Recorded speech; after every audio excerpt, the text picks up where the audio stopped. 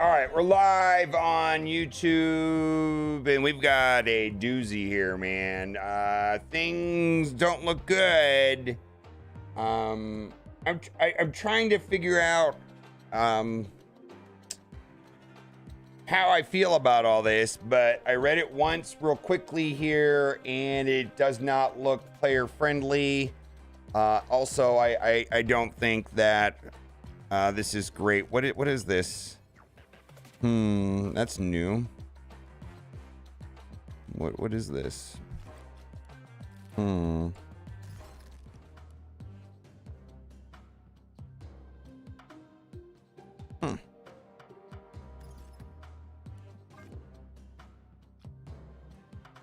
Let's go to the store first.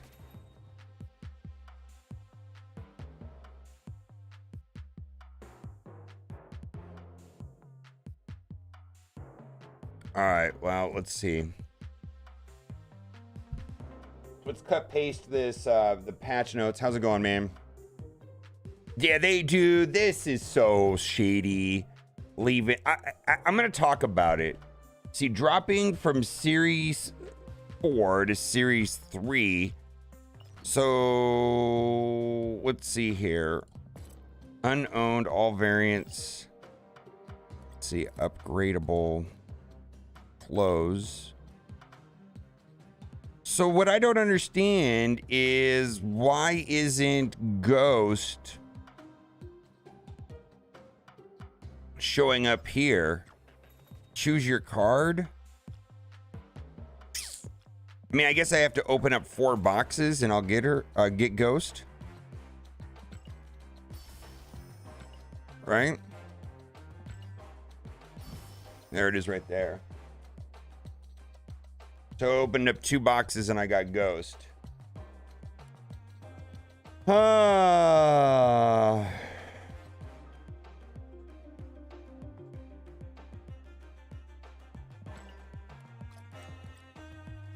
right, well, I've got Ghost now. It'll show up after the reset for the free one. Well, then I just wasted 2 boxes, I guess, right? How many collector tokens did that cost me? 400 collector tokens? Did I just throw 400 collector tokens away by doing it that way? Yeah, I just threw 400 collector tokens by doing that, right? Because I should have pulled 400 tokens in that box. Instead, I got Ghost instead of the 400 tokens.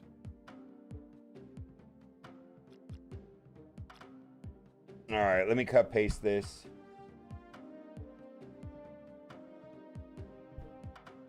All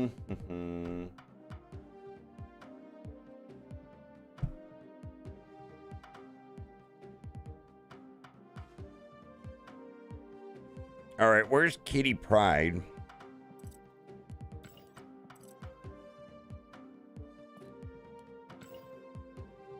All right, then we got Kitty Pryde and Ghost. All right, cool. Cool, right?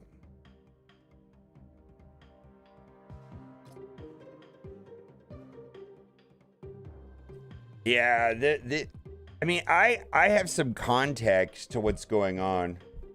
There we go. We got it. Kitty Pryde. So we're going to build we definitely want to build a deck around. We definitely want to play Kitty Pryde today for sure.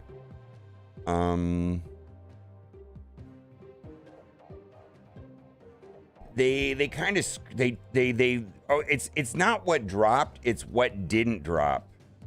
Notably, KNULL and Darkhawk are staying in Series 4. So they dropped Sentry, Silver Surfer, Dazzler, Shadow King, Sauron, Ghost.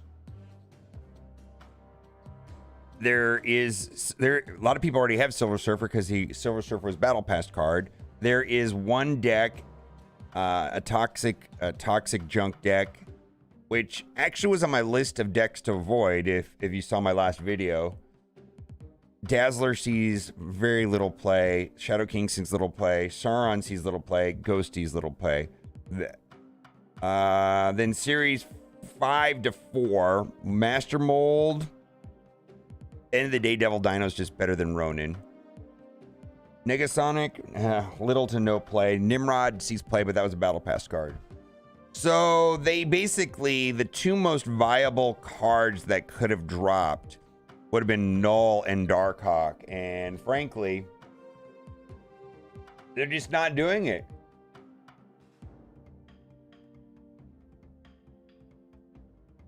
Permanent Series 4 is a reasonable thinking that they're going to make permanent Series 4s.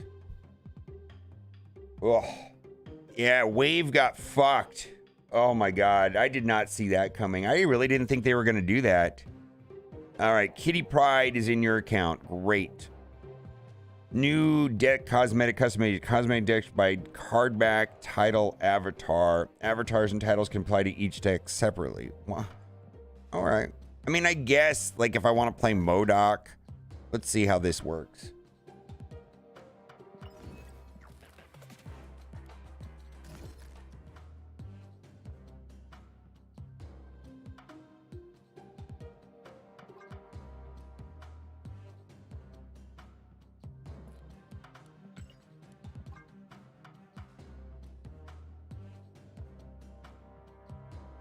Yeah, I could let them know that I'm playing a MODOK deck by just putting MODOK avatar. Why would I want to give that information to them though, right?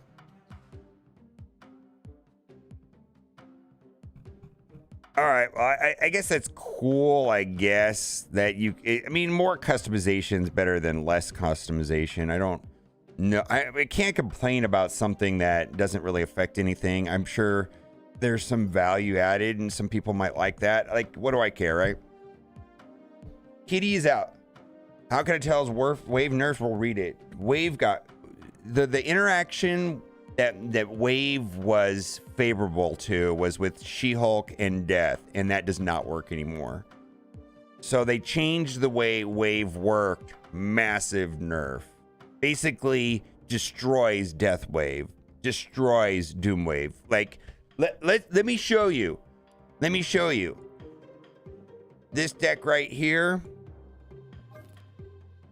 Useless. Useless. Death Wave. Doom Wave.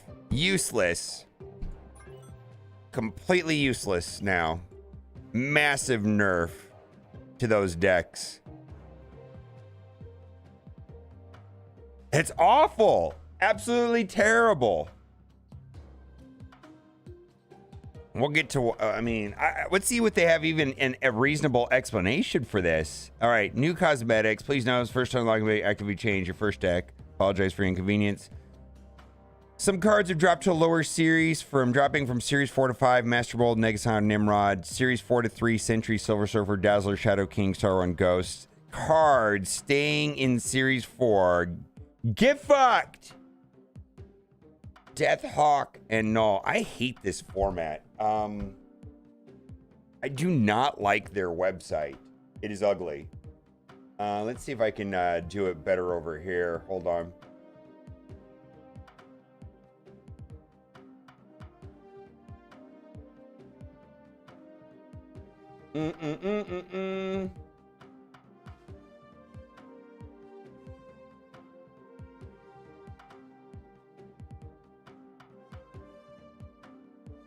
Hold on. I just think this is super ugly.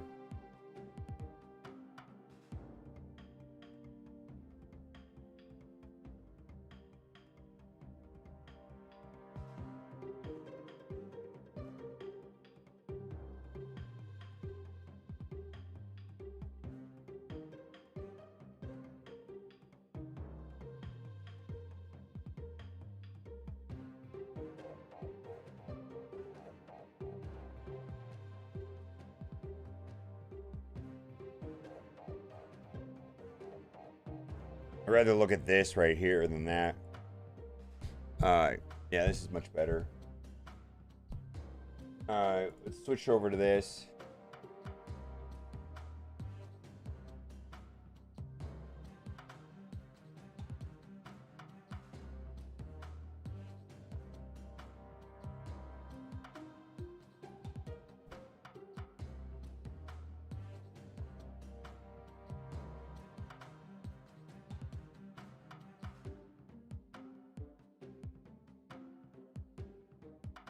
All right.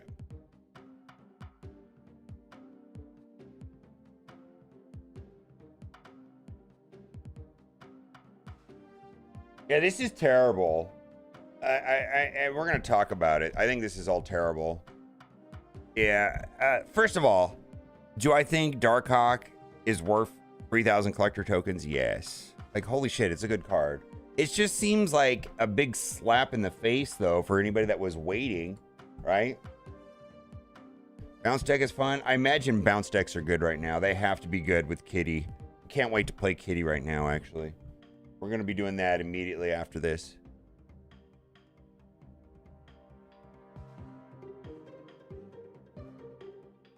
They're still working on the data mine. Let me know.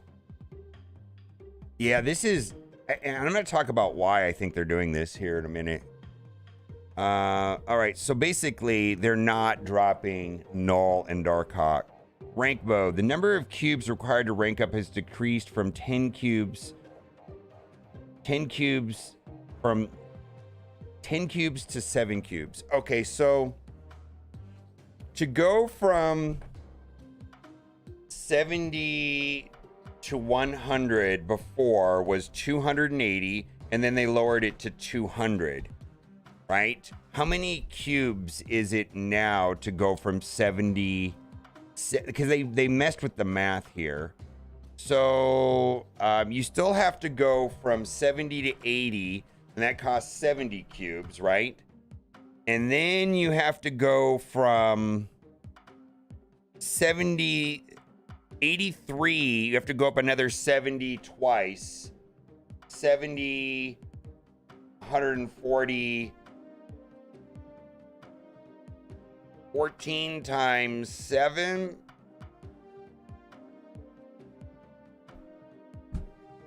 All right, let's get the calculator out.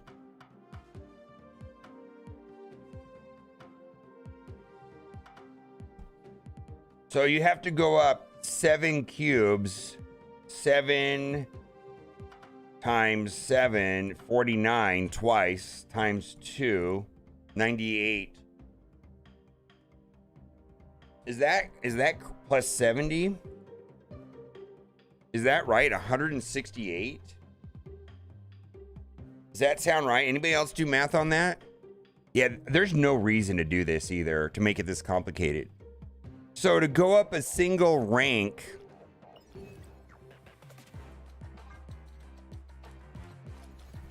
oh, look at this. I'm bugged. Look at my game's bugged. Look at, I'm 7 of 8, so I'm 103.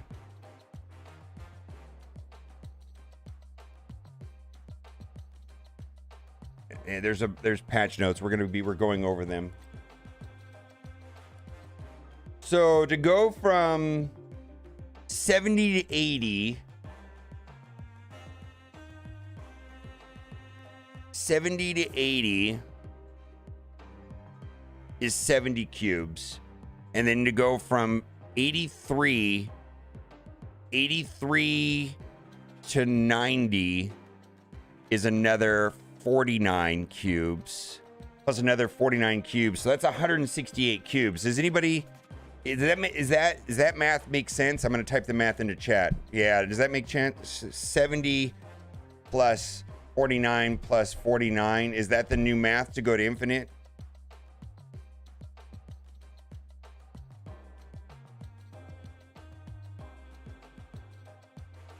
They absolutely killed Deathwave and Doomwave. Destroyed them. Oh, yeah. All right, so card staying in Series 4, Darkhawk Null. We could talk about this. Okay, let's talk about it. All right. This is not player friendly. This is not good at all. How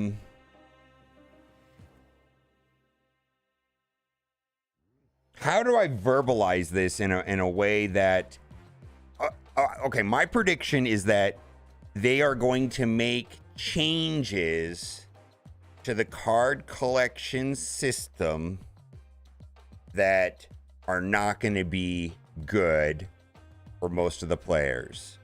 I'm calling it now.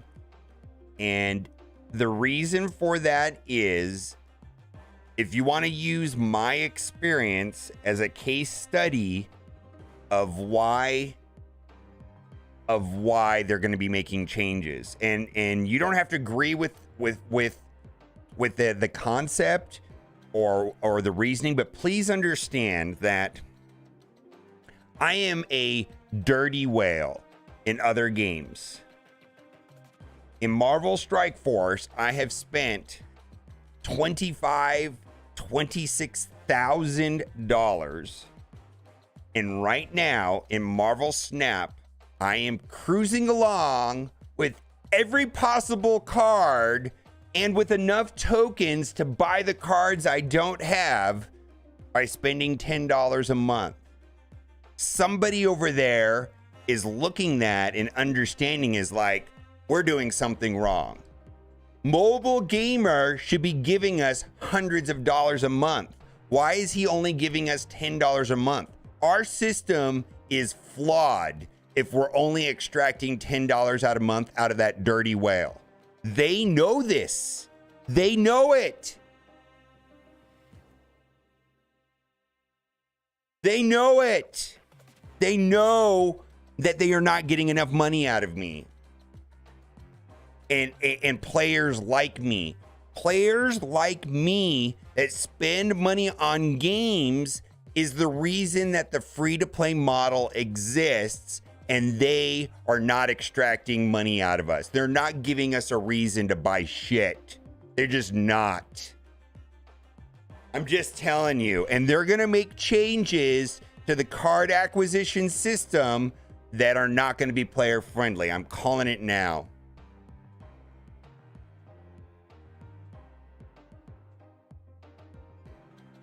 And you don't have to like that, but I'm just telling you, I mean, I don't buy cosmetics.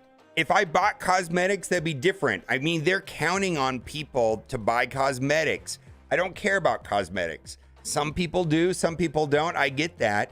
That's a Fortnite model. I haven't seen a lot of other games successful with the Fortnite cosmetic model, and they're trying to do a hybrid of both. Yeah.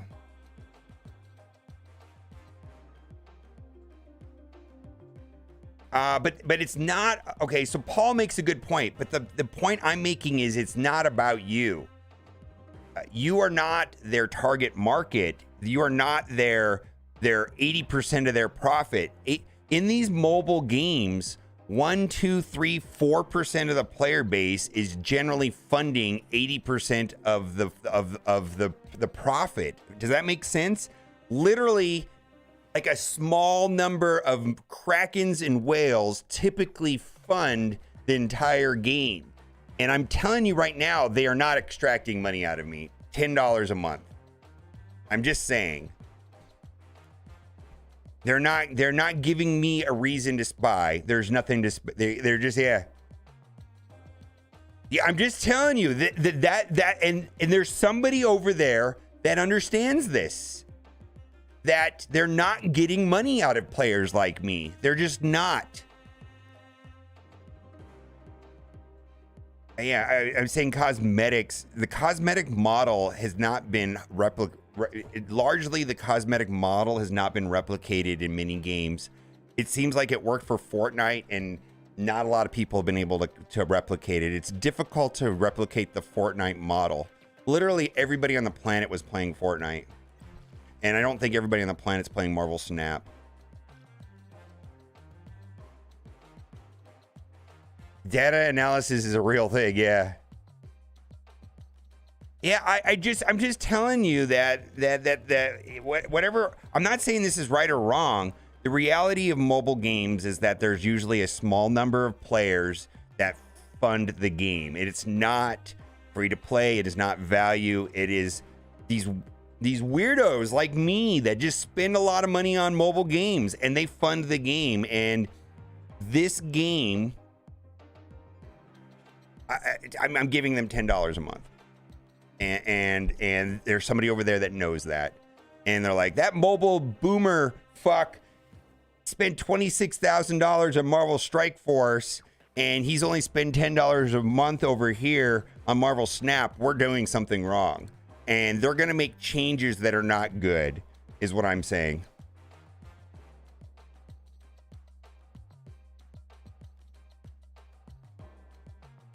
Yeah. Yeah, well, you didn't miss anything. Fortnite was 2017. All right. All right. So we talked about that. No, when ranking up from 29 player to go to rank 33. Wait. We'll continue to make adjustments. Wait. The number of bonus rank they're tearing up is reduced from 5 ranks to 3 ranks. For example, ranking up from 29 will go to rank 33 instead of 35. We continue to make adjustments, rank mode, improve overall experience. Changes coming to the patch features adjustment, matchmaking algorithm, updated the number of cubes ranks while progressing through the season. Added series 1 and 2 labels for those series. Yeah, I don't know what they're doing. All right, audio. All right. I would say balance changes. Oh, Kitty Pryde. When this returns, your hand plus 2 power returns at the start of each turn. As previously announced, Kitty Pryde returned to the game this week with her new ability. Should be Series 5 awarded all. So we all have it. Crystal. Each player draws a card. Cool. Wave. Get fucked.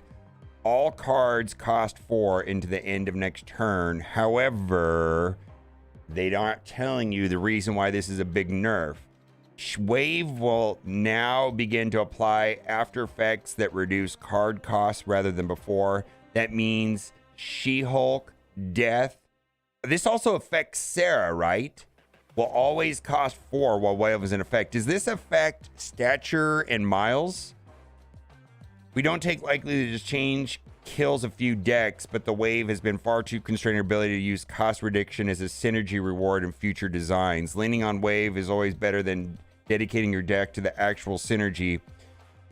We've seen that with Death since both cards went live, and we're continuing seeing it without this action.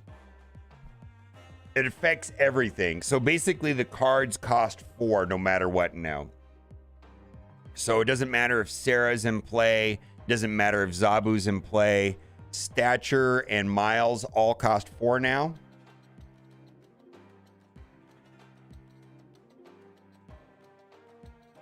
All right.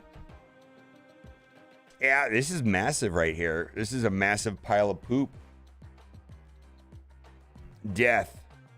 All right. So basically they're buffing Death. They're reducing the cost on Death because of the Wave nerf. White Queen.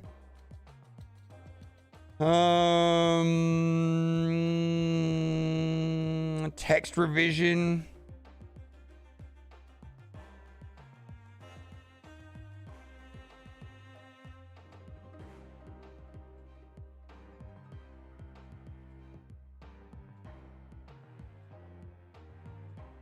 All right, rare and super rare labels and card now be properly translated. All right, speech bubble. Sam and Electro no longer show the VFX when been morphed into another card. Playing Hulkbuster on Fire now correctly show the merged card move. Snow Guard no longer cause off snap. Nowhere VFX. Okay, let's see here. She-Hulk adjusted her fist no longer obscures her power. Cards that have their power altered by other cards should show the proper adjustment in the card detail view. Oh, that's great. Season Pass now should give Mr. Variant on the free track. Weekly Spotlight should now update appropriately when cards released previous move to Series 5 and Series 4 slot. Player's token balance should be visible while viewing a card in the token shot. Jeff should be able to move where he pleases after being returned to hand by Beast. Playing Sentries no longer cause an all-snap error. All right, so... Yes, the bounce decks are going to be amazing with Kitty Pryde. We're gonna be playing that.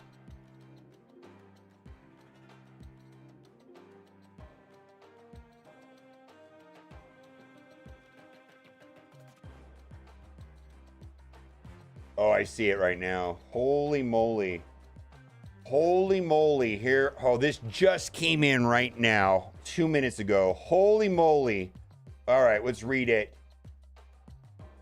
Oh, they're doing exactly that. Holy shit.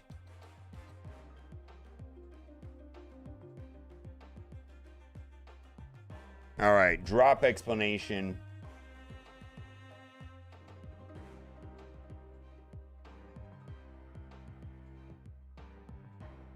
All right, I've not read this. Let's read it together. The next few months are going to be truly epic for Marvel Snap. We have a new mode coming called Conquest. Marvel Snap on Windows continues to get polished, prepare for global launch. And lastly, we're dreaming up ways of improving the fun of getting new cards. You've seen a lot of questions, feedback on how to introduce new cards to Marvel Snap. With next patch on the horizon, I'd like to share some updates of our plans to improve how you acquire new cards. A goal over the next few months is to find ways for more people to get the chance to play with new cards more often. Flexible series release. We've heard many players express that releasing cards in Series 5 is interfering with their ability to get excited about these releases. We want you to feel pressure to wait for a series drop and enjoy the new content. We'd like you to be able to play with more cards each month. Our goal is to make all cards feel exciting, accessible, impactful. Marvel Snap. In the future season, we'll be experimenting with releasing some cards directly in Series 4. Cool. Starting with 2 cards released to Series 4 in June. We believe releasing some cards at lower target costs will increase accessibility and excitement of new cards released each week. Listen to your feedback to find the right balance. Actually, I think that's good.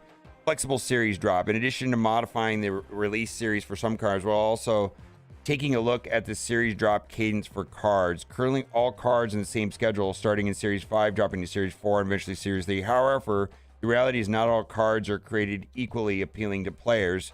Going forward, we're going to exercise more flexibility in what cards drop series and when.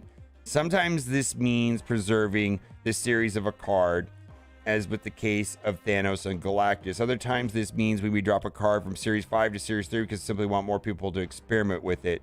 We even skip a monthly series drop entirely when the meta looks fun and healthy. The decisions will be made on a card-by-card basis, based on data and player feedback, instead of applying a blanket rule to all cards. If the card is good, it's not going to drop. If the card is good, it's not going to drop. Is that what it says? If the card is good, it won't drop.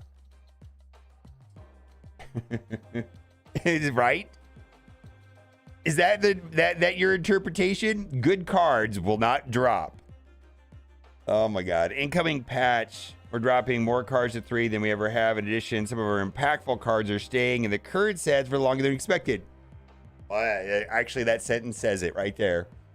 If the card is good, it will not be dropping from Series 4 to 5 and 3. If the card is good, they're not going to drop it. If the card is shit, they're going to drop it. Some of our more impactful cards are staying in their current series for longer than expected. If the card is good, it's not going to drop series.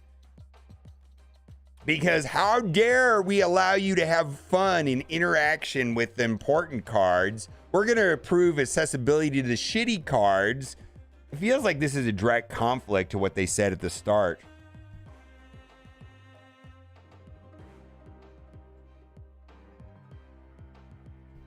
Yeah. Upcoming patch, we're dropping more cards. All right. Cards dropping. Master Mold, Negasonic, Nimrod. Okay, so this is what it is, right? Basically, if people are spending collector tokens on a card, they're going to keep it.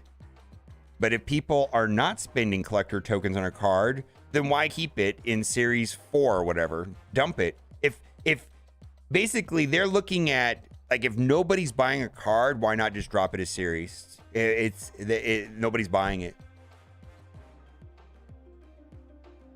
Yeah. If people are actually buying Darkhawk for 3,000 collector tokens, they're just going to leave it at 3,000 collector tokens. And I think Darkhawk is worth 3,000 collector tokens. I don't know what to tell you. Yeah, that's all this means. If a card is actually selling for 3,000 collector tokens or whatever, they're gonna keep it there longer. If the card is not, they're gonna drop it. Stature is stature cards. Okay, cards dropping from Series 4 to 5. Master Mold, Negasonic, Nimrod. Cards staying in Series 4. Darkhawk, KNULL, Shanna, Stature, Zabu, MODOK. Cards dropping from Series 4 to 3. Sentry, Silver Surfer, Dazzler, Shadow King, Sauron, Ghost. Okay. Oh, all right.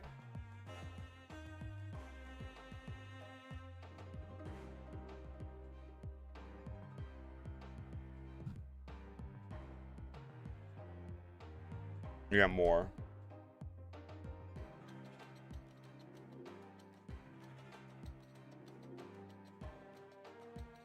So hot take, only spin your tokens on good cards.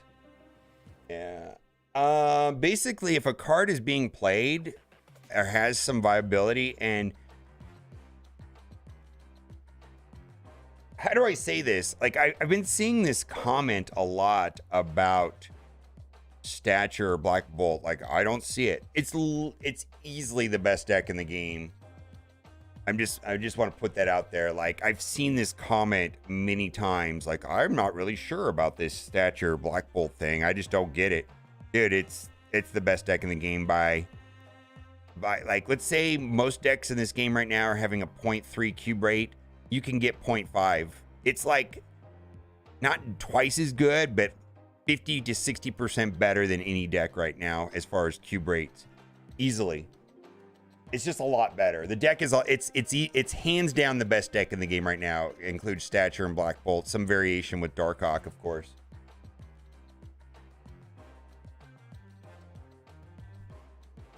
Yeah, dude, it's the best. I mean, so like, you may not get it, but I'm telling you, it is the best deck of the game. It is. Series 3. Previous patch made changes. Series 3 player increase their token earn rate and introduce the free season. The free season choose your card section. This made new card releases more accessible to these players and ultimately result in more cards being collected. We've heard feedback. Some people still like the flexibility to use tokens for Series 3 edition. We can choose your card selection. We're adding a new way to collect Series 3 card. In our June patch, we're updating the token chart to include the new section, Series 3 Mystery Card. It's option available for 1,000 tokens. Computers anytime you have enough tokens for an unknown series mystery. Oh, wow. So that is not... I guess if you want to rush your way through, right? More ways to use tokens. Making adjustment increase the rate of players able to acquire tokens. I think there are more improvements to be made here. In the next few patches, we'll introduce some more features that reward more tokens to more players. Our goal is that with these new features increase the flow of tokens, players will be able to purchase more new cards more frequently. The first of these new features will be weekend missions. Weekend missions offer more goals and reward for players beyond the current daily and weekly missions. With the initial release of this feature, each weekend we'll have 3 weekend missions. Win games to earn credits. Win games with season pass card to earn gold. Win games with newly released cards to earn tokens. What? Win what? Win games with newly released card to earn tokens? So does that mean like this weekend there's going to be like in theory, this will be like this weekend, Howard the Duck earn tokens by playing get fucked. Wow.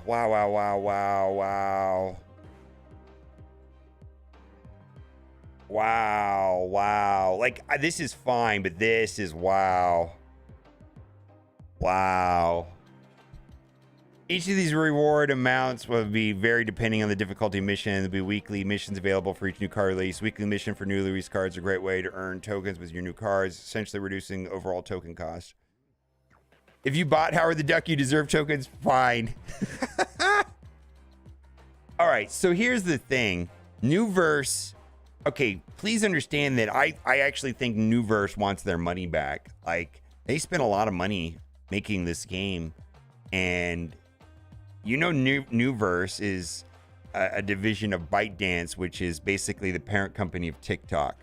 So Newverse is a separate person. They control the money over there at Second Dinner. Second Dinner is Ben Brode, you know, hanging out in Orange County, nice guy, developing the game.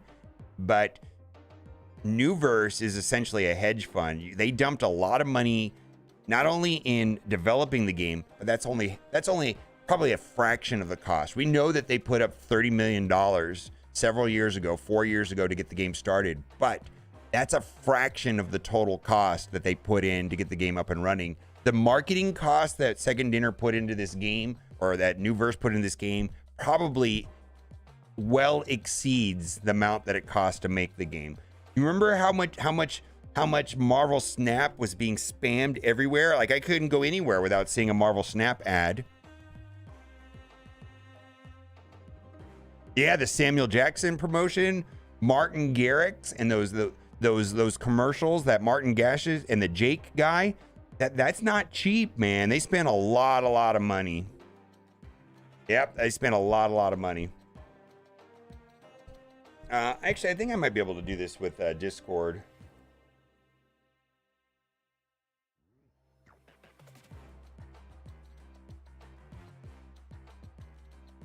Yeah, I mean, I guess that's fine.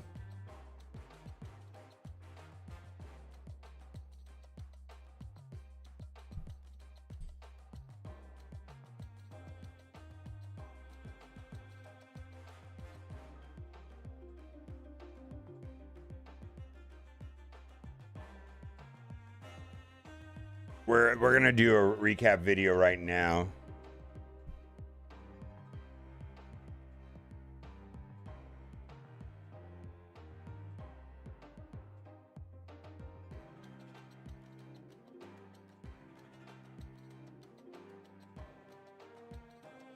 Wow, they fucked Deathwave and Dubwave over, man.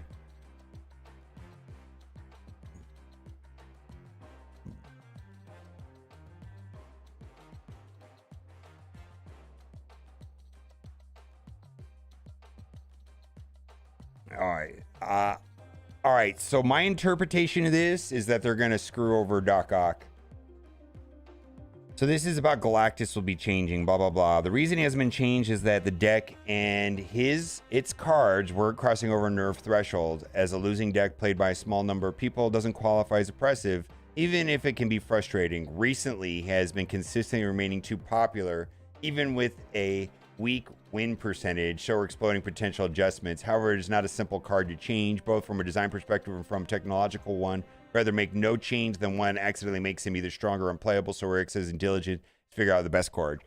They're gonna do something to Doc Ock. Be my prediction. If Galactus actually has a reasonable win cube rate right now, and relatively high play rate, and it sounds like they don't want to change Galactus.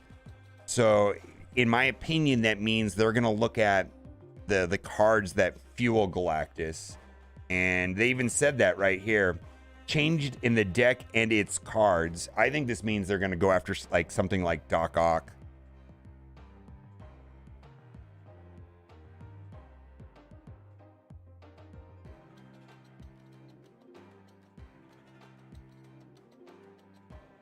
Or maybe Spidey. Yeah, it could be. Yeah, it could be Spider-Man or Doc Ock, but I think they're gonna go. The thing is that Spider-Man is used in many decks, and so I don't know if they want to mess with Spider-Man necessarily. Maybe, I don't know. Just stay with me. But Doc Ock, where is Doc Ock really used in any deck other than Galactus? Like if they want to target an accessory card that specifically nerfs Galactus, just like they did with Rock Slide. Where's Rock Slide? Was Rock Slide played in any deck without Darkhawk? No. So if they want to nerf Darkhawk, they go after Rock Slide. So if they want to nerf Galactus, they could go after Spider-Man. But the thing is that if they go after Spider-Man, Spider-Man's played in other decks. I don't think Doc Ock is. Doc Ock is played just in Galactus decks.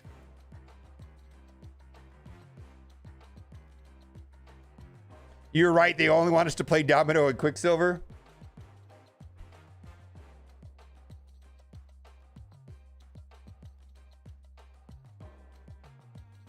Is this website? All right. Does anybody know how do I get rid of this right here? Can I get rid of? I had something on this page. Let's see if this gets rid of it. All right. There we go. Looks good. Oh, that is way better now. Okay, there we go. All right, there we go. I can actually use this now.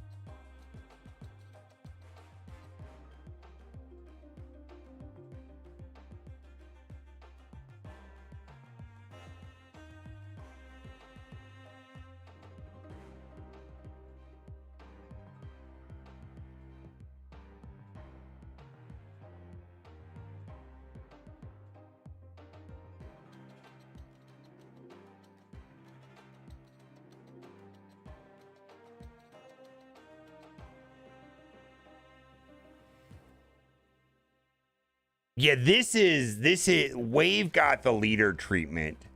Well, here's the thing. Yeah, Wave.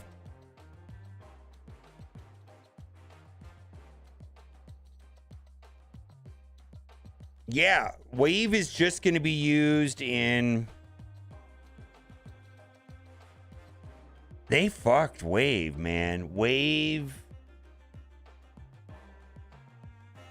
They killed Wave. Rip Wave.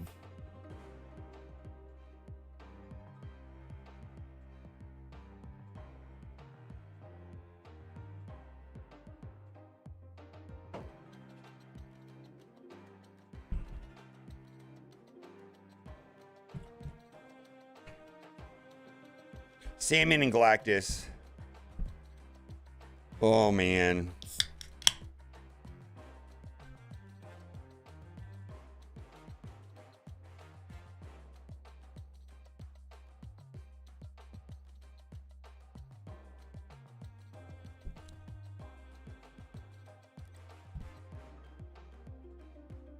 I think this is an absolutely terrible patch. Wave got done dirty. She is no longer going to be useful in any kind of Death Wave or Doom Wave deck. Her interactions with Death and She-Hulk and all other types of cards like that, which would include Sarah or Zabu or the way that Stature works or Miles work, completely gone. They gave her the leader treatment. Also, they are not dropping Darkhawk and KNULL from Series 4 to Series 3.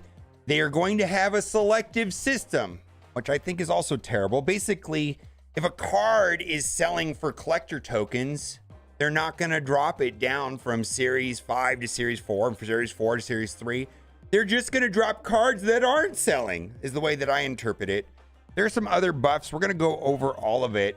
I want to go over the Wave nerf first, and it is pretty drastic. I did make a video about Wave last week, and this blindsided me. I think the reason why they're doing it is that they have future cards that they want to introduce to the game, and Wave is preventing them from making certain cards that they want to introduce. So they're changing it drastically. All cards cost 4 until the end of next turn. So that part of it is just a text change, which we talked about in the last video. Wave cost reduction occurs after other effects that reduce card cost, in addition to text update that clarifies when Wave's effect begins.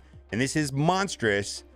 We've also made a rather large adjustment under the hood. Wave will now begin to apply after effects that reduce card cost rather than before. That means She-Hulk, Death will always cost 4. This means that if you have Sarah on the board, it's not going to matter. If you have Zabu on the board, it's not going to matter. Stature, Miles, not going to matter. Will always cost 4 while Wave is in effect. We don't take lightly that this change kills a few decks. Yes, absolutely destroys the Wave archetype. It just does. But Wave has been far too constraining in our ability to use cost reduction as a synergy reward in future designs. Leaning on Wave is just always better than dedicating your deck to the actual synergy. We've seen that with Death since both cards went live, and we'll continue to seeing it without this action. So this is terrible. I mean, I kind of want to give them the benefit of the doubt, but you know, now that I've reread this, I actually goes, oh, maybe this means that, you know, this is going to affect something that's coming out, and this is the reason why I'm doing it. But when I first read this, I was like, this is terrible. This is garbage. Why are they doing this? We'll have to see. Now, they are changing Death from 9/12 to 8/12. And that's mostly because Wave plus Death is not going to be a thing. Now, let's back up a little bit, and we're going to come back and go over all the notes. But I want to go over the things that really were concerning first. And this has to do with the series drop. So the following cards are going from Series 4 to Series 3. Sentry, which does see some play inside of a junk toxic deck. Recently, this was put on my avoid list. Like when I do my top 10 decks, I put also some decks that I'm going to avoid, decks that I feel are being overplayed without good cube rates and win rates. So I'm not really sure. Now, the toxic decks that I'm referring to, I really enjoy playing the best, but recently they've kind of not been doing very well. So I don't know. It might be worth trying. I mean, Viper Sentry is a great combo. Silver Surfer, Battle Pass card. One of the best decks in the game right now is a Sarah Surfer. Dazzler doesn't see a lot of play. Shadow King doesn't see a lot of play. Sauron doesn't see a lot of play. Ghost does not see a lot of play. Dropping from Series 5 to 4, Master Mold. The reason why Master Mold doesn't see a lot of play is because he pairs up with Ronan, and at the end of the day, Devil Dino is just a better card than Ronan. Negasonic largely does not see a lot of play, and then Nimrod does see play for sure, but that was also a Battle Pass card. So what is missing, and this is huge, is card staying in Series 4, Darkhawk, and KNULL. And I don't know, we'll read this, and then I'm going to talk about my personal experience. And I suspect that this game is going to be making changes to the monetary system and card acquisition system that aren't necessarily going to be player friendly. And I'm going to explain why I feel that way in a minute. The next few months are going to be truly epic for Marvel Snap. We have a new mode coming out called Conquest. Marvel Snap on Windows continues to get polished and prepared for its global launch. And lastly, we're dreaming up ways of improving the fun of getting new cards. We've seen a lot of questions and feedback about how we introduce new cards to Marvel Snap. With our next patch on the horizon, we'd like to share some updates about our plans to improve how you can acquire new cards. Our goal, and remember this sentence right here, our goal over the next few months is to find ways to get for more people to get the chance to play with new cards more often. And I believe their goal is not that. Their goal is to push out unplayed bad cards to the community quicker, but the good cards that see a lot of play and that people purchase with tokens are going to be made more scarce. Almost the opposite of what this sentence says. Flexible series release. We've heard many players express that releasing every new card in Series 5 is interfering with their ability to get excited about those releases. We don't want you to feel pressure to wait for a series drop in order to enjoy that content, and like you to be able to play with more new cards each month. Our goal is to make new card releases feel exciting, accessible, impactful. Marvel Snap. In our future seasons, we'll be experimenting with releasing more cards directly into Series 4. Like Howard Duck, I may have considered Howard the Duck if he was Series 4. I'm just saying. Starting with 2 cards released to Series 4 in June, we believe releasing some cards at lower token cost will increase accessibility and excitement for new cards released each week. We'll be listening to your feedback to find the right balance between Series 4 versus Series 5 card releases. Now, this is where it's going to get a little controversial. In addition to modifying the release series for some cards, also been taking long at the series drop cadence for cards. Currently, all cards are on the same schedule, starting in Series 5, dropping to Series 4, and eventually Series 3. However, the reality is that not all cards are created equal appealing to players. No kidding. Going forward, we're going to exercise more flexibility in what cards drop, series, and wins. Sometimes this means preserving the series of a card, as is the case with Thanos and Galactus. Other times this means we may drop a card from Series 5 to Series 3 because we simply want more people to experiment with it. Basically, if people aren't buying the card with collector tokens, they're going to drop it off fast. If the card isn't selling, they're going to drop it. If the card is selling, they're going to hold on to the price. That's the short version of what they're saying. And they actually say it here in a minute exactly what they're going to do. May even skip a month entirely. May skip a monthly series drop entirely when a meta deck looks fun and healthy. Why?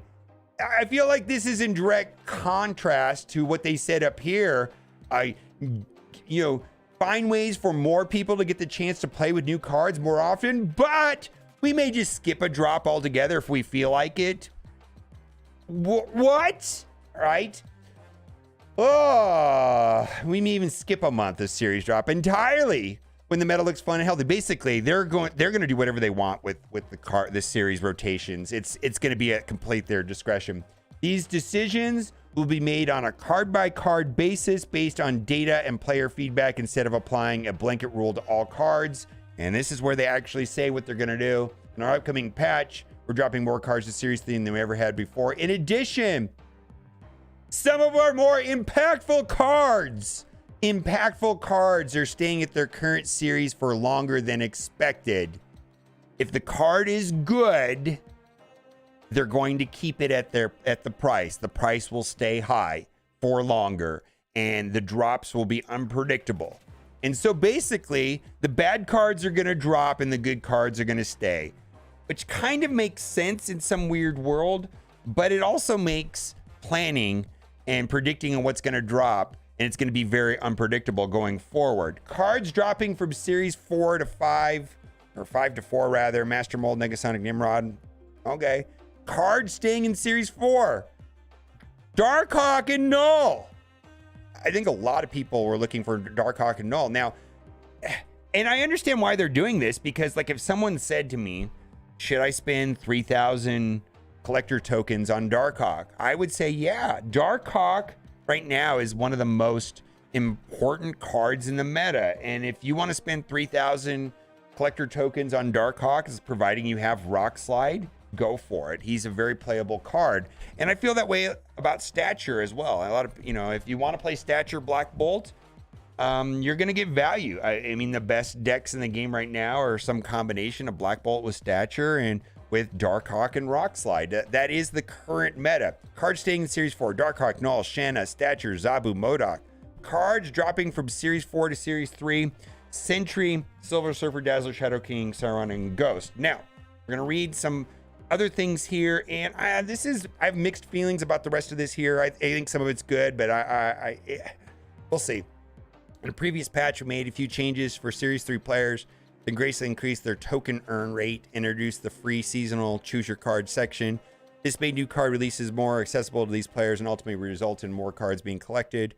But we've heard feedback that some players would still like to use the flexibility to use tokens for Series 3 cards in addition to choose your card section. We're adding a new way to collect Series 3 cards. In our June patch, we're updating the token chart to include a new section, Series 3 mystery card. So you can get a random Series 3 card for 1,000 tokens. And I would have to do the math on it and decide if that's a good thing or not. I actually can't wrap my head around it, but basically they're going to have a mystery Series 3 card for 1,000 tokens. More ways to earn tokens. And largely these are good, with one of them I feel is very controversial. Over the last couple months, we made adjustments to increase the rate players are able to acquire tokens. We think there are more improvements to be made here. In the next few patches, we'll be introducing a couple more features that will reward more tokens to more players. Our goal is that with these new features increasing the flow of tokens, players will be able to purchase more new cards more frequently. The first of these new features will be weekend missions. And I do like the idea of weekend missions because typically at the beginning of the week, you have something to do. You get through all of your dailies, and then on the weekend, you have nothing to do, right? As far as the 1, 2, 3, 4, 5, right? And this will give you a way of having access to more collector tokens. However, the third one right here is kind of a stinker. Win games to earn credits, fine. Win games with season pass card to earn gold. So that right there, if you are a battle pass purchaser, that is good, right? This is an extra bonus for people that purchase the battle pass. If you're free to play and you don't purchase the battle pass, that doesn't help you. Win games with newly released card to earn tokens.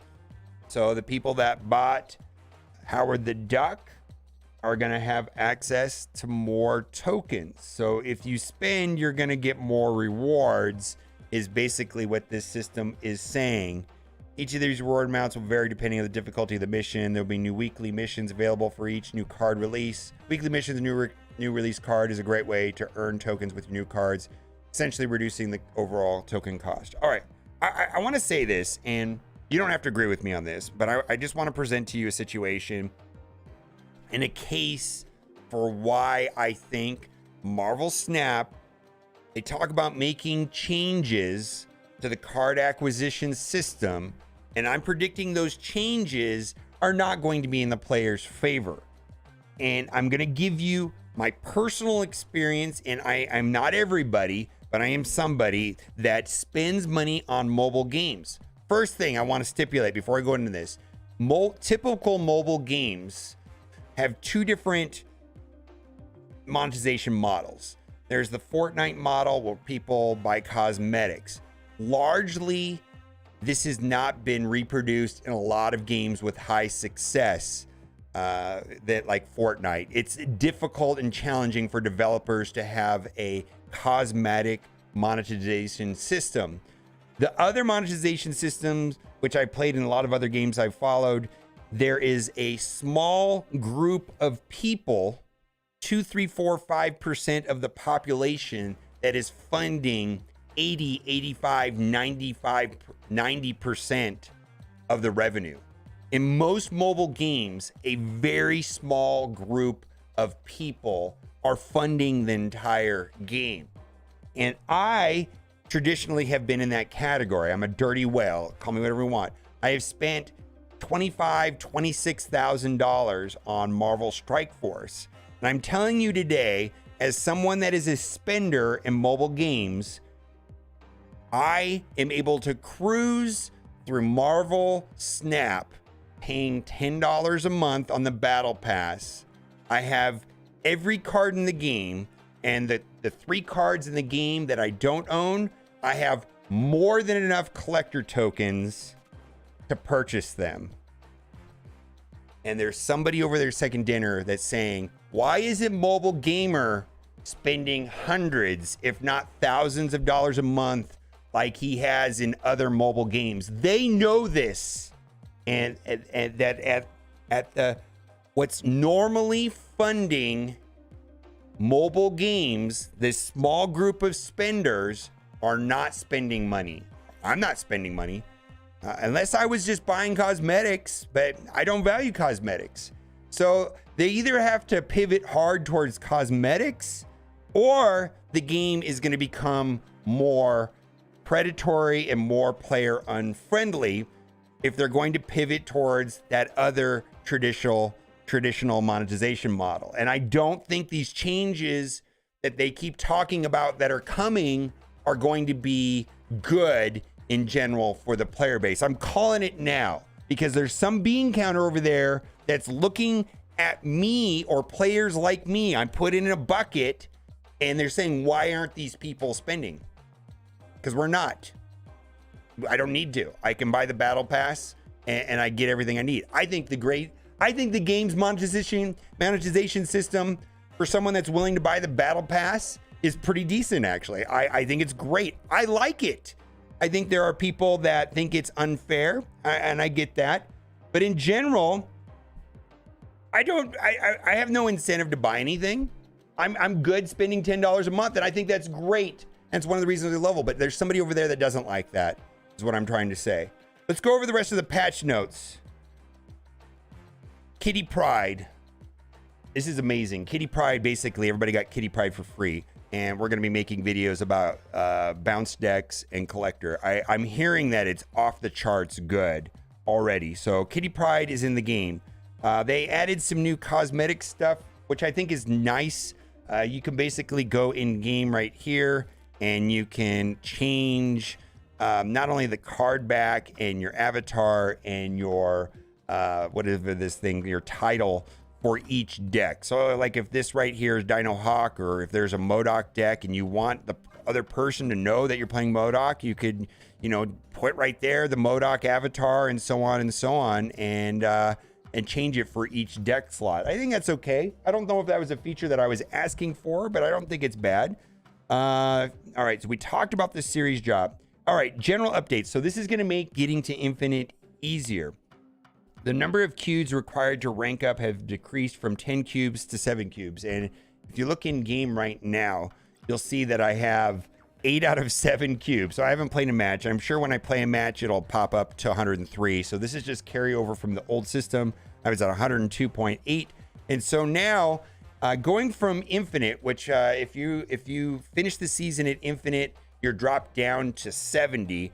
So to go from 70 to 80 will not require 100 cubes. Now it'll require 70 cubes. Then the way the system worked before is that you would go from 80 to 85. Now you're going to go from 80 to 83. In my opinion, this is needlessly complicated. The way that the old system was way back in the day, to go from 70 to 100 required 280 cubes. The way the system was yesterday before this patch required 200 cubes. The new system is 168 cubes, basically 70 cubes to go from 70 to 80, and then to go from 83 to 90 is another 49 cubes, because there's 7 ranks times 7 cubes, 49, and then another 49, 168 cubes. So overall, the number of cubes that is required to go from 70 to 100 has dropped from 200 to 168. So they're cutting down the length of time to get to infinite. But the system seems overall needlessly complicated. Why did they need to make it 7? I don't understand why they actually wanted me to get my calculator out. Anytime a developer does this, I question their intentions on what are they trying to hide by making it more complicated. It's kind of like when they create a currency, an in-game currency, and almost every mobile game does this, where if you go into the shop and you look at the currency, and I can only speak to US dollars, but it's been proven that they do this on purpose, where it's, for $100, you get 8,000 currency instead of 10,000, because they're trying to make it hard to convert the dollars. And the mystery ratio that they figured out is going to be the most confusing and hardest to calculate is usually a multiple of 7 or 8. They're doing it to confuse people. Now, I don't know if that's what they're trying to do here, but it feels that way. We're continuing to make adjustments to rank modes that will improve the overall experience for players. The changes coming with this patch feature some adjustments to the matchmaking algorithm. Okay. It updates to the number of cube ranks while progressing the season. Okay. More changes planned for future patches. Okay. A purchase item in the shop, you must now press and hold the button from your purchase to help remove any accidental purchases. Fine. Let's go over card changes. Kitty Pryde now is in the game. She didn't work like when she was busted. Basically, at the beginning of every term, she returns to your hand. So this means that on turn 6, you have to replay her, right? Which kind of messes up the idea of playing Kitty with a 6 drop. So pretty much if you're going to play Kitty, you're going to have to play a deck without America Chavez, let's say, because there's just negative synergy. So this is going to be, of course, that'll work with Beast and Bounce. And the Beast Bounce decks typically have been running Chavez. I'm pretty sure Chavez will come out and probably Kitty will go in, and then probably Collector will squeeze in there somehow. Crystal, interesting. Crystal was largely unplayed. A lot of people were wanting her to be played. She's now going to be a 4/4 on reveal. Each player draws a card. I'm not sure if that's going to be something that's going to be impactful. We don't want an effect like Crystal be too strong. Snapjack's only 12 cards. We want those cards to play out the same every time, so we're very careful letting players draw cards. I agree with that sentiment. Wave, got screwed. Death, an adjustment right here. Then there is a text change to White Queen. She works exactly the same. So that does it for today. One last thing, we're going to talk about Galactus. They did mention Galactus. So people have been asking, will Galactus be changing? The reason he hasn't been changed is that the decks in its cards weren't crossing our nerf thresholds. As a losing deck played by a small number of people doesn't really qualify as oppressive, even it can be frustrating. And I did make a video about Galactus a while ago, and my basic case was that nerfing Galactus because he's annoying wasn't enough for me, and that because the play rates and the win rates were garbage, and that's what he's stating here. But then in the last couple of weeks, the data has changed, which I've seen, and then he acknowledges that recently his consistently remained too popular, even with a weak win percentage. He actually has a pretty good cube rate, and he has a very high play rate right now. So we're exploring potential adjustments. However, he's not a simple card to change. And from a design perspective, from a technological, we would rather make no change than one that accidentally makes him either stronger or unplayable. So we're exercising diligence to figure out the best course. And so what that means to me is that like they looked at Darkhawk and they didn't really know how to nerf Darkhawk, but they wanted to make an adjustment to Darkhawk. So they looked at Rock Slide. Rock Slide is played almost exclusively inside of Darkhawk decks. And one card, there's a couple cards that are played in Galactus decks, but one of those cards that is exclusively, almost exclusively played inside of a Galactus deck is Doc Ock. Maybe this means they're going to do something like that. I know a lot of people said, well, they should do something to Spider-Man. That's pretty annoying. But Spider-Man's played in other decks. So my prediction is that if they want to make a change to Galactus, like the play rates and the win rates and the cube rates continue to be high like they've been in the last couple of weeks, and that largely has to do with the leech nerf has allowed Galactus to thrive a bit more. I suspect they're going to go and isolate one of the cards that surrounds Galactus if they don't want to impact Galactus. One of the things that people have been talking about is moving Doc Ock up to a 6 cost. And the reason why Doc Ock is so effective in Galactus decks is because, yeah, there's a lot of counters to Galactus, blah, blah, blah. Everybody knows the counters to Galactus, but what good are they if they're stripped out of your hand the turn before Galactus is played by Doc Ock? So just keep that in mind. Let me know what you think about all this in the comments section. And as always, thanks for watching. Keep on gaming. Bye for now.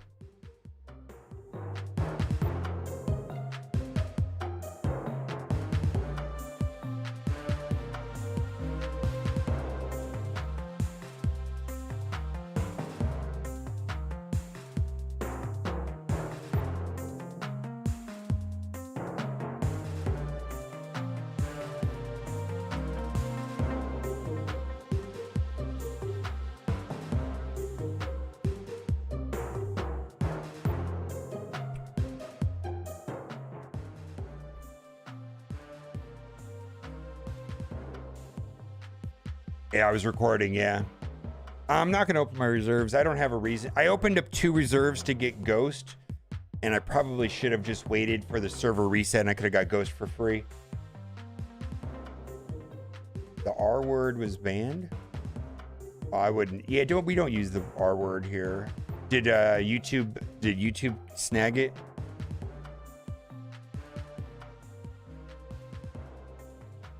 Look at the bundles. I bought the Token Tuesday bundle.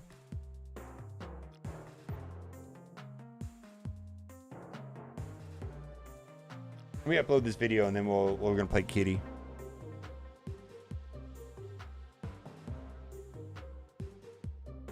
Oh, the R word? Yeah, we try not to use the R word. The R word. First, I just want to say this. Historically, the R word has been, and that's the R word, just for clarification, is the word used towards derogatory word towards people with mental disabilities. Historically has been my favorite word, and I don't use it anymore. But back in the day, man, when I was growing up, that was my favorite word. I don't know what to say. And I'm okay with not using it, but I just think it's fine to move away from it. I try not to use it. I used it once on Twitch, and I had to apologize. The way it goes. Let's see.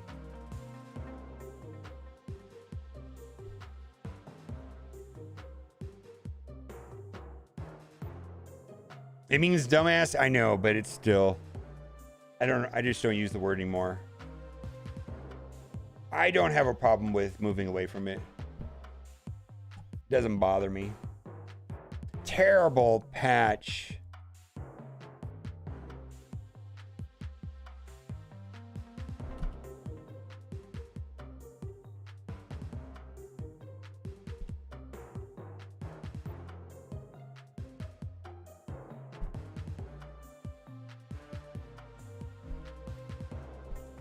All right, there's what I'm calling it.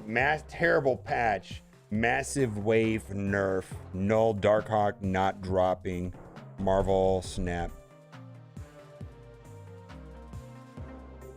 Did my explanation on why they're making these changes make any sense at all? Or is it...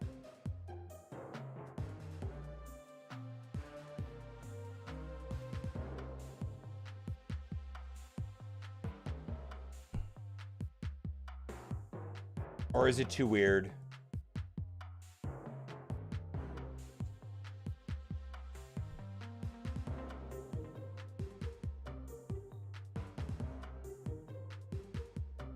Yeah, this is probably the most controversial patch I've seen on this game by far.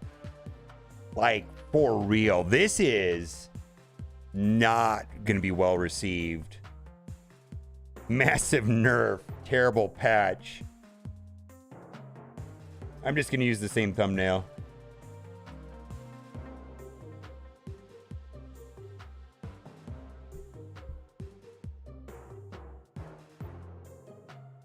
If Crystal was a 4-6, I could see her getting play, right? If Crystal was a 4-6... See, they also went away from...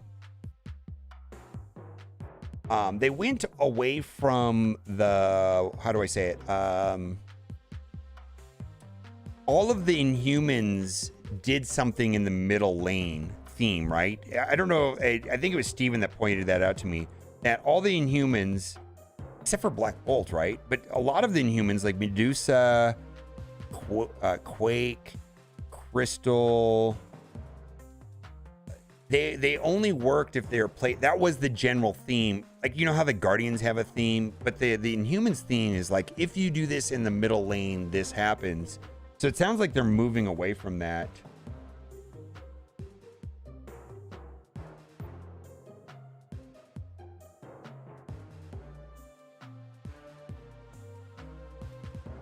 Quake technically was an Inhuman.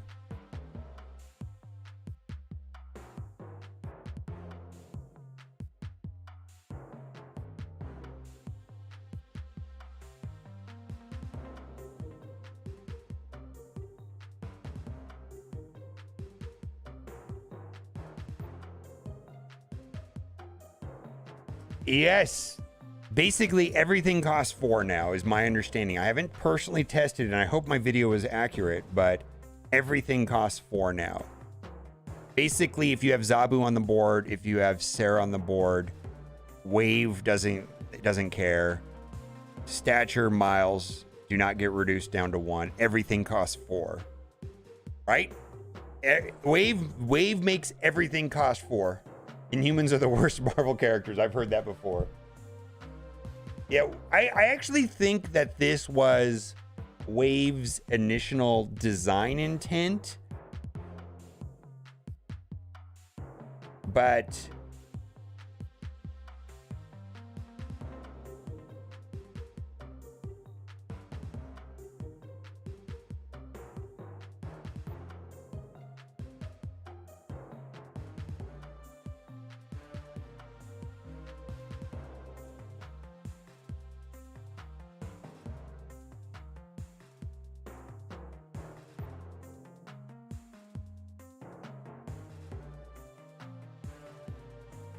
I know, dude. They did Wave dirty.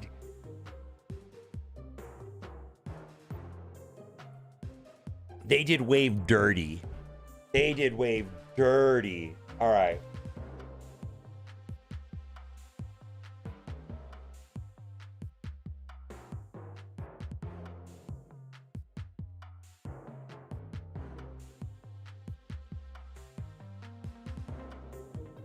Thank you for those comments. I missed them, Steve.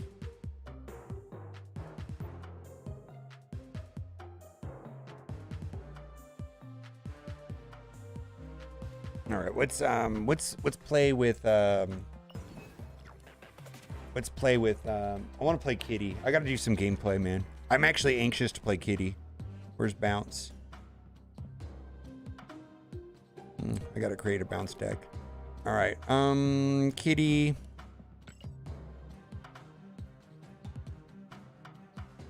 Beast.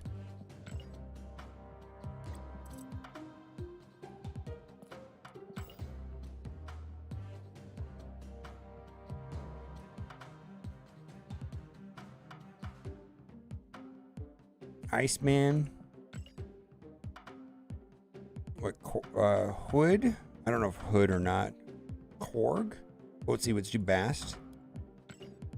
Let's see. Let's do Korg. Hit Monkey.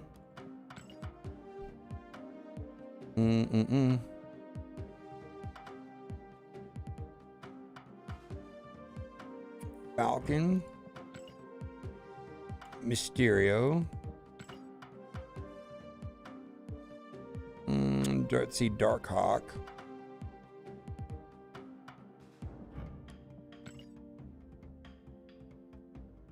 Wood, Kitty, Bast, Iceman, Korg, Hitmonkey, Beast, Falcon, Mysterio. What do Angela and Bishop? I feel like I'm missing something. Angela.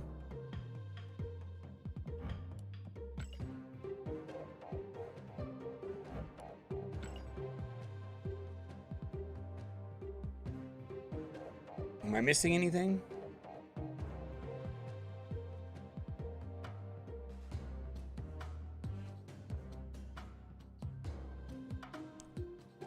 I don't think I'm missing anything. Oh, collector. Do I want to? How do I? Do you think I want to put collector on this? Oh, dude, I have to. Do I have to create the avatar every time? It won't just default. Oh, fuck that. I'm not gonna set that every time. That's stupid. I have to set that every. Well, that's not helpful. Can't we just have a default?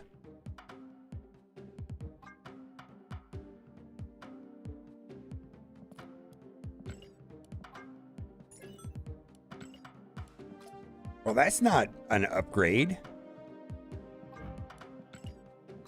So you think, let's see, you think, all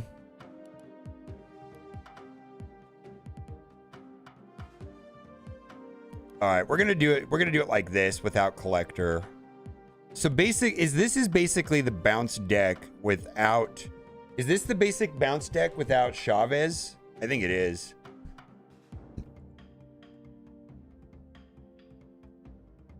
I think it is.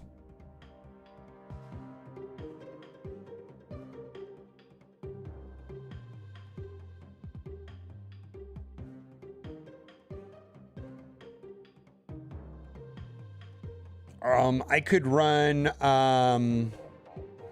Black Widow. Black Widow is also an option.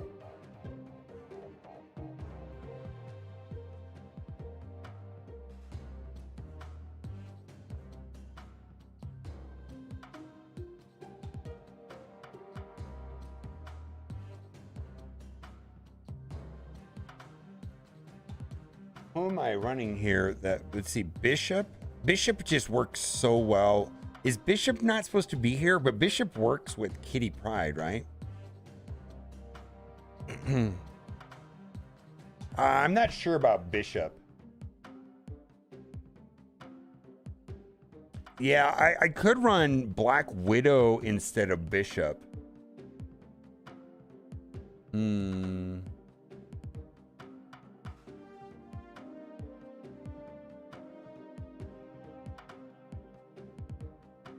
Or Falcon. Yeet Falcon. Falcon. Or do we want to get rid of Falcon and put in Black Widow? No. We're not replacing Iceman. The cards that we're going to replace, the only two cards I'm willing to replace are Falcon or Bishop. Yeah, we're not replacing Iceman. All right, I'm gonna leave. I mean, I could replace Falcon for Black Widow. No, we're not replacing Darkhawk and Korg at all. No.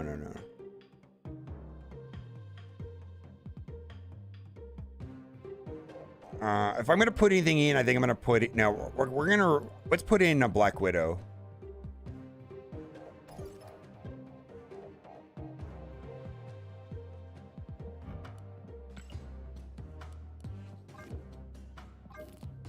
All right, let's try it.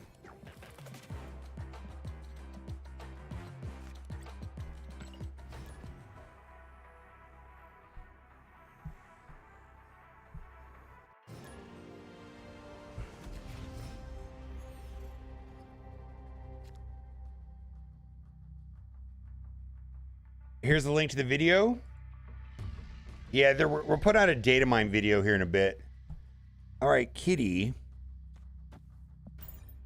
On turn 1. That doesn't suck, right?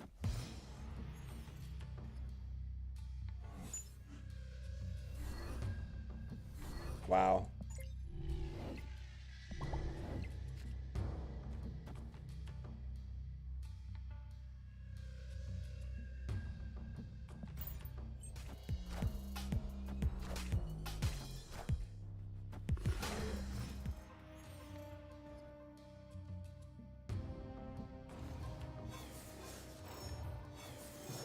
All right, we're gonna play Bishop Kitty.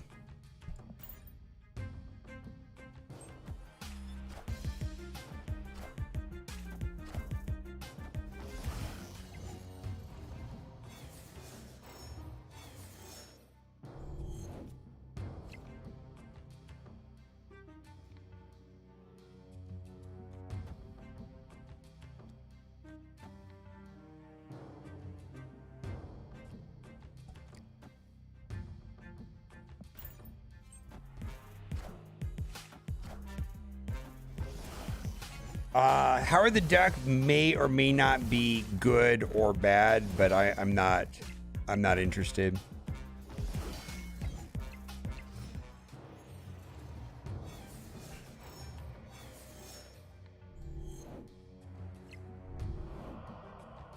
Ooh, dude, I should have played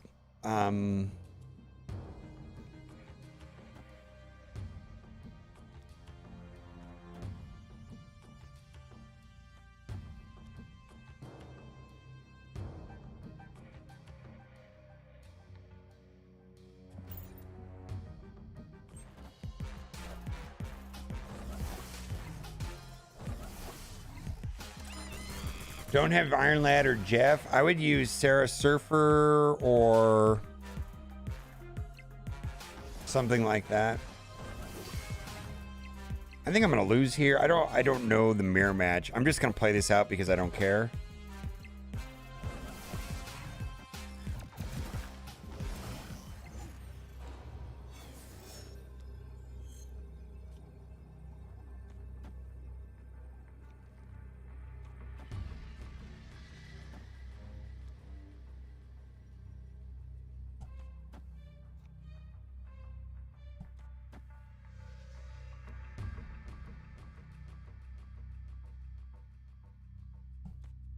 All right, let's see if it works. I have no idea. Yeah, I think he wins, but I just want to see how it plays. I'm actually okay with losing this.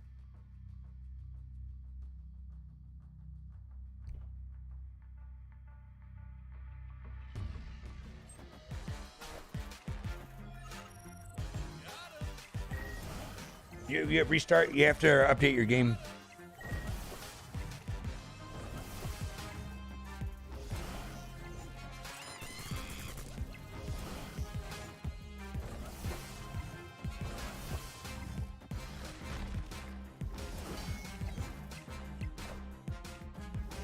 Oh.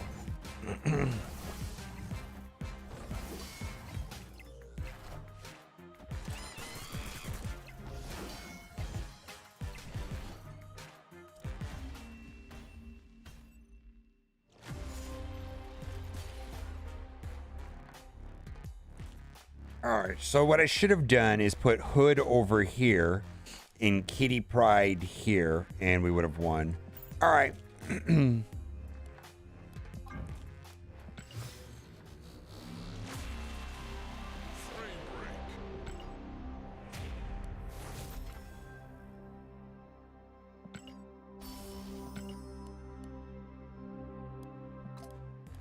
The meta's worse? There's like 10 decks you can play right now. You have so many choices on what you can play at the moment. How come this is not changing over? Oh, I did. Oh, wait. This is not.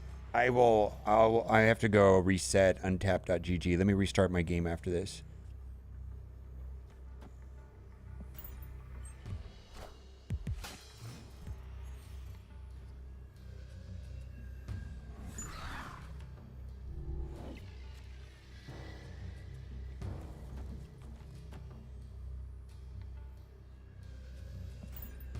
We're going to put Hood over there.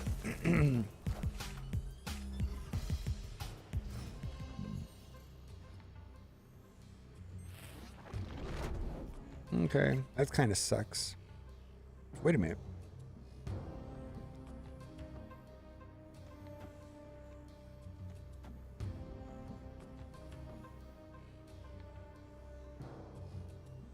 Yeah, let's just give it to him. We want Bass to proc before Hood. All right, let's do that. He's gonna give me all those cards? Is he trying to clog me or something?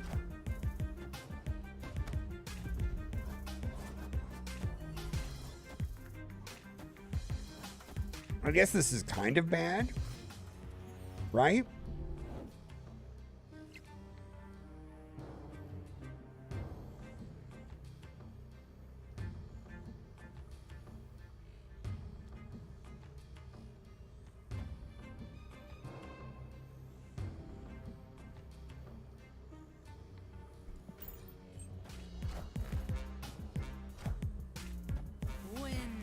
Could be a bot.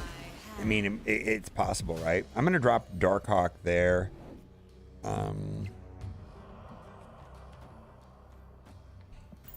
Holy shit, Kitty Pryde is monstrous, right?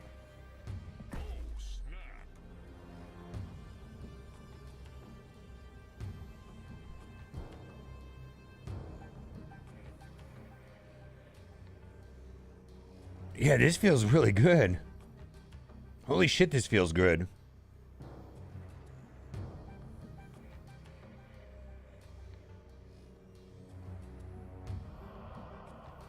Yeah, and update the game and you'll get Kitty Pryde.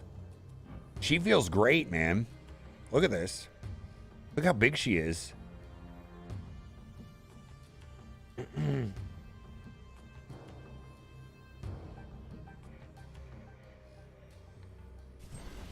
Yeah, if you ever turn one, yeah. Well.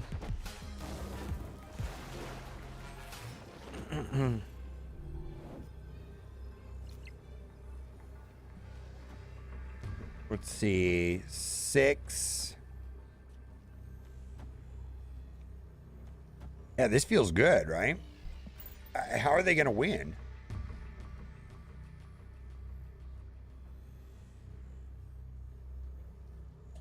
Yeah, I don't know. I don't know.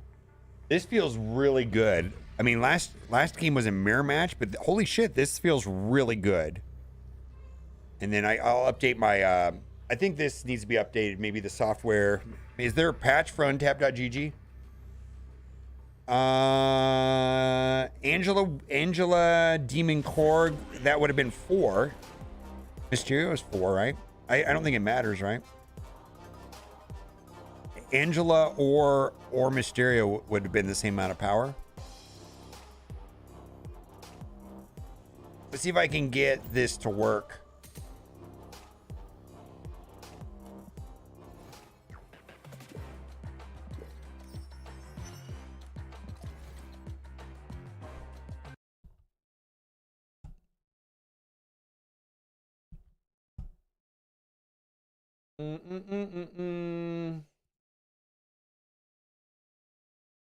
Marvel Snap.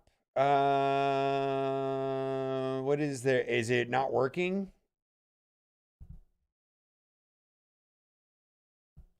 Oh, so Untapped is bugged?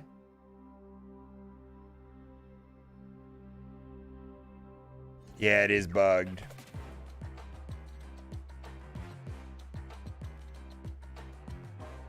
All right, so we'll just turn it off for now. We'll just turn it off until it works. If it starts working, someone tell me.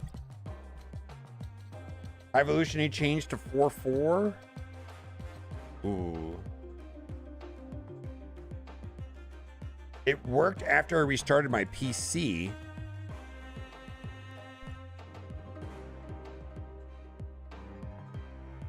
Oh, wait. I see it. It says update available. Hold on. Let me dip out one more time.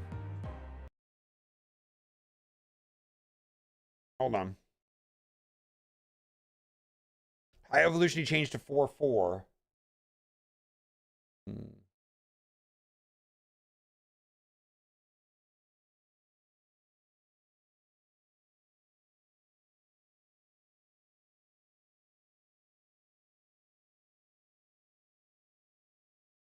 All right, so they're high evolutionary now 4/4. Ugh.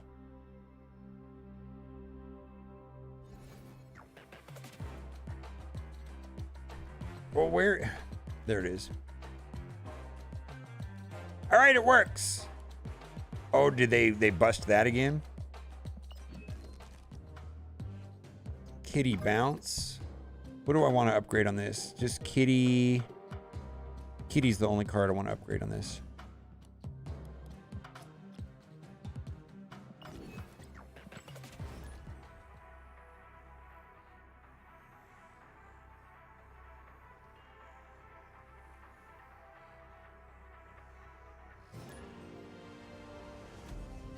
I'm going to let the data mines come in for a little bit.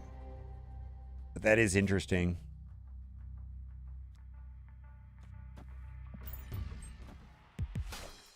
Nebula, that sucks. I guess it's not super bad, right? Because I'm still going to get decent power out of it, right?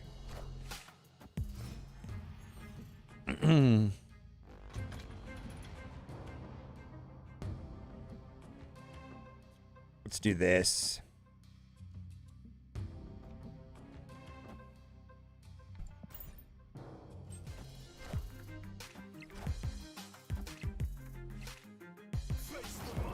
I'm sorry. Thank you.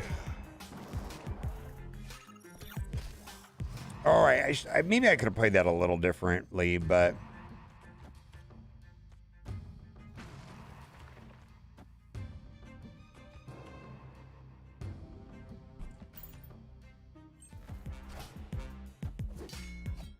Sorry about that.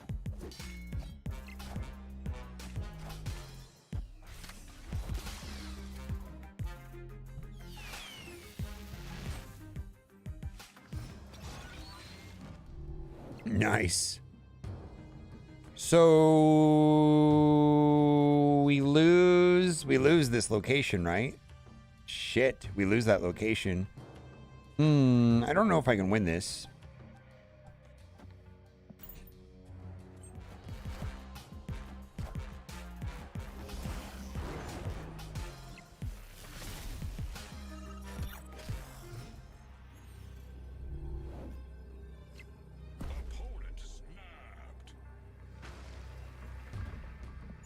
Six power. 6 power. 4 power.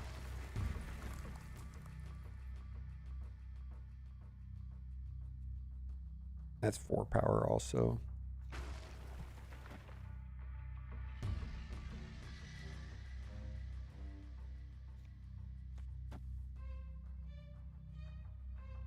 Wait a minute.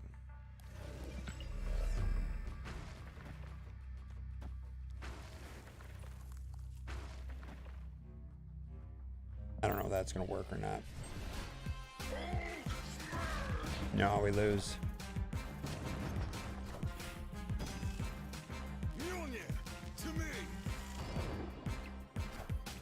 She's just in your game. Yeah, she just goes right into your collection.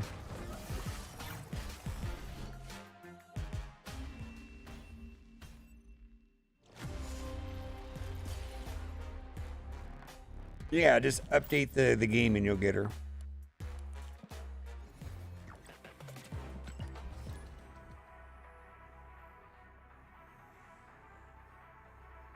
Yeah, free Creedy Pryde.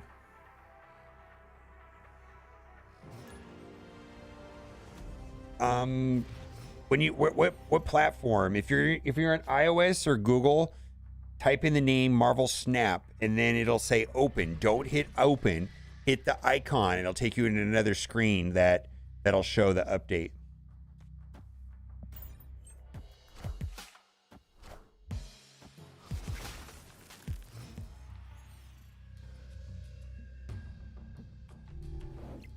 Well, you'll be forced to update no matter what at some point. Like, you don't have a choice. Like, it'll make you do it at some point.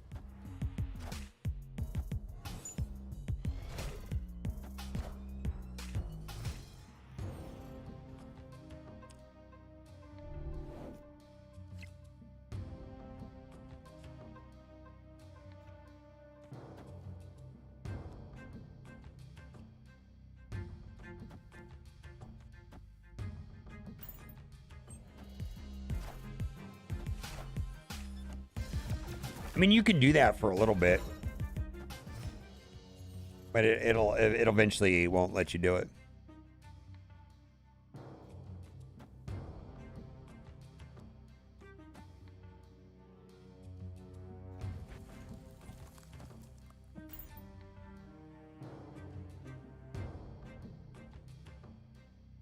Yeah, and it's funny is it's on both stores that it does that. It's kind of strange, actually.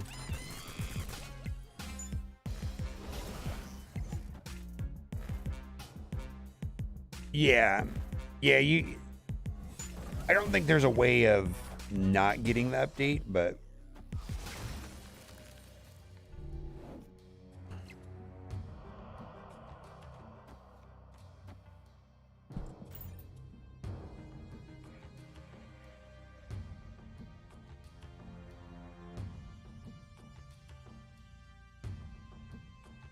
Kitty does push collector. So does Beast. Beast and Kitty and Beast help collector. I don't know if it's as good as Bishop though.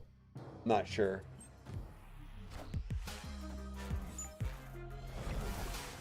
Congratulations, Joker Man. Negasonic is Series 4 now.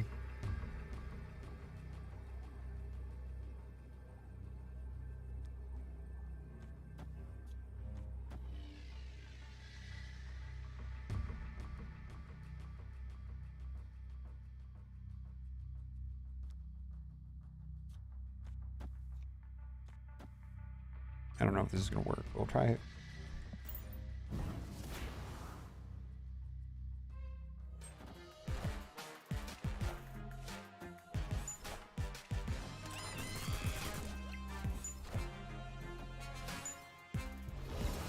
Oh, maybe I should have just went one location. Oh, did I screw up? No, we're fine. We're going to tie? Oh, I'm gonna lose. All right, I need to not do that. I mean, it worked out, but I should have just put Kitty Pryde here and abandoned. No, they fucked everybody, man. Here's the patch. Here's the notes. Yeah. KNULL is not Series 3. Darkhawk and KNULL are not Series 3. The video there explains the fuckery.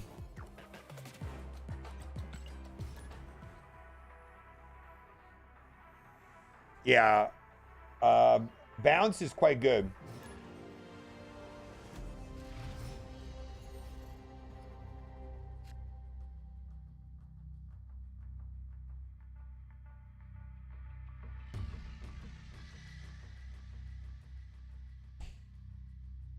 Wow, that's not great for me, right?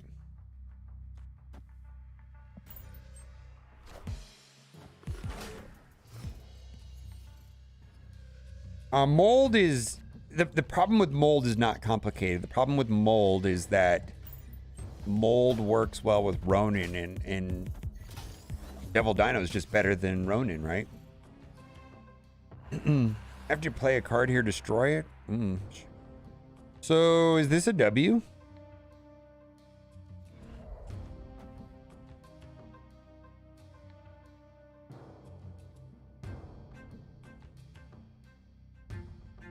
And then I can just drop cards into Death's Domain for the sake of dropping them there. Yeah, I can't put them anywhere else, so might as well just do that.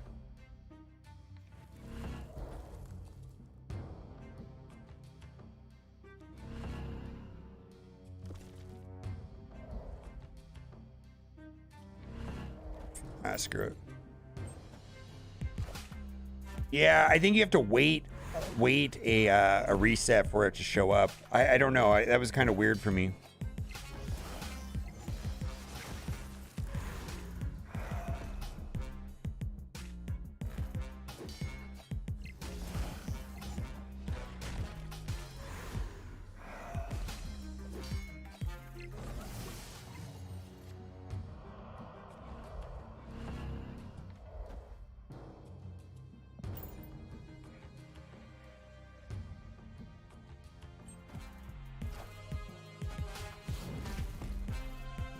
Oh my god, that was garbage.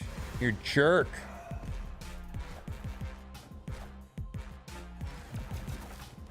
Should we lose?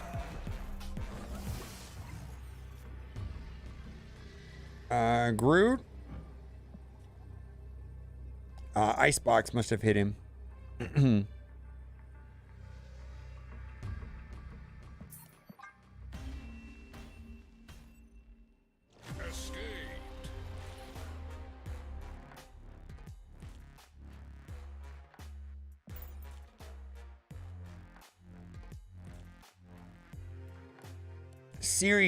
Series has never mattered for power levels of card.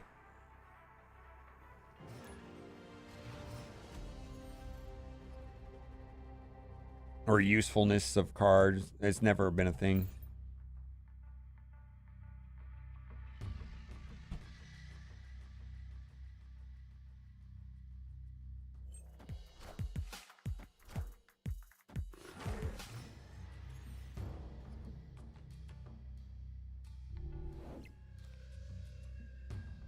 The data mines are coming in.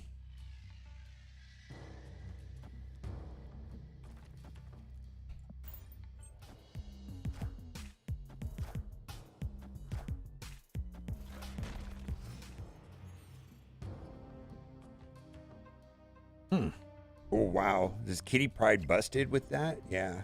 Kitty Pryde's busted with that, right?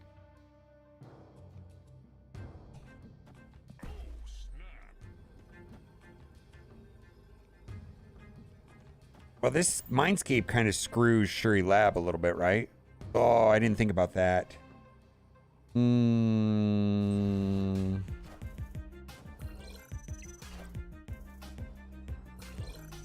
We just lost. Now that I think about it, we just lost. That's probably bad.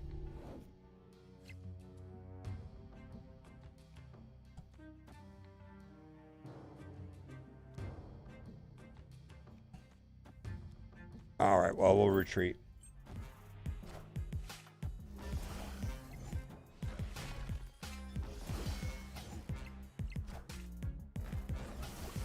Yeah, we lost because of Mindscape. I didn't think this one through.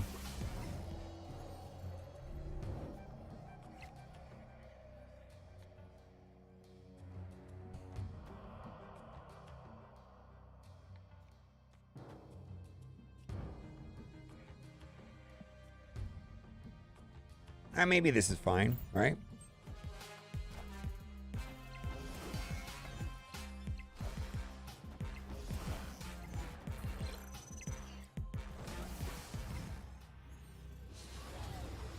Okay, that's good.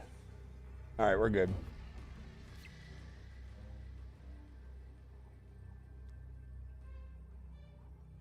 Yeah. I wasn't sure what the order of operations was going to be there with Kitty Pryde. Holy moly, 46 power Kitty Pryde. You see that? You see that?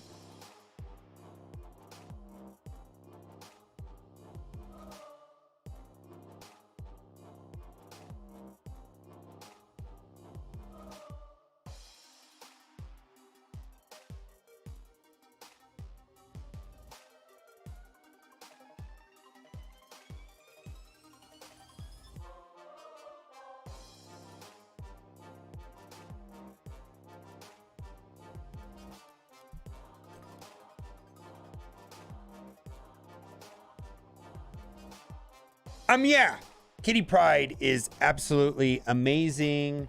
We're gonna go and do some gameplay. I've played a handful of games.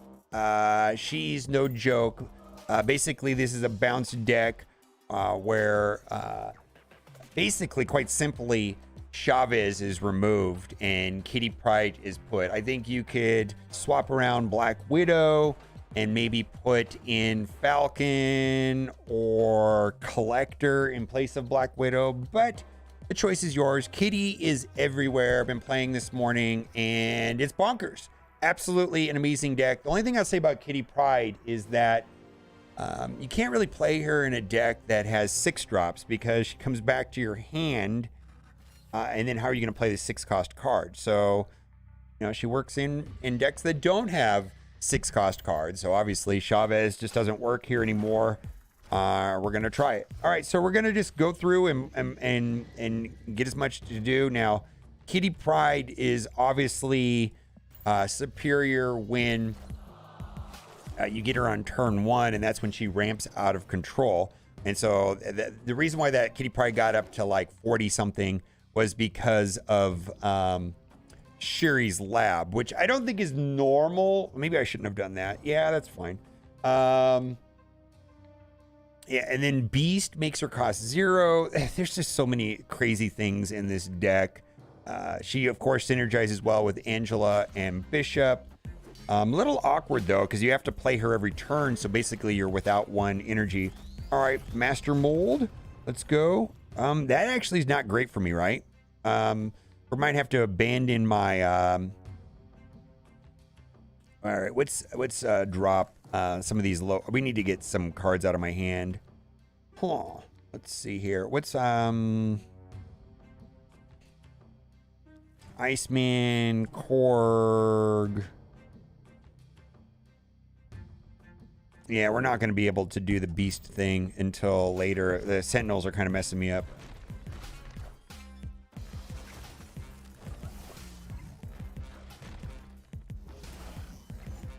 All right.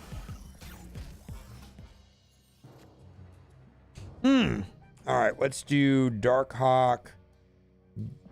I don't know if I'm playing this correctly. It's kind of weird. It's kind of awkward.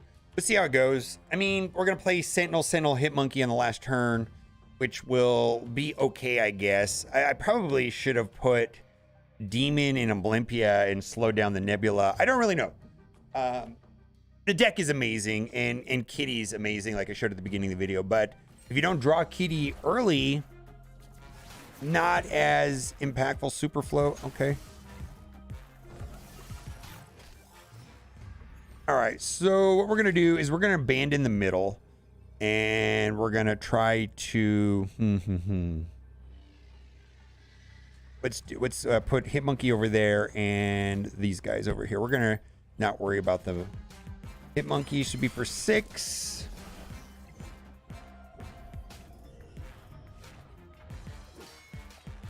All right, no Kitty Pryde in this match, but...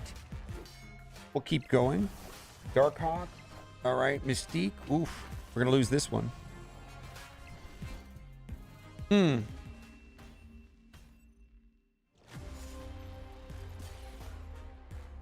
right. Let's keep going. Upgrader.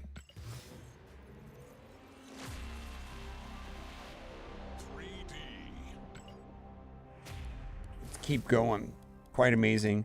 Yeah, Darkhawk works well in this deck because it plays Black Widow and Korg, and idea is that you're picking up the Korg and the Black Widow, getting use out of them, and so that the Darkhawk gets a lot of extra points. Darkhawk is staying Series 4, so 3,000 collector tokens. I don't know what to tell you. Weird World. Well, this is garbage location. Playing mirror match.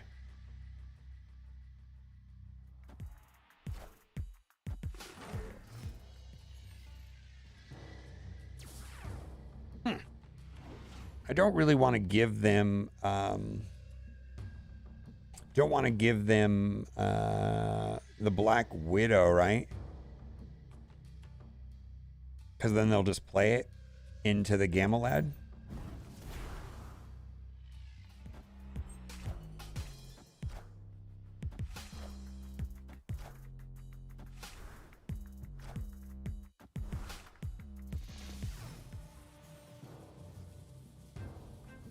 Cards can't be played here.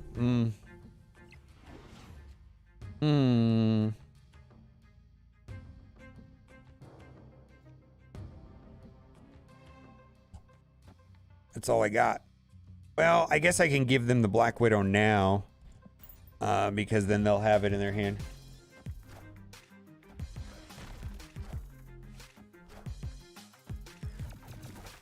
Okay. Okay. Cards can't be played here. I don't know if that's going to help me much. We'll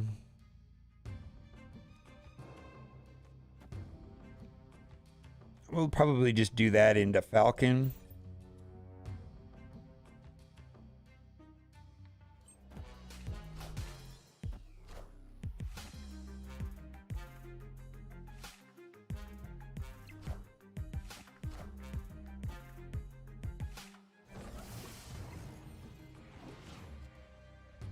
All right, this is not great.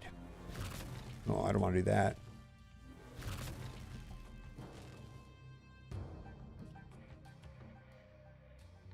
This is kind of terrible.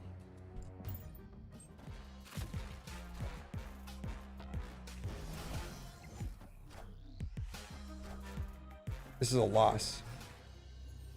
Are they playing with my kitty Pryde? They are, huh? Boy, I wish I could have got that like a turn ago.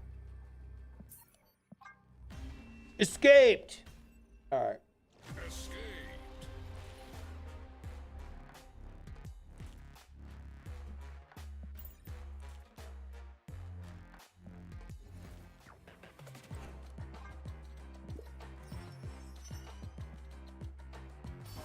$100 credits. Okay. Acquire boosters. All right. Ooh, do I get another season pass? All right.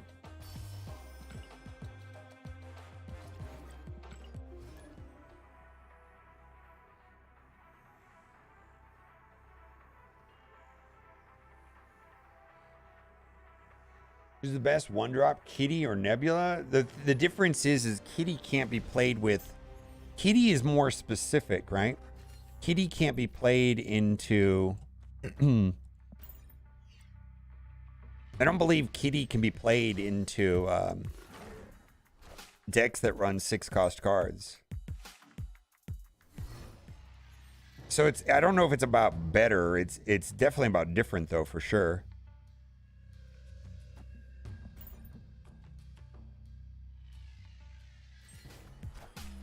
Yeah, I think Nebula will see more play than Kitty.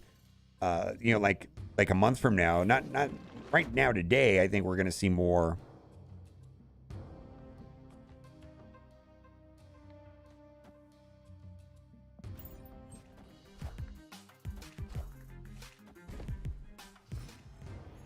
Okay.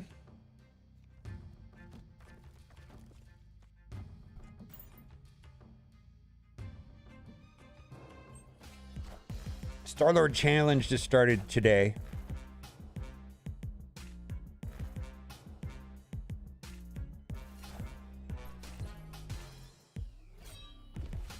Okay. I feel like this is pretty good, right? Well, we definitely want Darkhawk, Bast.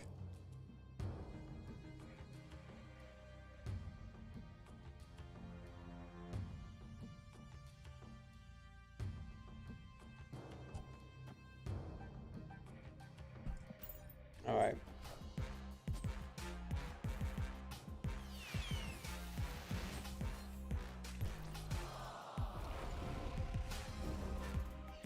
Interesting. So I only need two easy cards there. We're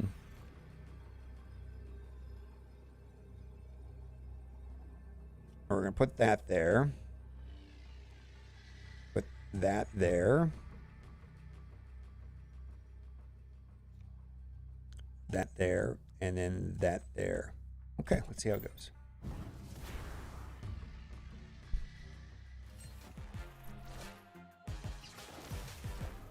Odin, all right.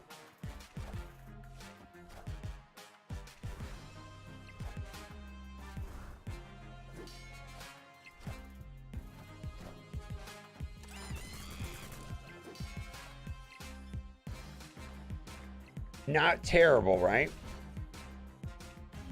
Not terrible. Victory.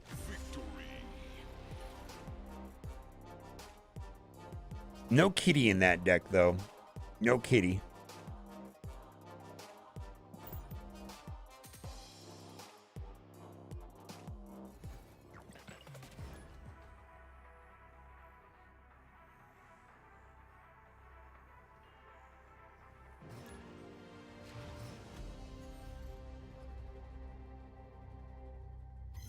All right, what do we got?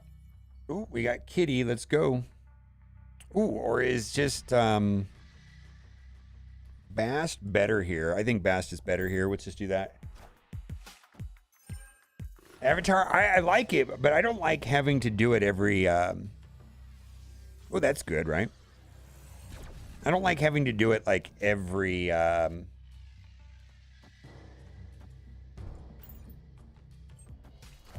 you're going to snap here. We're going to snap here. This is going to be bonkers with Kitty Pryde popping off with Nebula and Bishop, right?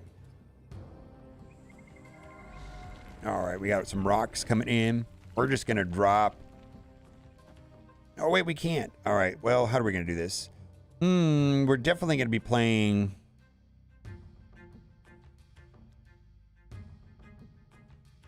Let's do this. Let's do Kitty Pryde into Beast. Yeah, that's good. So now she'll be free, right? Oh, this is going to be so good. Oh, this is going to be so good, right? Now, Kitty is going to be free now, right? And so I can just keep playing. Oh, this is going to be great. So we're going to put Bishop over here. We're going to put Angela there. And then we're just going to keep playing Kitty Pryde into Angela. Holy moly. Holy moly, right? Holy moly. Look at this.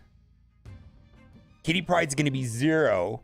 And just every turn, getting 2 power for herself, 2 power on Angela, 1 power on Bishop for free.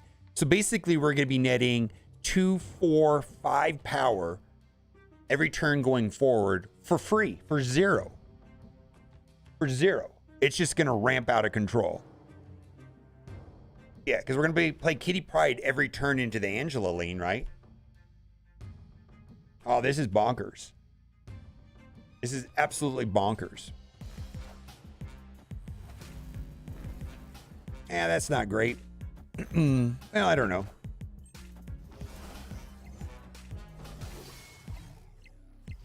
All right. Kitty comes back to my hand. Let's give them Black Widow, Kitty Pryde, Wood, and I mean, they could have Killmonger for sure. Killmonger's always going to wreck a deck that runs a lot of one-drops. I mean, this deck right here, you have to just kind of believe that Killmonger doesn't exist if you're going to play the deck. I mean, if you can, you know, give away priority or something like that, that'd be great. But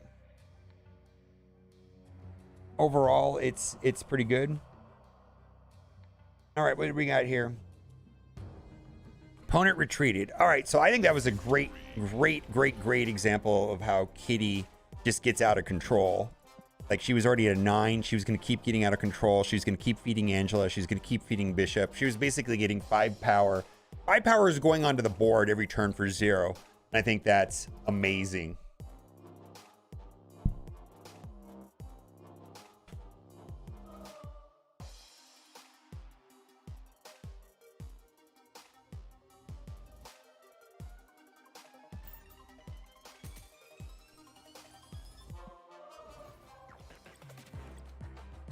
All right, what do we got? Boosters? I was kind of hoping I would get some Kitty boosters.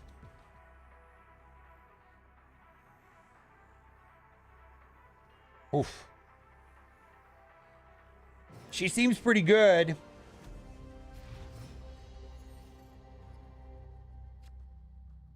All right, we're going to drop Bast. Ugh. All right.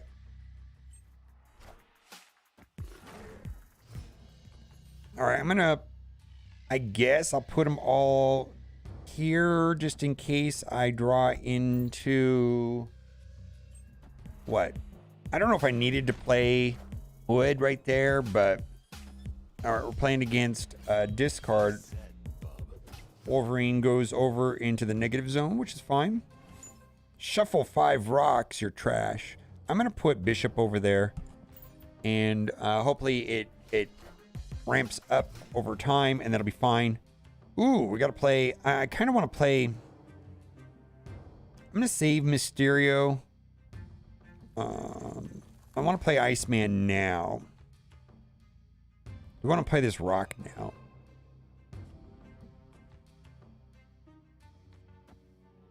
I don't know. Iceman is good now. Hopefully hit their MODOK or something, right? Dracula. Holy moly, rocks. All right, I'm just going to pass.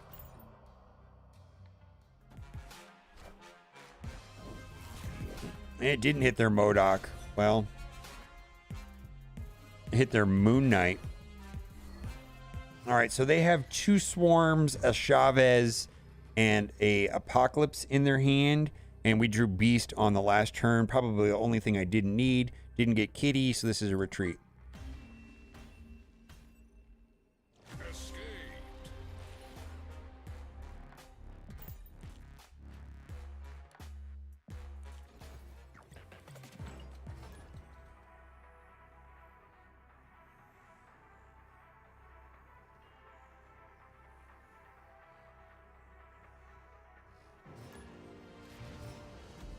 All right, what do we got? We got Bast, Iceman, Darkhawk.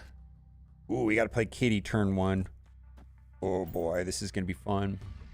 This is going to be fun. I guess it wouldn't matter if I played Bast or Kitty right here. I guess it wouldn't have mattered.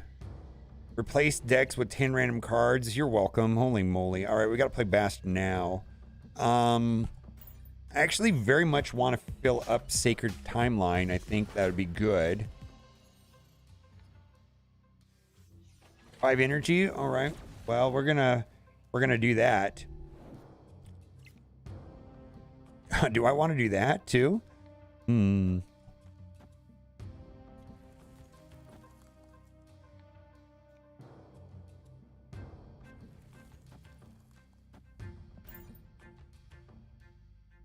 Opponent retreated. Okay.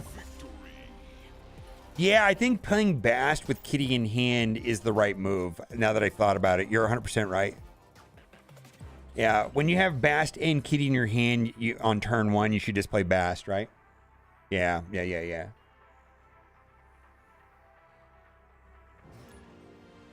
Dr. Walnut will snap for treats. Okay. All right, we got Kitty in turn 1. I think that's fantastic. Okay, so we got a situation where Bast and Kitty's in my hand. I think it's better just to play... It's just better to play Bast, right? And just put it out there. All right, when a card moves here, destroy it. I don't really have any move in my deck, so... that doesn't really matter. So I have to worry about, let's say, like Polaris, I guess. Is probably one of the biggest offenders for, Polaris and Magneto and Arrow, but I think Polaris is the most popular of the 3 right now. All right, so there's Bast out. So we've got such an interesting card right there.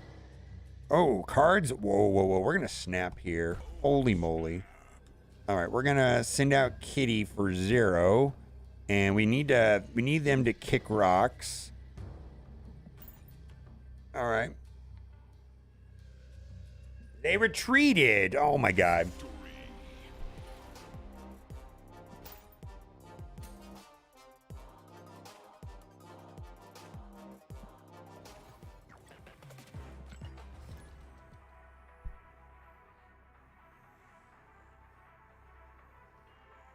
Which is better, Kitty or Nebula? Nebula's more flexible than... They're different.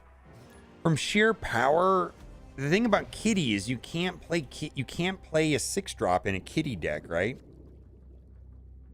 So it's a different kind of card. Both... Kitty and Nebula are both very powerful cards. I believe that...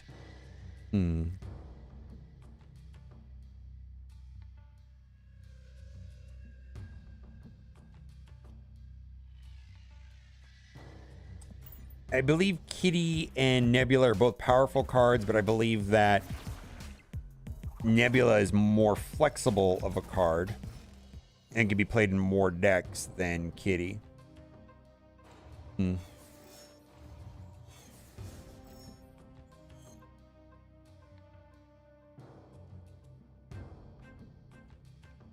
That's good. Let's bring this back.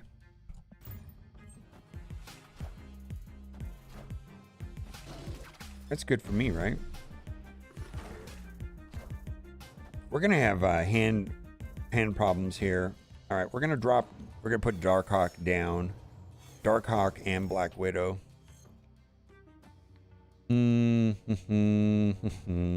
See, that's already good. Might as well save that. I'm gonna snap here just because double, you know, the Black Widows. There they go. All right.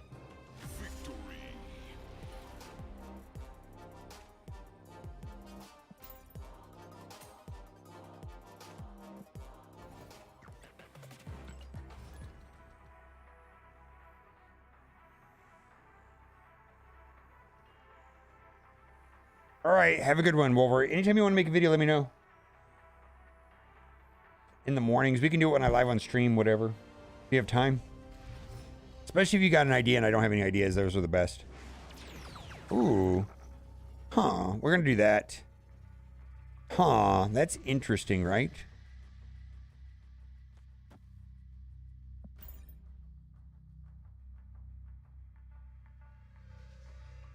What are you using against instead of Darkhawk? I've seen this question a couple times. Anybody have a viable non-Darkhawk build of this deck? I'm not sure. First of all, Darkhawk is in this deck, but Korg and Black Widow are also in this deck. So, like, something you wouldn't necessarily want to play Korg or Black Widow if you're not gonna play Darkhawk.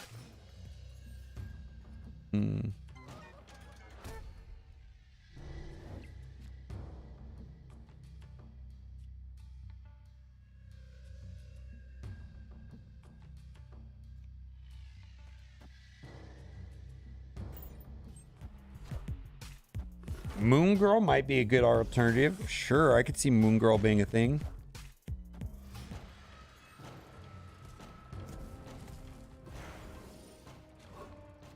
Yeah, stupid rocks.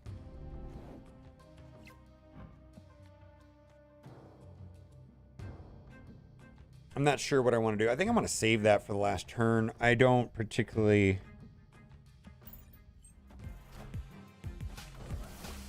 Ronin? No, I would not play Ronin in this deck at all.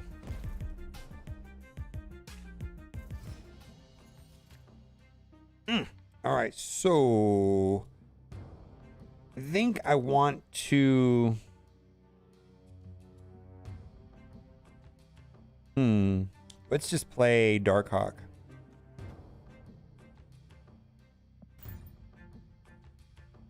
You have to wait for the series reset, John Doe. So I would wait until noon, an hour and 5 minutes, and then maybe it should work in an hour and 5 minutes. Black Widow, Hood, Hip Monkey, Beast. Let's go.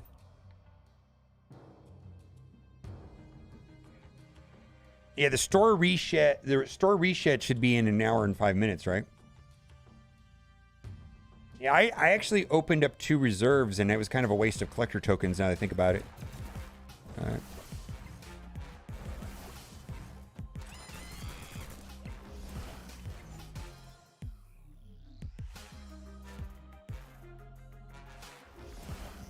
Darkhawk? I think I've got this actually, right? All right, where do I want the points? We want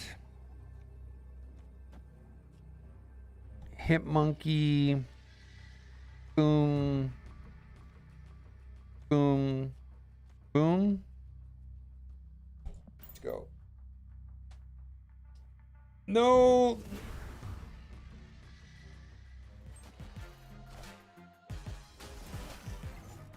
Boy.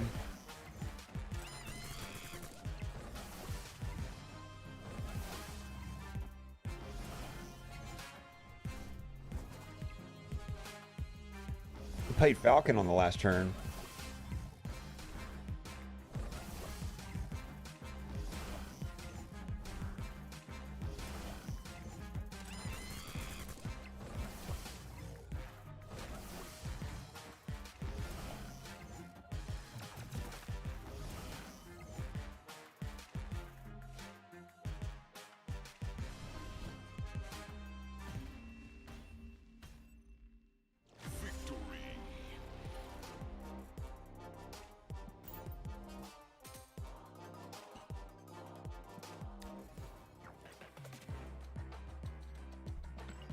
That's a big monkey you have, yeah.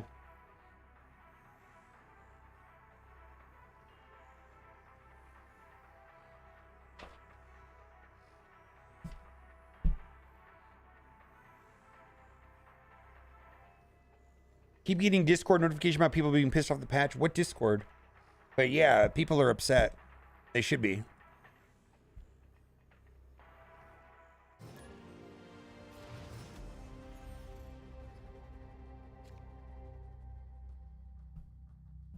All right, Bast turn 1 instead of Kitty is a thing. Let's do that there.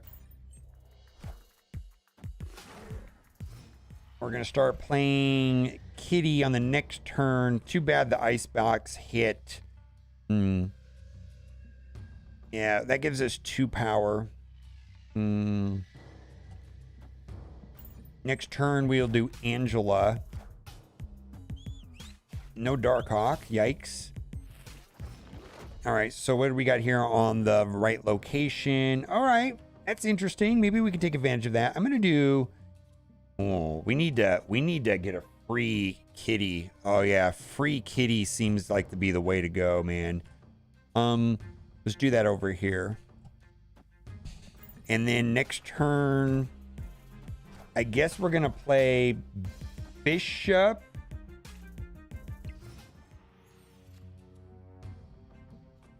Bishop, Kitty,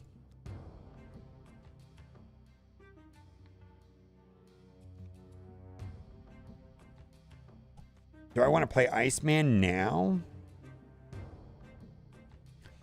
Too bad we couldn't get Angel out earlier. Yeah, let's do Iceman now so I can get this sacred timeline. I don't know if it's going to help or not. Oof.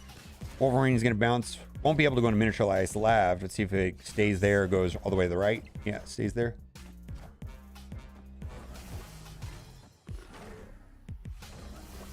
All right, so we have a situation now where Kitty Pryde is free. This is not optimal, but you know what? We're gonna do that anyways. Ooh. Let's just do that, and then we're gonna fill up this, so we're gonna have a bunch of stuff in our hand.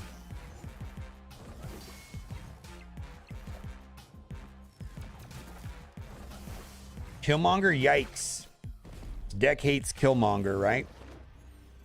I'm not sure that that's super terrible. Let's see. We don't want to play Kitty. Let's see. 1, 2, 3, 4, 5, 6. All right. So is this enough to win?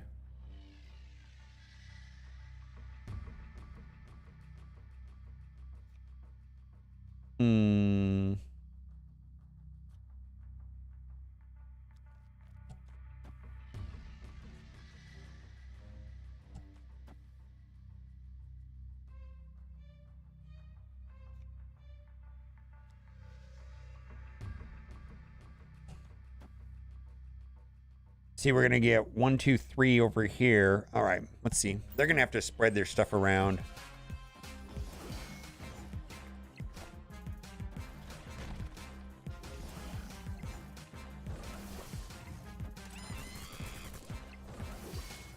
Maybe I should have put the...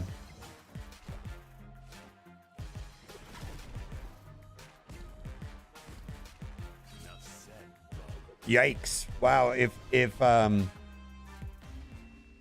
if Wolverine had gone anywhere else, then it would have had a chance. Huh.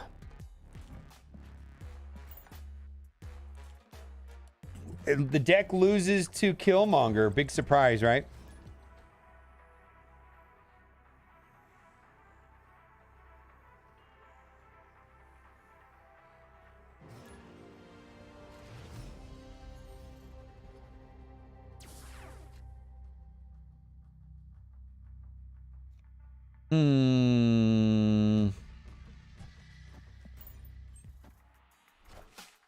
Korg. Killmonger should not be nerfed. Get out of here.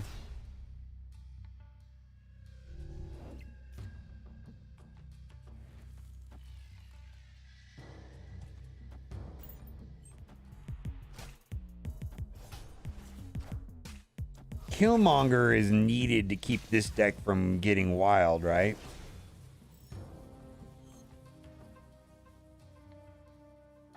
Ooh.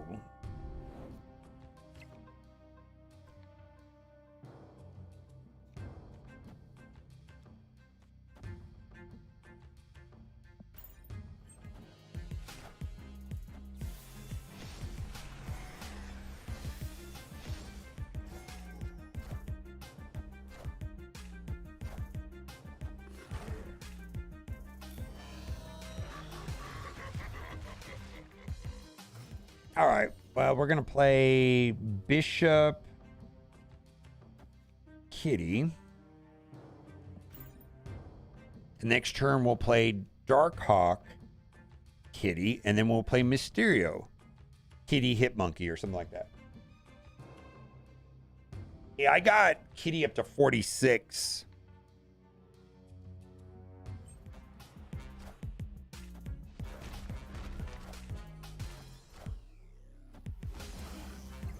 This looks good. We're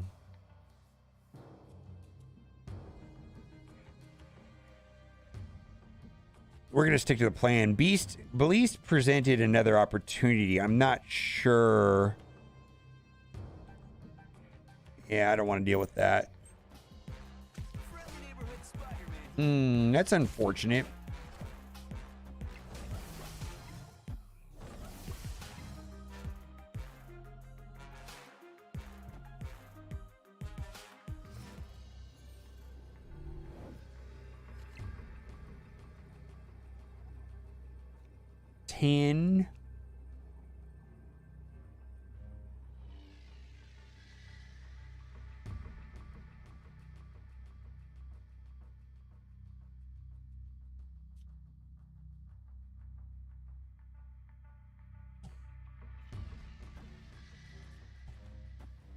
See how this goes.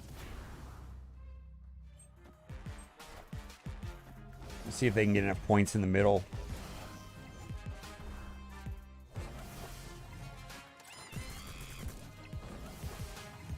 Yikes, they win easily.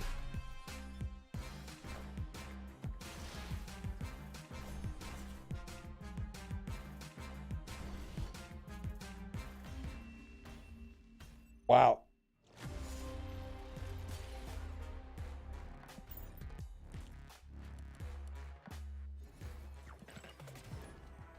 Yeah, I don't know. I think that they should consider buffing cards before nerfing cards.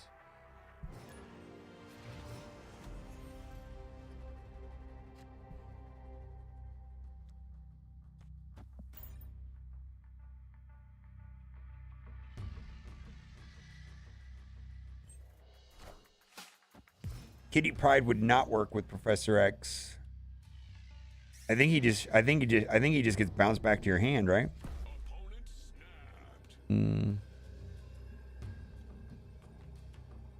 I'm gonna do.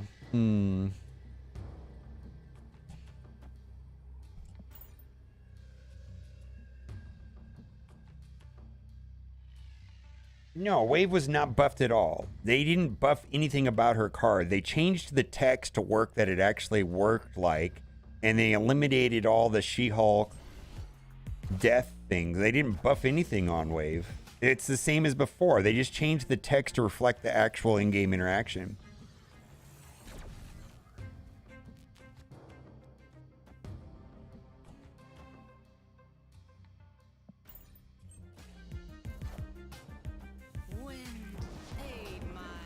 The way that Wave works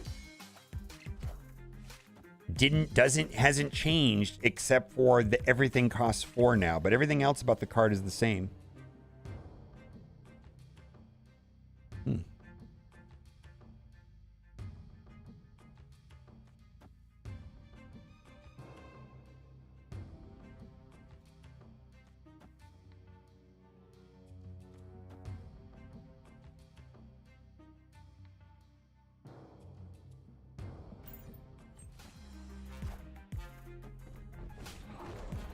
Yikes. The text change to wave is the way that it always was. It's not different. That's the way it was.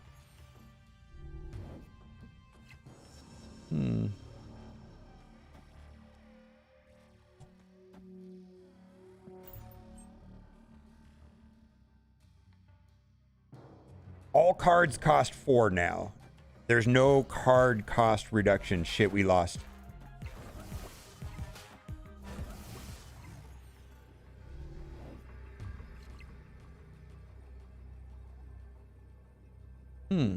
Yeah, we lost.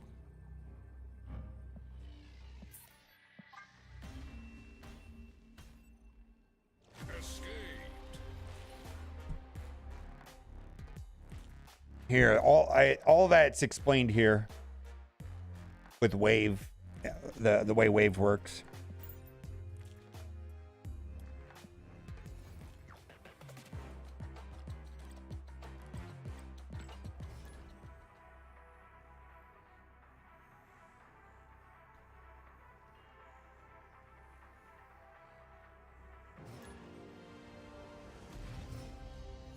All right, what are we gonna do? Bass turn 1, monster.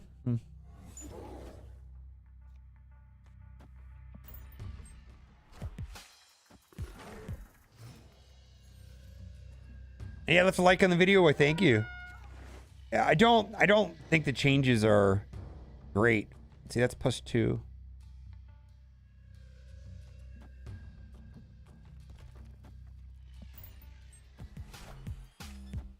Oh, I did that wrong.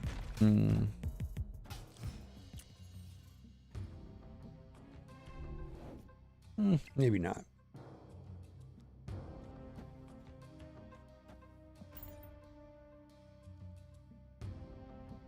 Yes, Darkhawk not going down to Series 3 is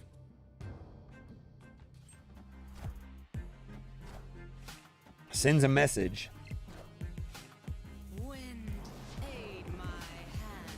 So I'm just gonna play Darkhawk into the middle, right? Is this the same guy?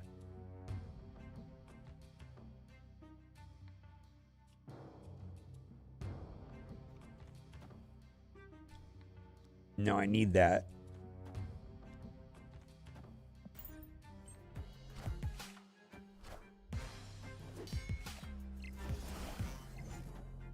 Cosmo, is that gonna be enough? I don't know if that's enough.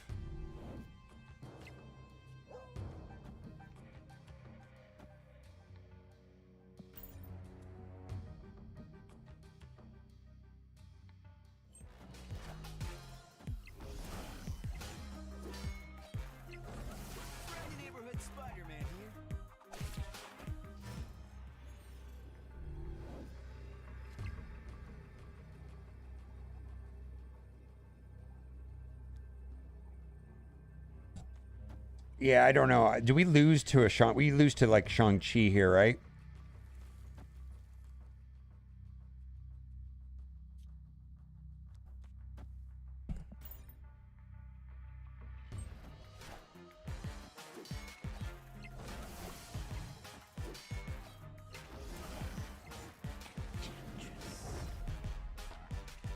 Or Enchantress.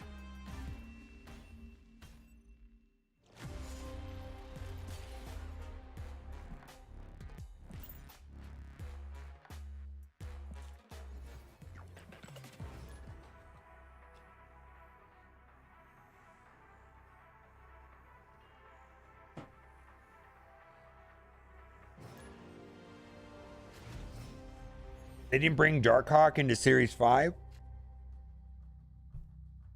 Yeah, Iceman. Armor would be good, for sure.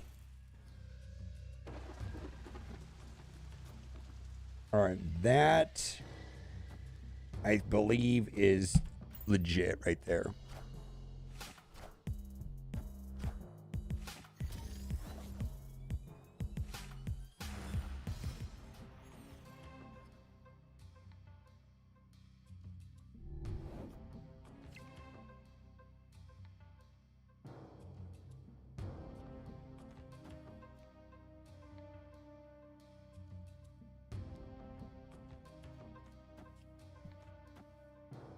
All right. They retreated. Yeah, armor I think would be good. Sure. I'm sure this is not optimized. Probably over the course of a week, we'll have an optimized kitty build. Collector, armor, falcon all seem to make a lot of sense.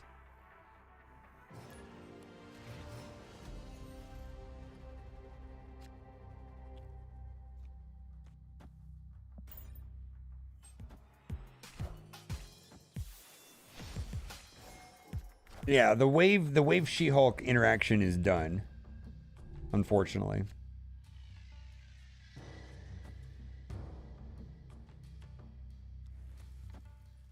This is going to be snappable. Okay. All right, but Beast plus Kitty Pryde plus Angela plus Bishop seems pretty good. We got Star-Lord, okay.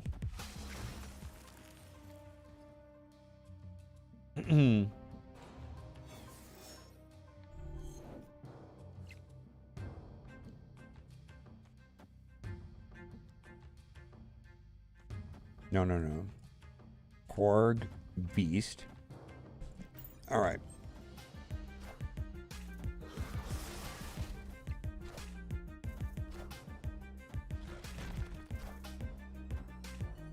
All right, so we're going to drop Bishop out there, and we're going to have fun with this now, right? Oh, boy. Bishop. Kitty. Bast.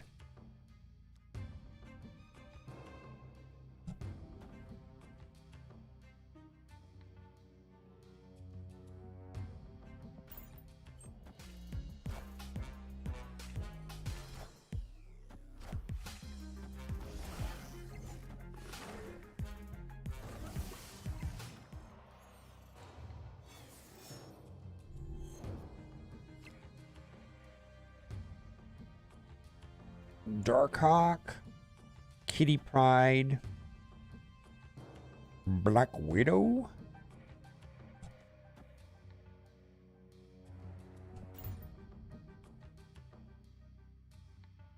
Yeah, they're gonna have a hard time with this.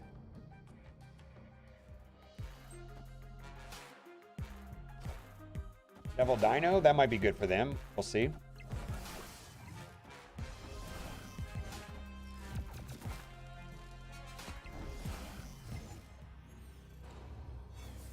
Something good. Give me something good. Angela. All right. Well, Angela, you can go over there.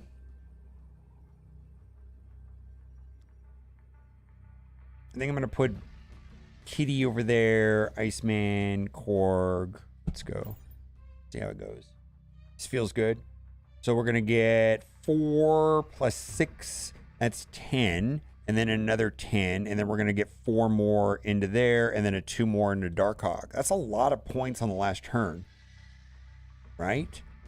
10, 12, plus another 4, 16, 26 points on 26. We're dropping 26 points on the last turn. Let's see how it goes.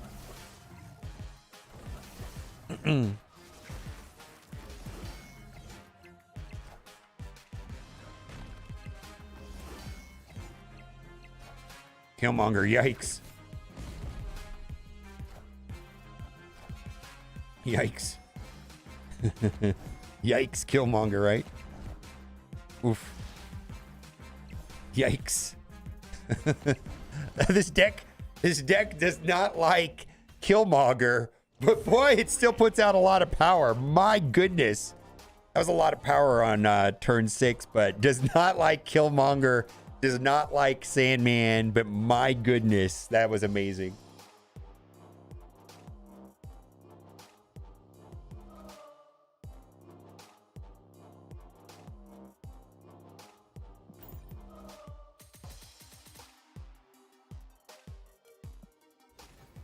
I don't know. I think everybody right now, this exact moment, is playing some sort of Kitty Pryde deck.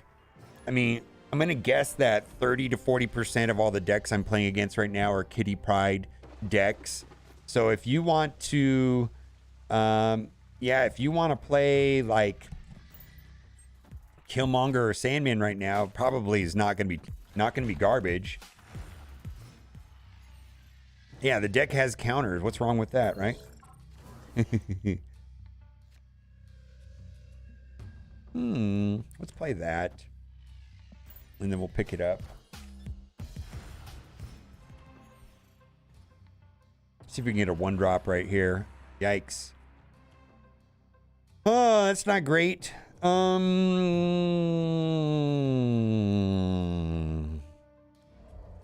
kind of like that.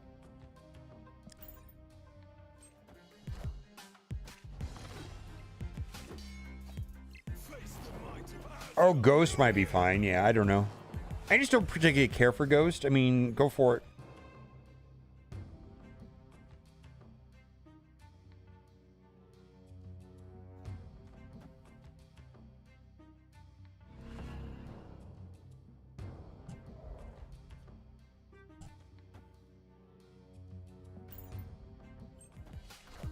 Wait a minute. Did I just screw that up? I did.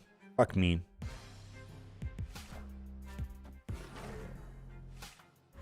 Oh, well.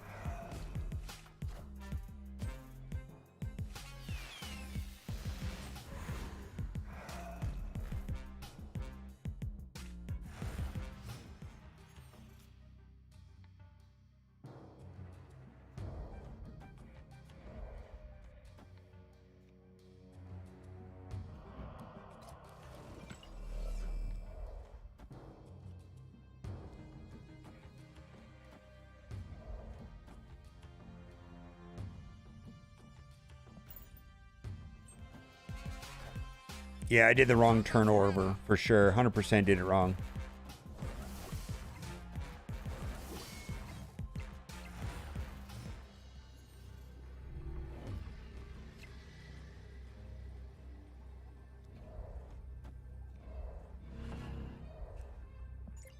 Eight.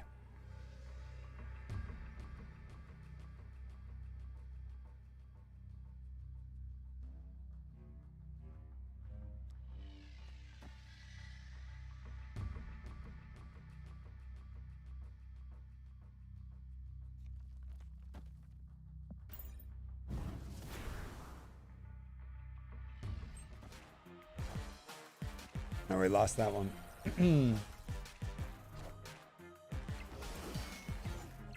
Yeah, I the controlling priority thing seems wild to me. I get. So we lose. Well, we lose by.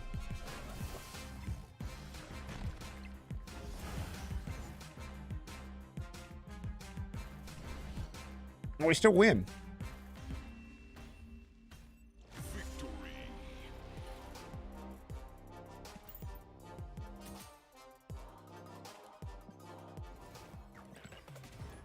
Yeah, so not having priority is also dependent of knowing if your opponent has Killmonger or not. Like if you're playing in a tournament and you know you can see it's an open deck list, you see your opponent is playing Killmonger, then you're gonna play very differently than a random ladder match, right? Parker! All right, we got Jeff. What the hell is this? Wow. Look at that. Never seen that variant.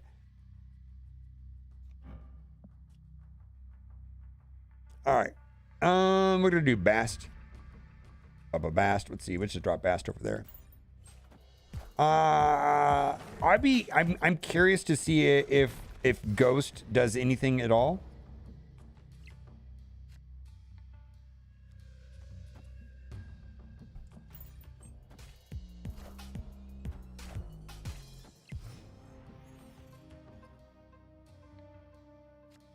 Ooh. All right, well, let's do Jeff.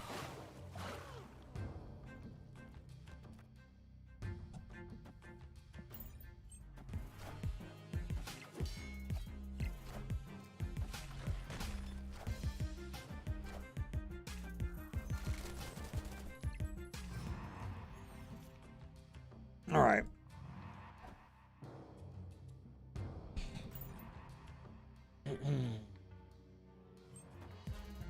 I don't know. My thoughts are in the video from today. Not sure.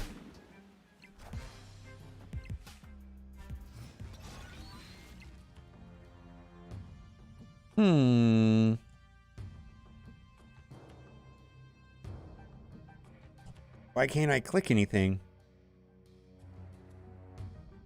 What's going on? Did it freeze on me?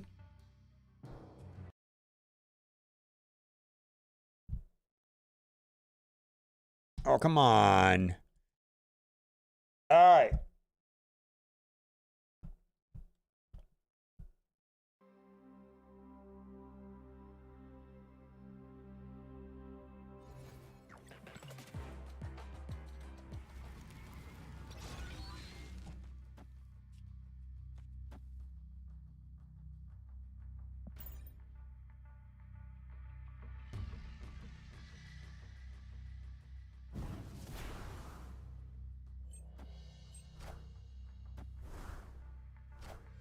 I don't do data mines. I haven't looked through them yet.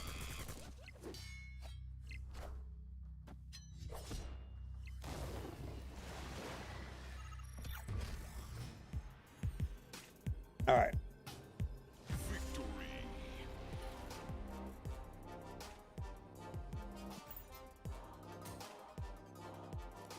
Yeah, I don't know who's compiling the data mines.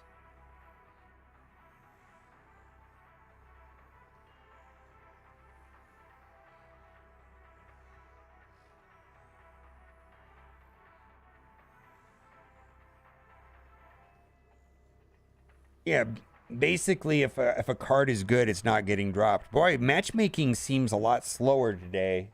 Anybody else notice that, or is that just me? Matchmaking slower? Maybe that's, if that means less bots, I'll take it all day long. Like, I'm okay. Ooh, ooh, ooh, ooh, ooh, ooh, ooh.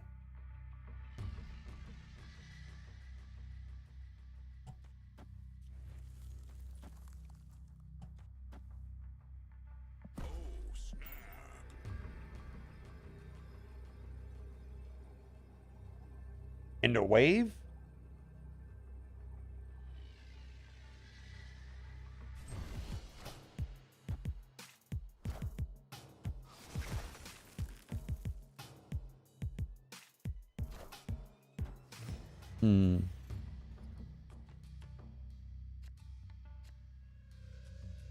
Oh, let's see. I think I want the Iceman, Korg.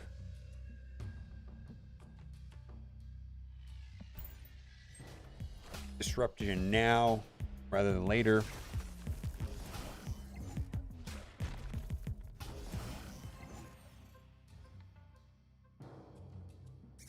Ah, that's no good. I actually do not like that at all. That's kind of terrible.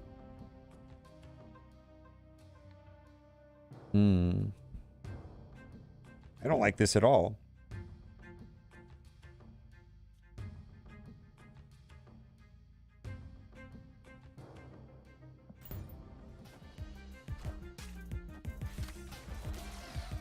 You can Falcon, yeah, Falcon maybe instead of Black Widow would be great.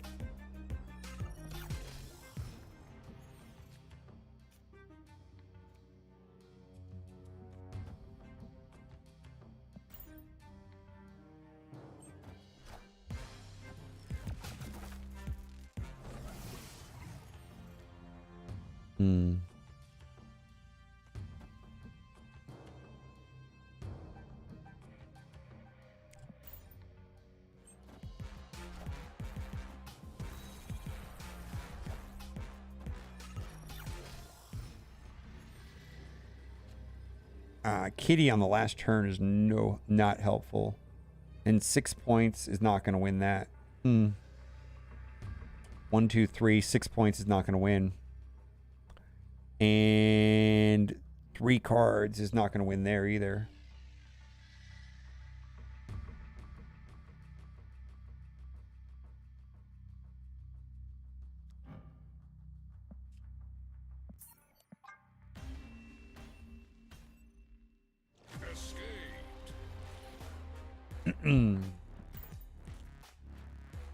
Let's fist bump him.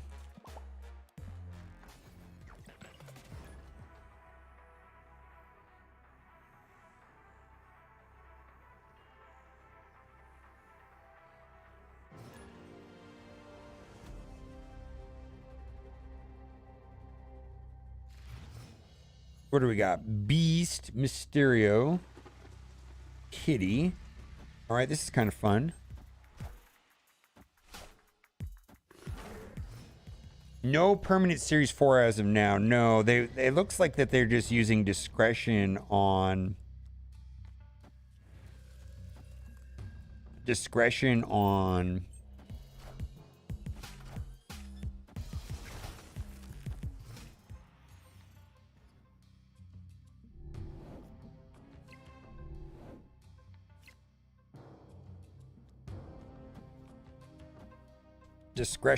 what am I trying to say? On when they drop the cards down, and then they're saying sometimes they just won't.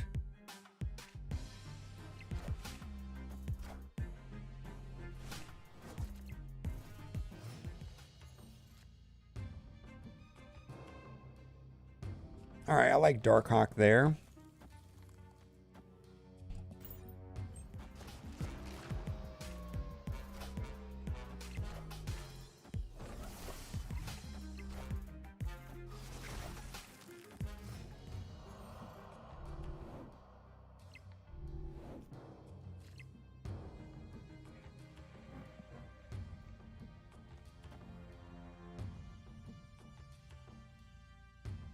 I don't know what to do. Black Widow, is that even worth it?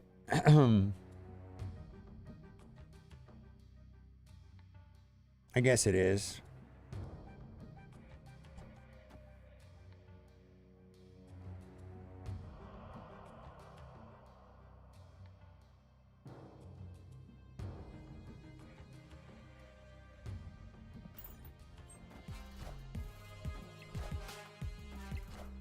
Yeah, the patch is kind of garbage. I think most people are going to be upset.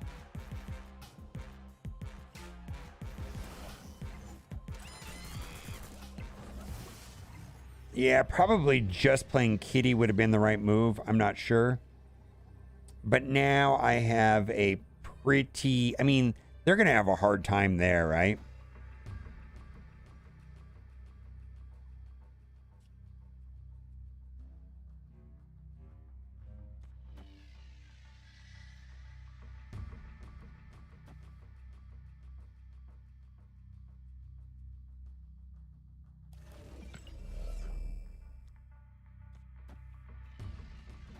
I don't know.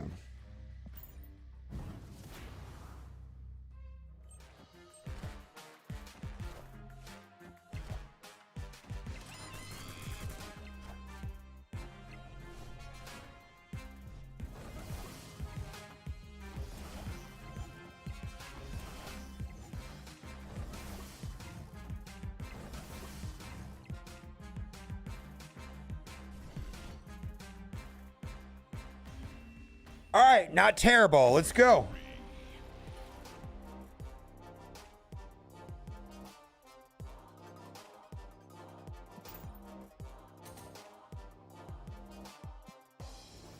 The Pixel Dark Heart. Yeah, I've decided to play my Pixel variants. Like, I just think it's funny. A Pixel Black Widow and a Pixel Darkhawk and a Pixel Mysterio. I'm just playing him now. Like, I'm not going to upgrade him, but...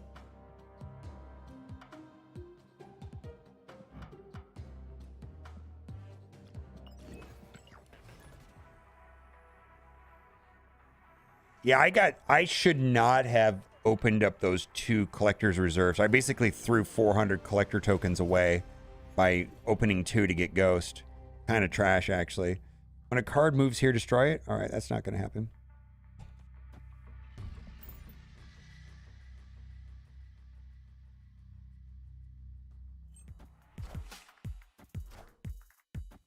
Like, I'd love to have a Pixel Iceman. That'd be amazing.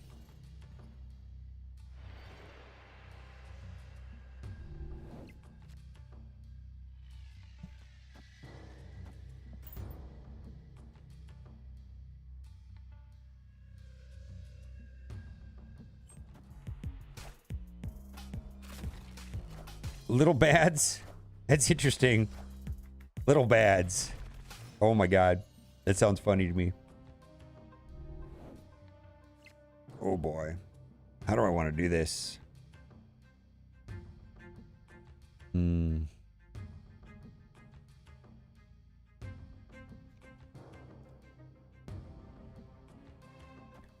Let's do it this way.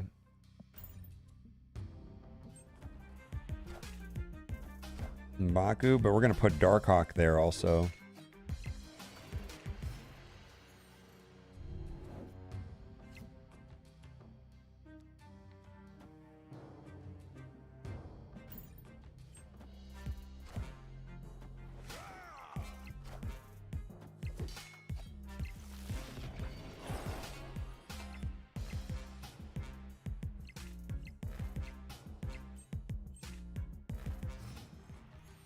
All right, we gotta pick all.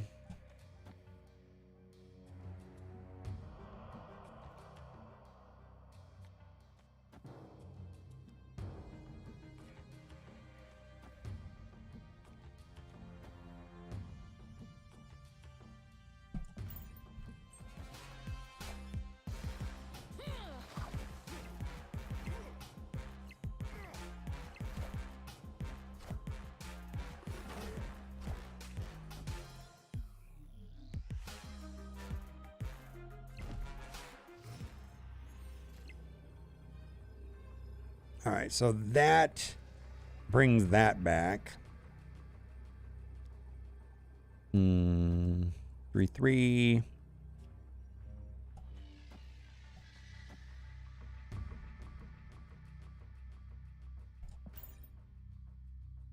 We're gonna tie Plunder Castle.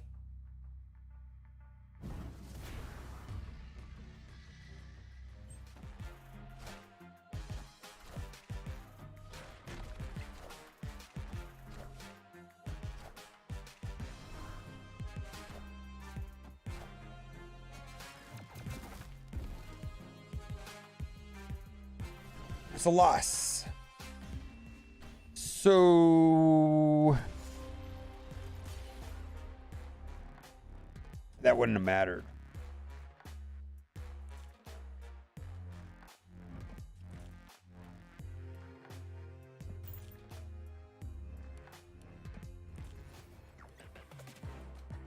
Spidey's gonna get nerfed. It's possible.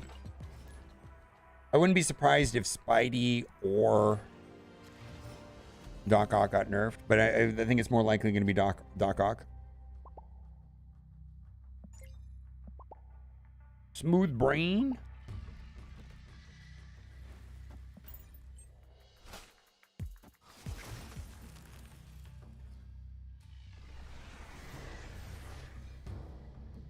It's a bounce stack with Kitty doesn't lose. Yeah.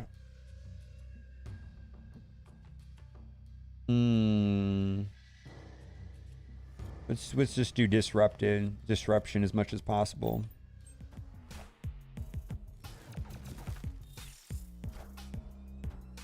Star-Lord.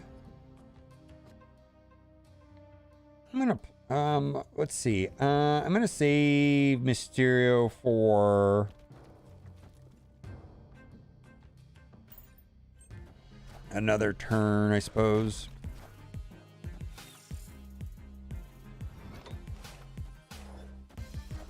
Nebula? Killmonger, yikes.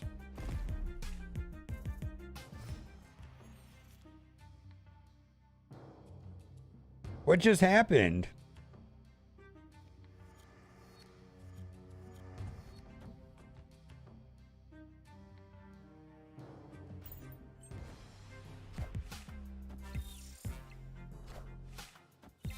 Yeah, but it's just unnecessary.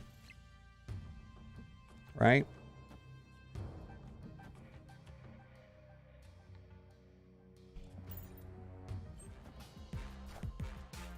Yikes. So we're going to lose that location. So I got to abandon that location.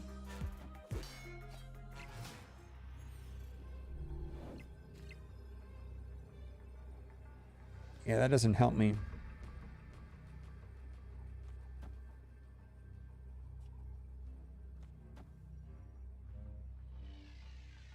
How do I want to do this?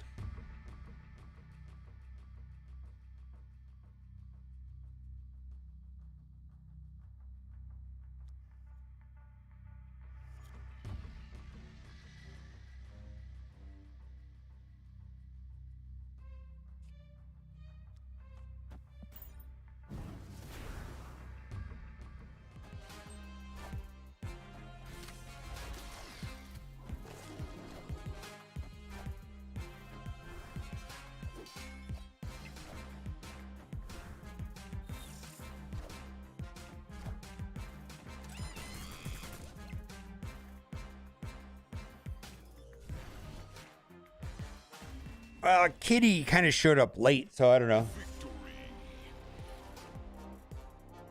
Oh, playing Kitty into the mid would have been better, right?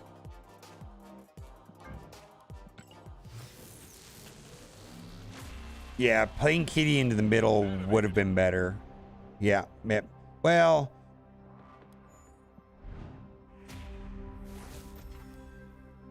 I was trying to get some to Angela, which ended up being a non-event, right?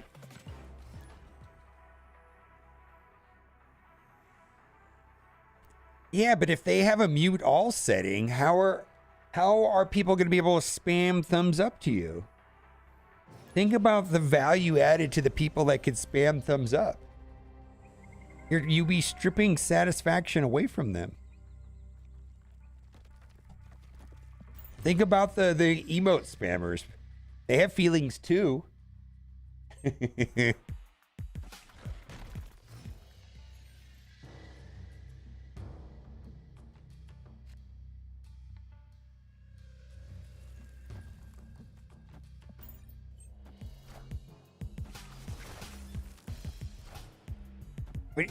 Who else in the community is going to speak up for the emote spammers but Mobile Gamer here? Oh my god. This could be bad, right?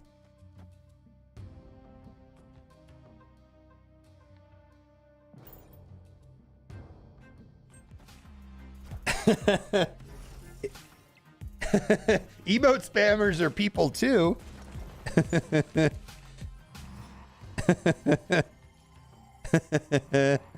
All right. I have no idea.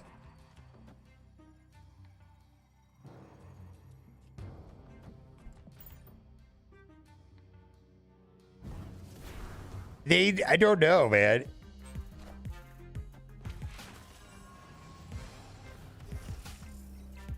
Oh, where did you go in Vegas? Where did you stay? All right, so they just gave up on the middle.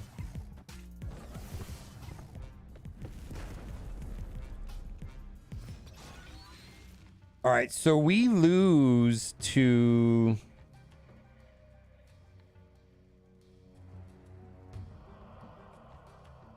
What do we lose to? We lose to a lot of stuff, right? Do we just lose to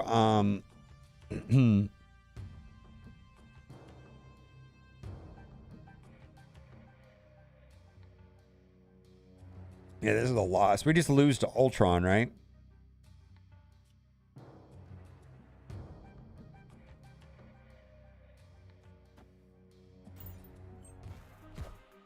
Four days for your friend's bachelor project. We were just at the Palazzo next door. What day were we there? We were there Saturday night. Ooh.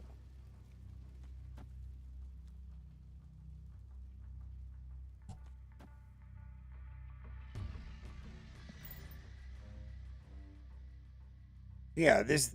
Oh, Ultron and his Cerebro deck. No, I thought this was Patriot. No, this is... For some reason, I thought they were playing Patriot. I don't know what they're playing. I actually have no idea what's going on. What is this, Cerebro 3? I'm so confused.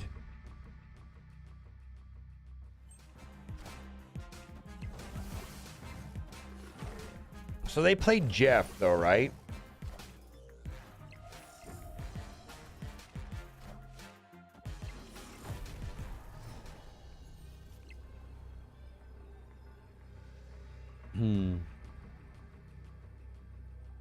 I don't think we win here. I think this is just, you know...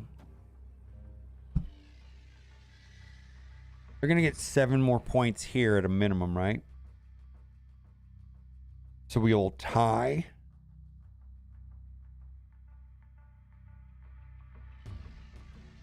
And then what, they play Jeff in the middle and they win that? This deck 1000% plays Jeff, right? So they just play something there and something there.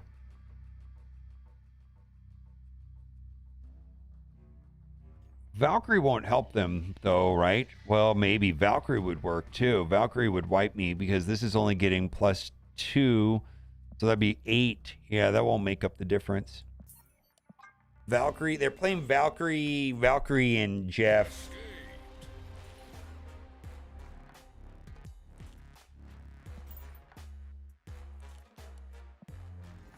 All right.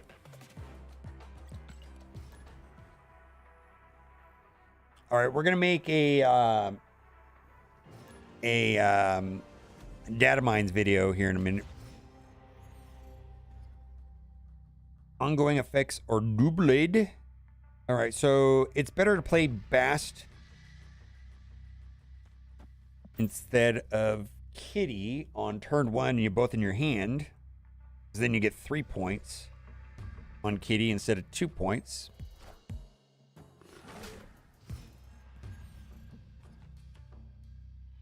One card here. Wow. They should just snap me now. Snap me now, okay? Okay. Snap me now. Why wouldn't you snap me now? I actually am so confused. All right, well, we're going to do that.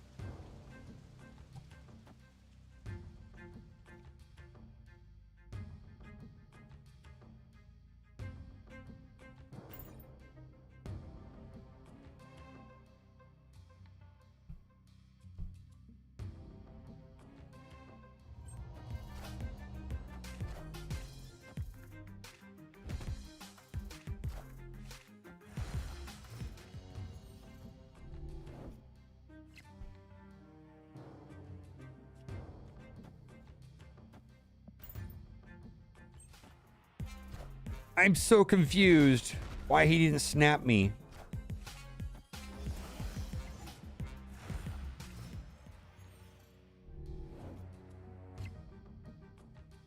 All right, this is my favorite combo right here. Bishop into Angela into Kitty.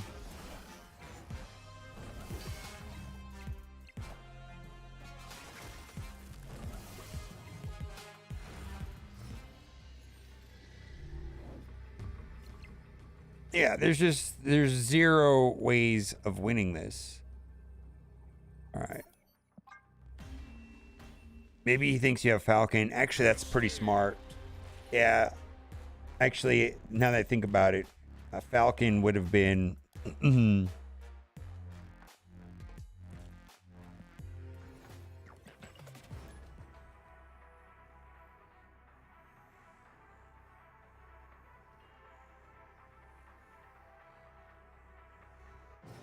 Yeah, Korg shuffles your deck. Your deck gets shuffled by Korg. So all this hype about Howard the Duck and Mad Lad is instantly destroyed by a card like Korg or Rockslide. Does that make sense? Yeah, Korg shuffles your deck. Clear as mud, right? Their deck is shuffled right there.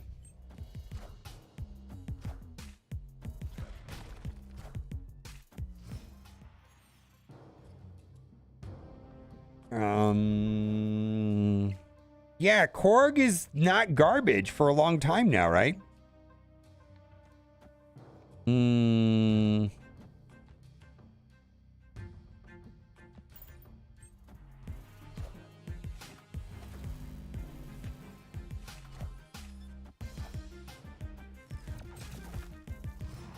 How do I want to play this? Bishop.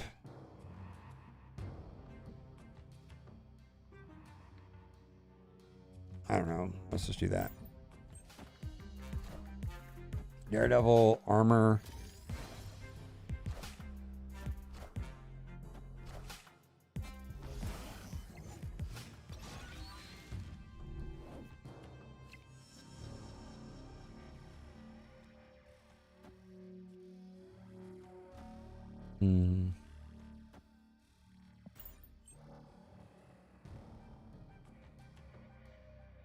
I don't know if I can win Kiln.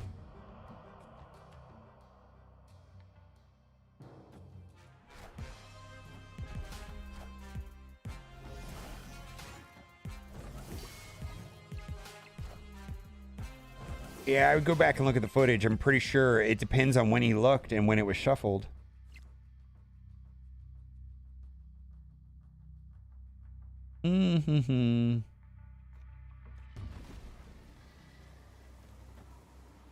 What is going on?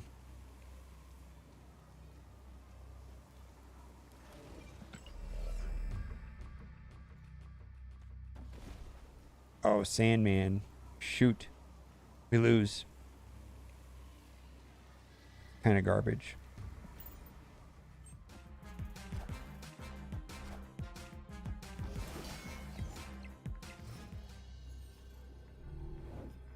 Yeah, we just lose.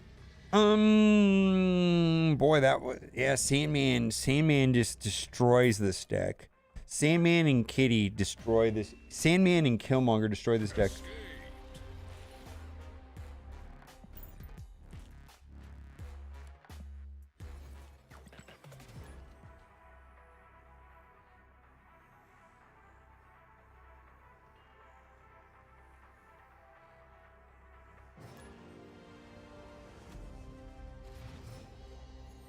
I don't know. My understanding is that Korg shuffled the deck.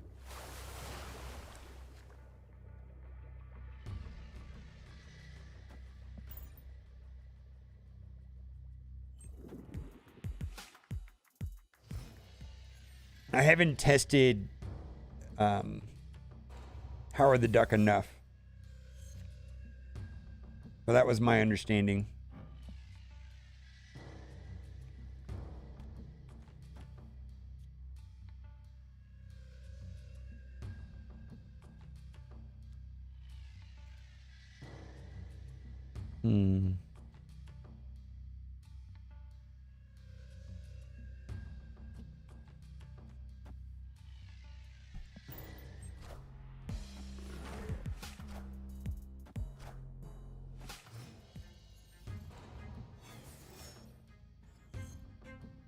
Yeah, you just got to look at it again, right? If you look at it right after it happens, right?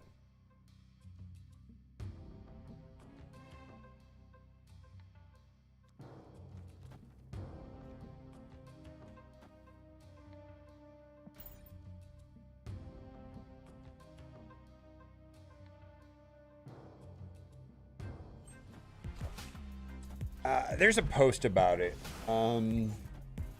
Let's find it.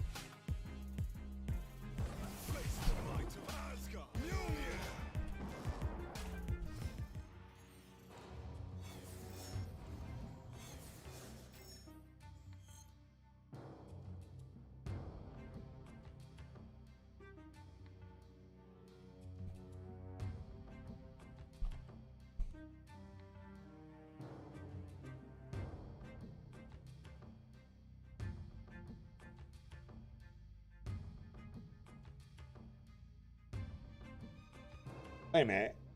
Hold on. It actually, why am I even debating this? It actually says shuffle. I don't know why I'm like trying to find, where does it actually say shuffle?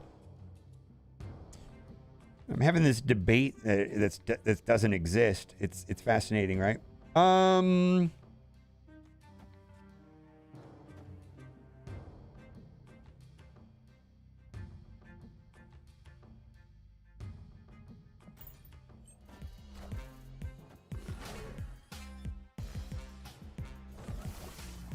Oh, I'm playing the... Oh, my God. I did that in the wrong order also. Ugh.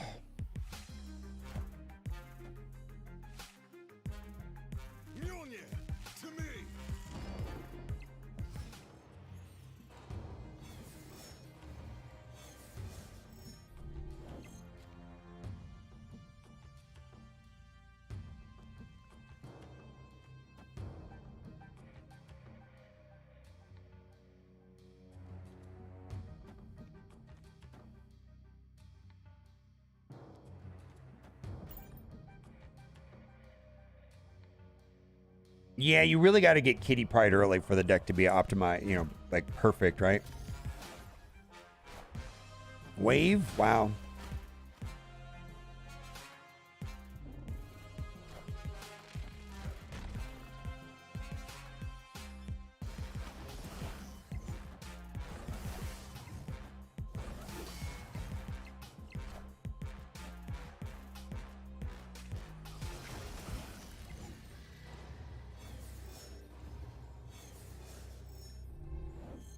Wow. Wave is very, very, very good against this deck. Wave, Sandman, Killmonger. I feel like there's reasonable counters against this deck. Like, without a doubt.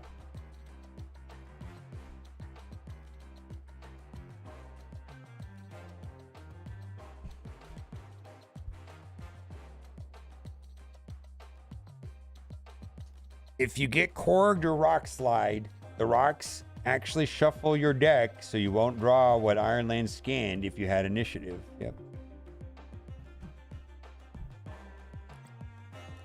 Thank you. Actually, that's perfect.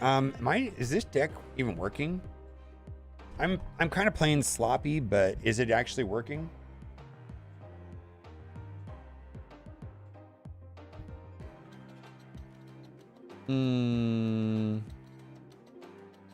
It's busted.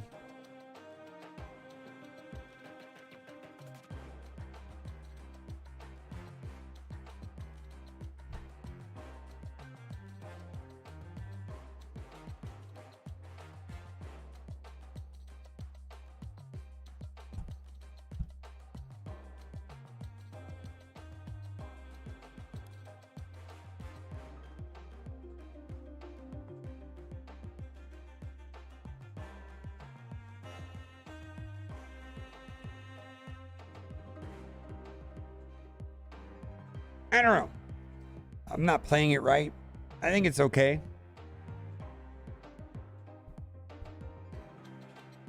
I'm very sure that Kitty Pryde is far than optimized. I had very mediocre results. Also, I just wanted to say Killmonger, Wave, Sandman, destroy this deck. But it's a lot of fun. Bye for now.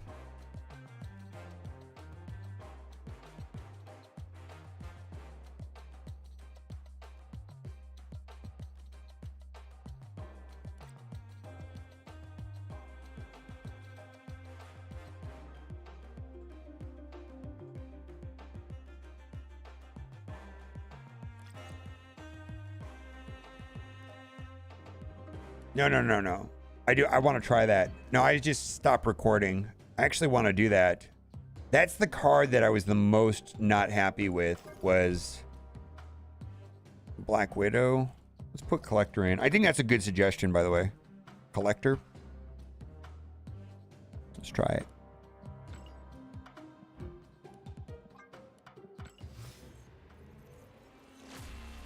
Yeah, I was just recording. And then I just wanted in my recording.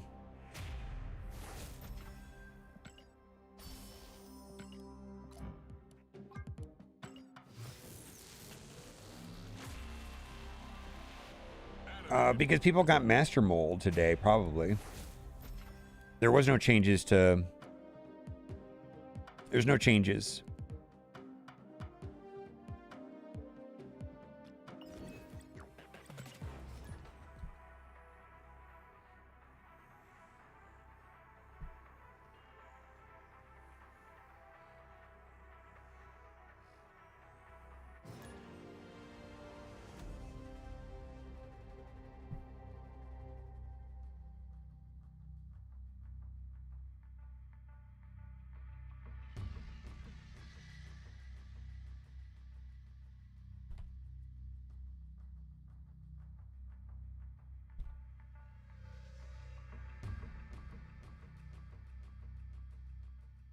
Oh, what's going on here?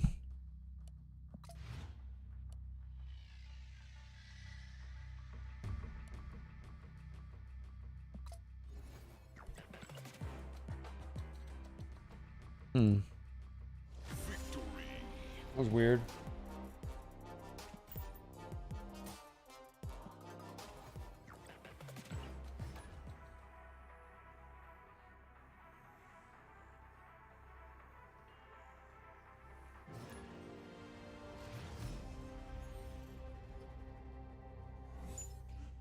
I think it's atrocious what they did to Wave. Absolutely atrocious.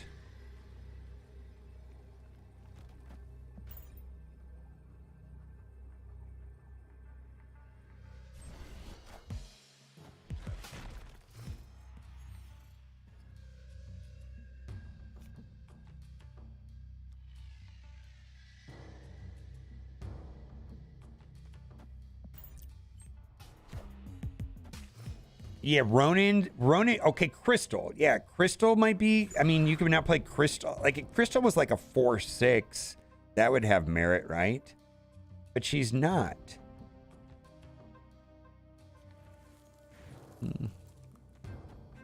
Right? They cited other reasons. They cited deck composition.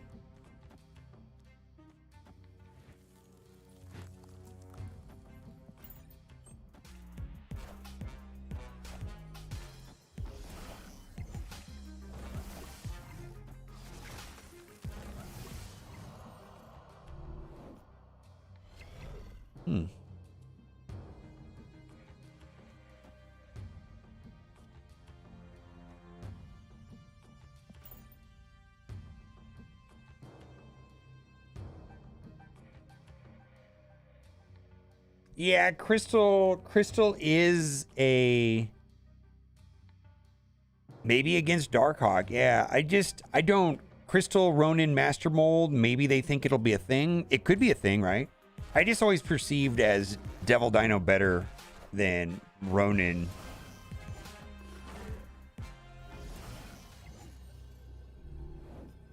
Hmm.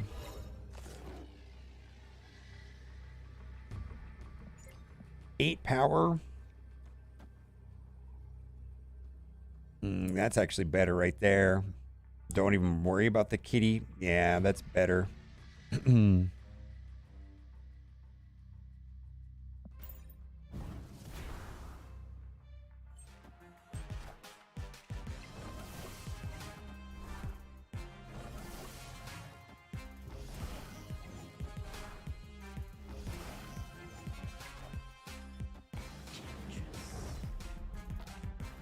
What the actual fuck, dude? What just happened? Did he think Collector was ongoing? Holy shit.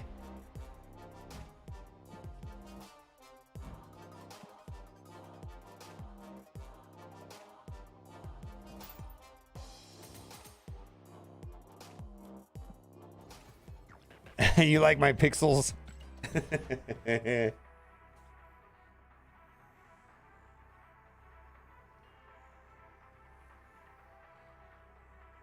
All right, I'm gonna go to the bathroom. I think I'm gonna say that maybe Collectors.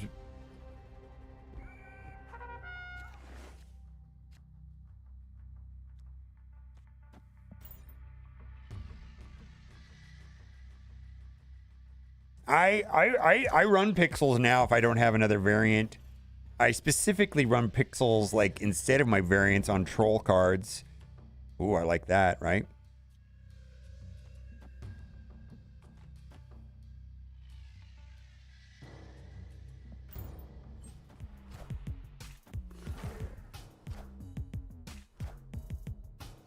All right, so we've got someone is playing a Ronin deck, obviously, right?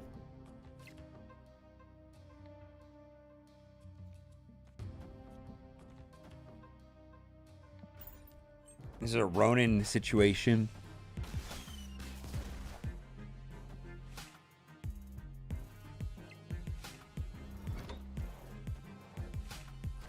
Giganto? Wow. Must be nice.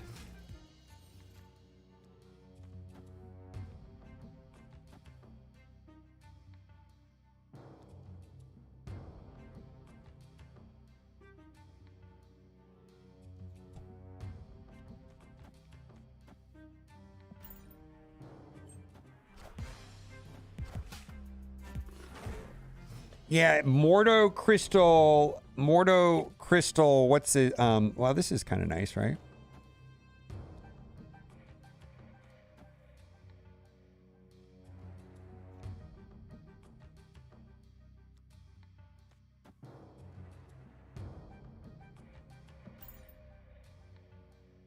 Yeah, this feels nice, right? Wave shit. Oh.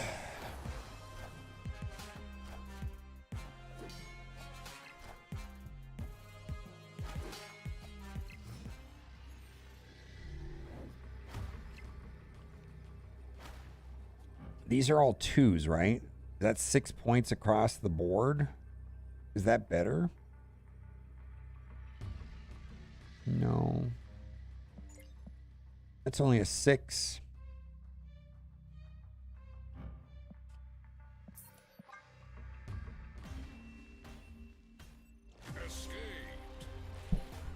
All right, I'm going to use the restroom.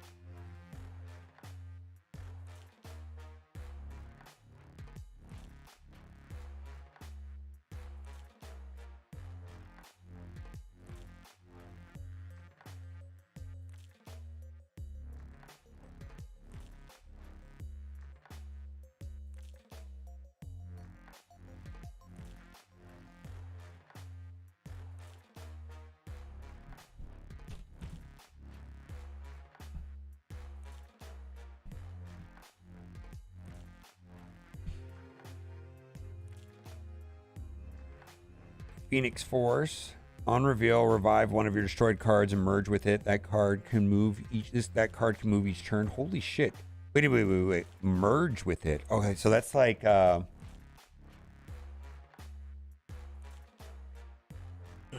that's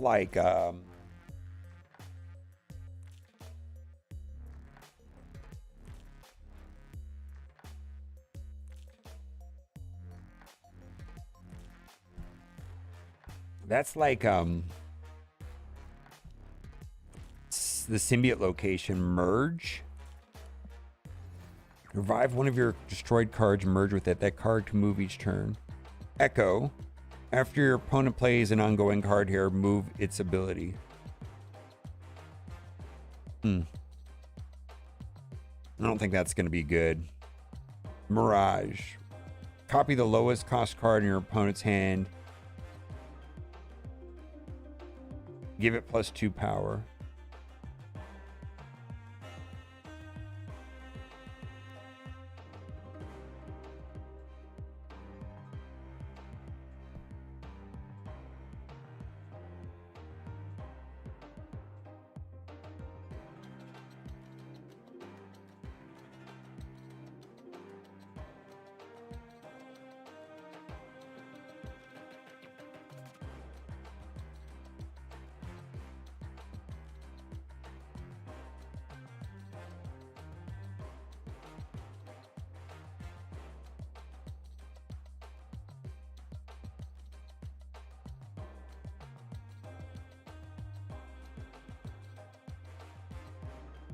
Jean Grey. Players must play their first card here each turn.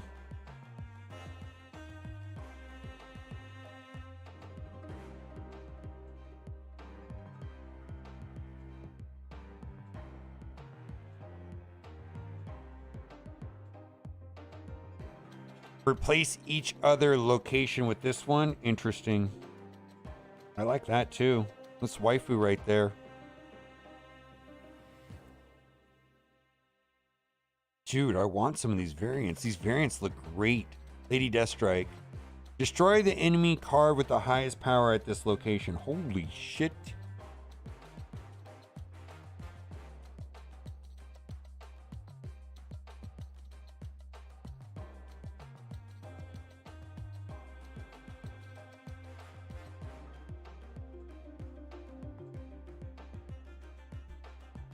Arrow is still good.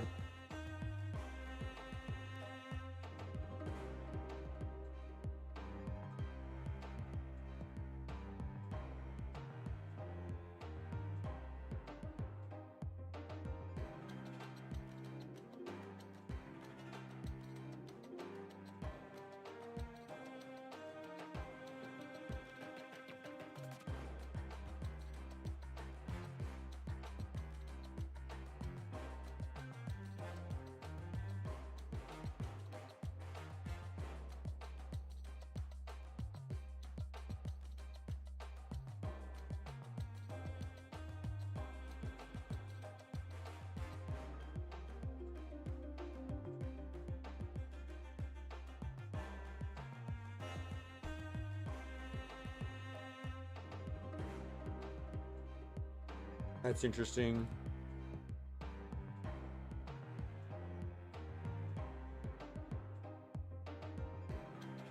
Interesting.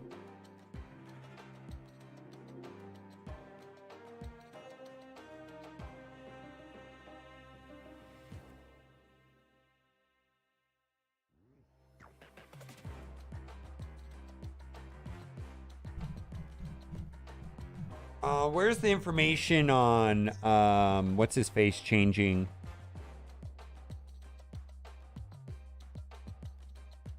Living Tribunal, or not Living Tribunal. High Evo.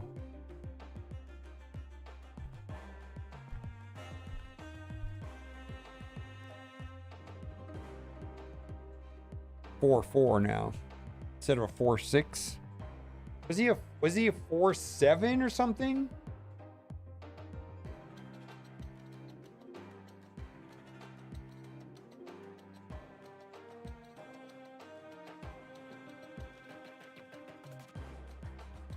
Yeah, wow, that's a massive nerf.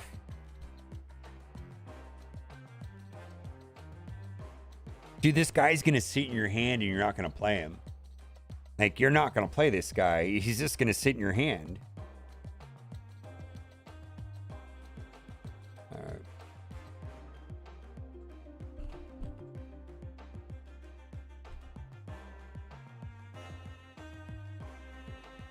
Well, this... It was 6-6 before. Split your total, leaving the location. It was at 6-4. Yeah. Marvel Snap. Snap.fan.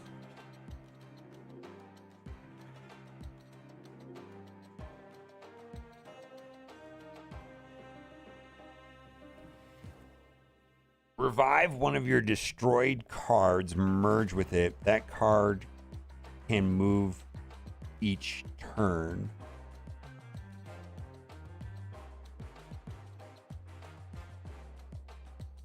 So are you going to play Black Cat in the deck no matter what and just play this for 5/12 that can move? How is that not going to be broken with Black Cat? Just play Black Cat in your deck, right? Or with Torch, how? Revive one of your destroyed... Oh, is it destroyed card? Not discarded, destroyed cards. How are you going to destroy a card?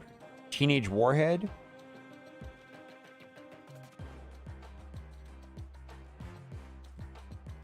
Ooh, wait a minute. You're saying Torch, Killmonger, Phoenix Force? Yeah. That's kind of hard, though.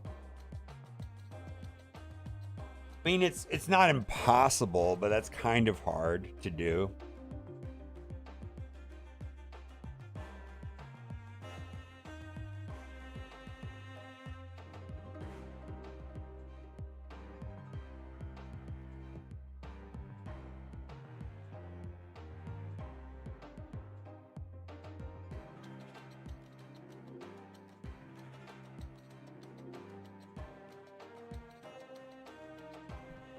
Atuma?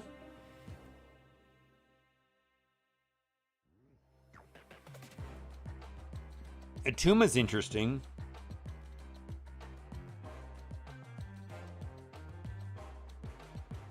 Atuma's interesting.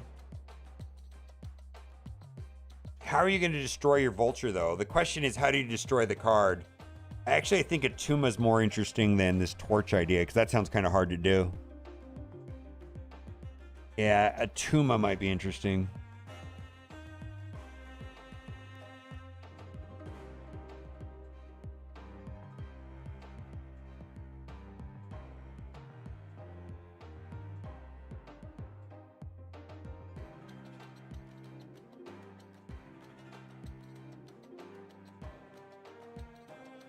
No, unreveal, revive one of your destroyed cards and merge it. So when it gets merged, the original card, wait a minute. Doesn't the merge mean that it loses all of its abilities? So it's just going to be raw stats? Marvel Snap merge.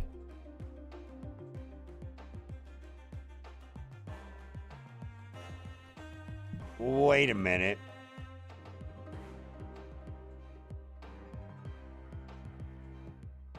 Oh, different. So Hulkbuster is different than Clintar.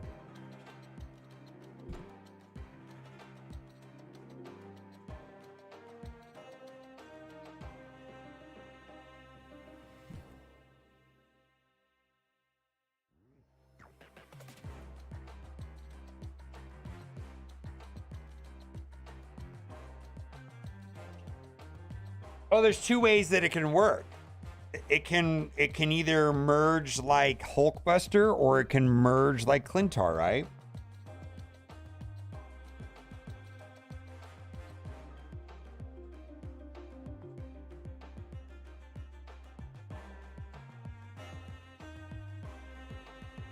Yeah, I don't know if it's knowable because there's two different ways that merge currently works in the game. If it works like the location, then that Human Torch idea is not good. And if it works like Hulkbuster, then maybe the Tuma thing is not that good, right?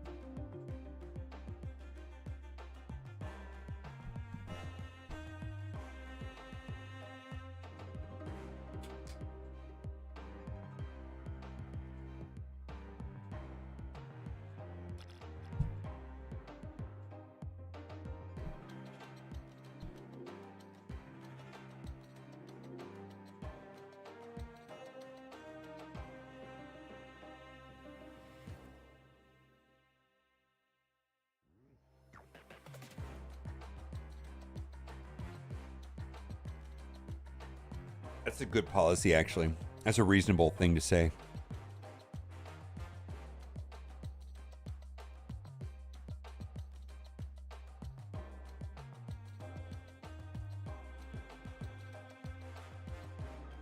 Yeah, well, isn't that like Isla Sans? And she's Echo is deaf, correct?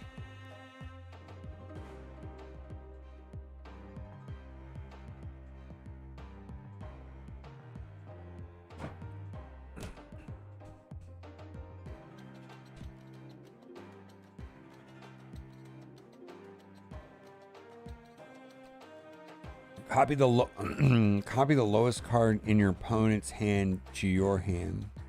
Give it +2 power. So you're gonna have like a 1/2 or a 2/4 maybe. This just actually doesn't seem terrible, right?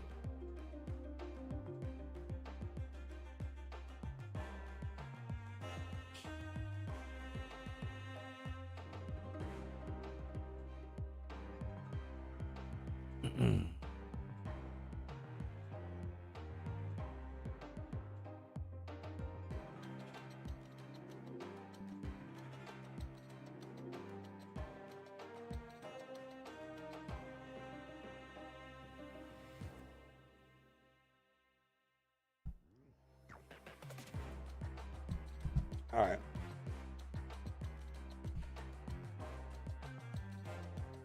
Let's close this stuff out.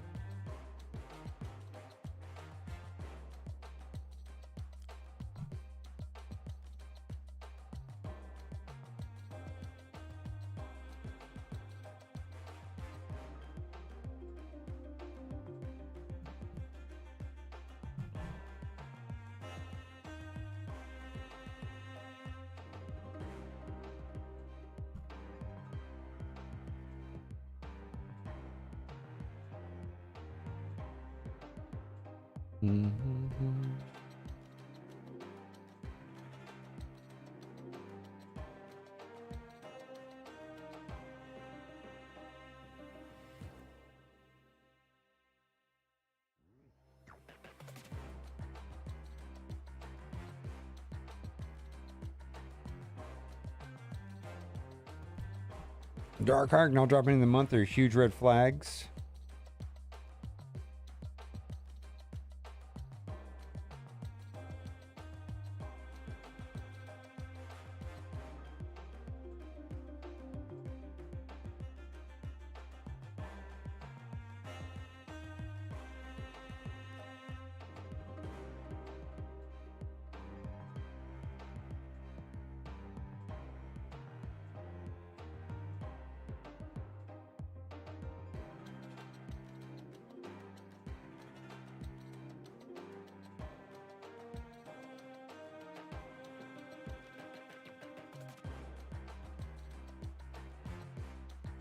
So long, partner.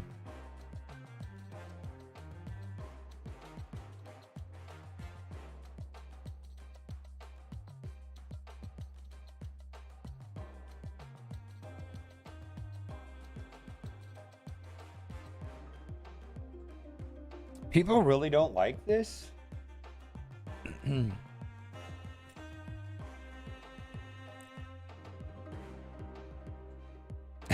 Did you know that Marvel Snap has eye tracking?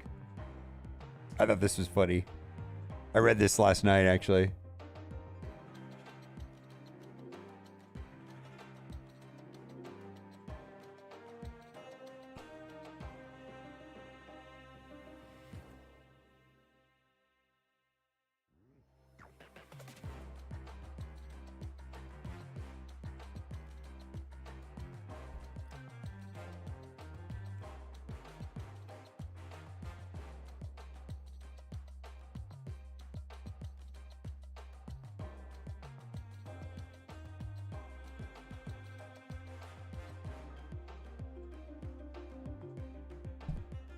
All right, let's see.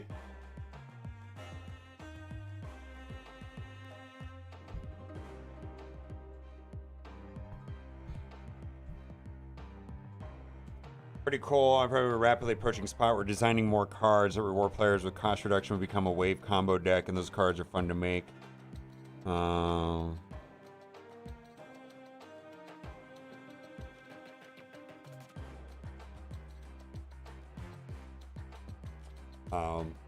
Alright.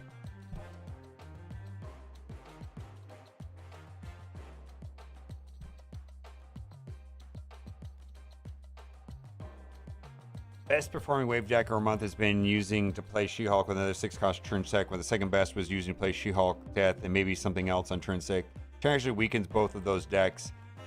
Neither one of the top deck in the game, though most weeks of them make the top 5. This is true. All right, so this wave nerf was strictly a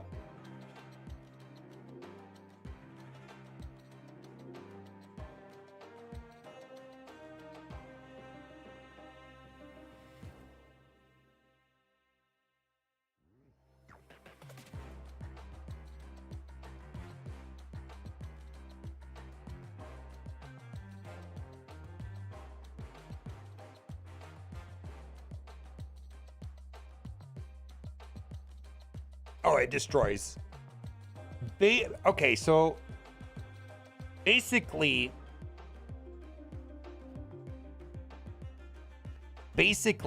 what he's saying is that, and I think this is a good answer. What he was saying is that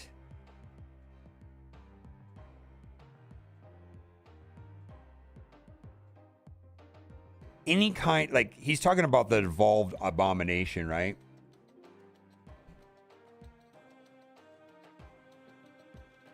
Let's see here. Cost less for each enemy card that afflicted with negative power. So what he's saying is that this card right here would just go into a She-Hulk Death wave deck. And this problem is just going to get worse and worse and worse. And they don't want to do it. Does that make sense? Cost 1 less for each enemy card in play that's afflicted with negative power. So then you just build a deck with this.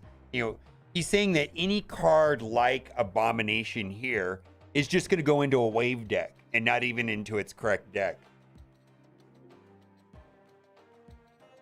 Yeah. I don't agree with this at all, but I get what he's trying to say. Not just putting Yondu, Killmonger, and Scorpion into wave decks with She-Hulk deck, the Evolved Abomination. He's saying that you're just going to put Scorpion into an Evolved Abomination. Yeah.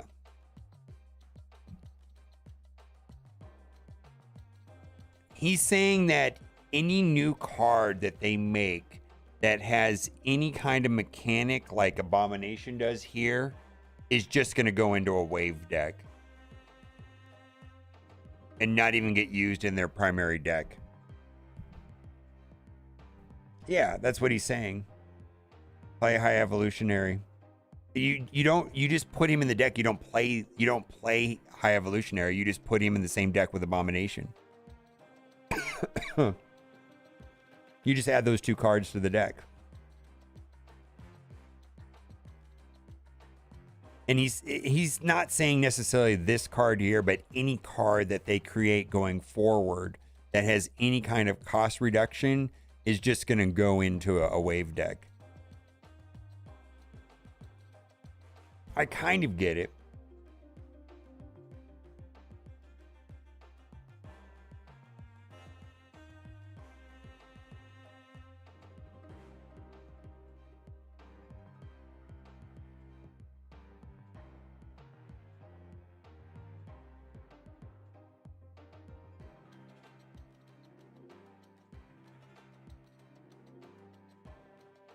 The next card you play costs 4.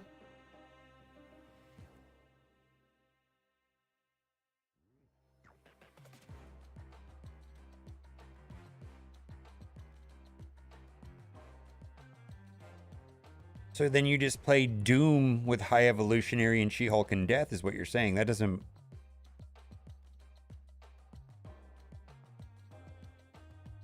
Yeah. You just play Doom first, and then you play She-Hulk and Death with what you're saying. That wouldn't work.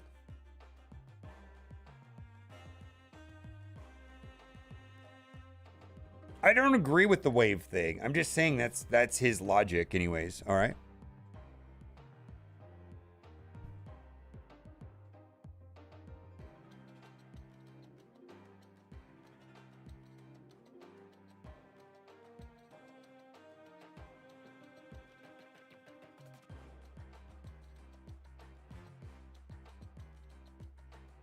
Yeah, he's also talking about cards that they are making that have not been released yet. So we may not even understand the real reason why they did this, because we don't know what we don't know exactly what he's talking about. Some card that hasn't been released or we haven't seen yet, and Wave is messing that card up, I think is what he's trying to say.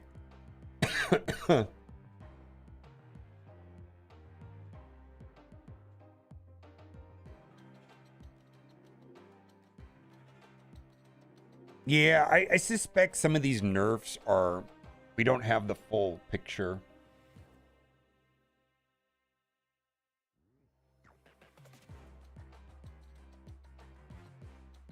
Yeah, which is not really reassuring. All right, we're being out.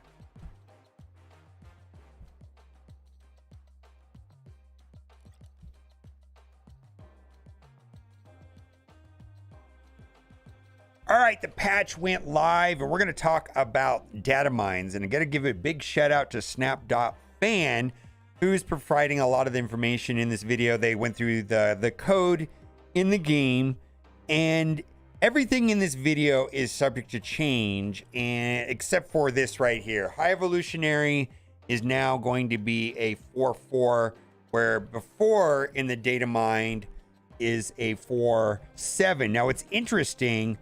Like I was saying, everything in data mines is subject to change. Glenn Jones actually kind of even says that. High Evolutionary will release as a 4/4.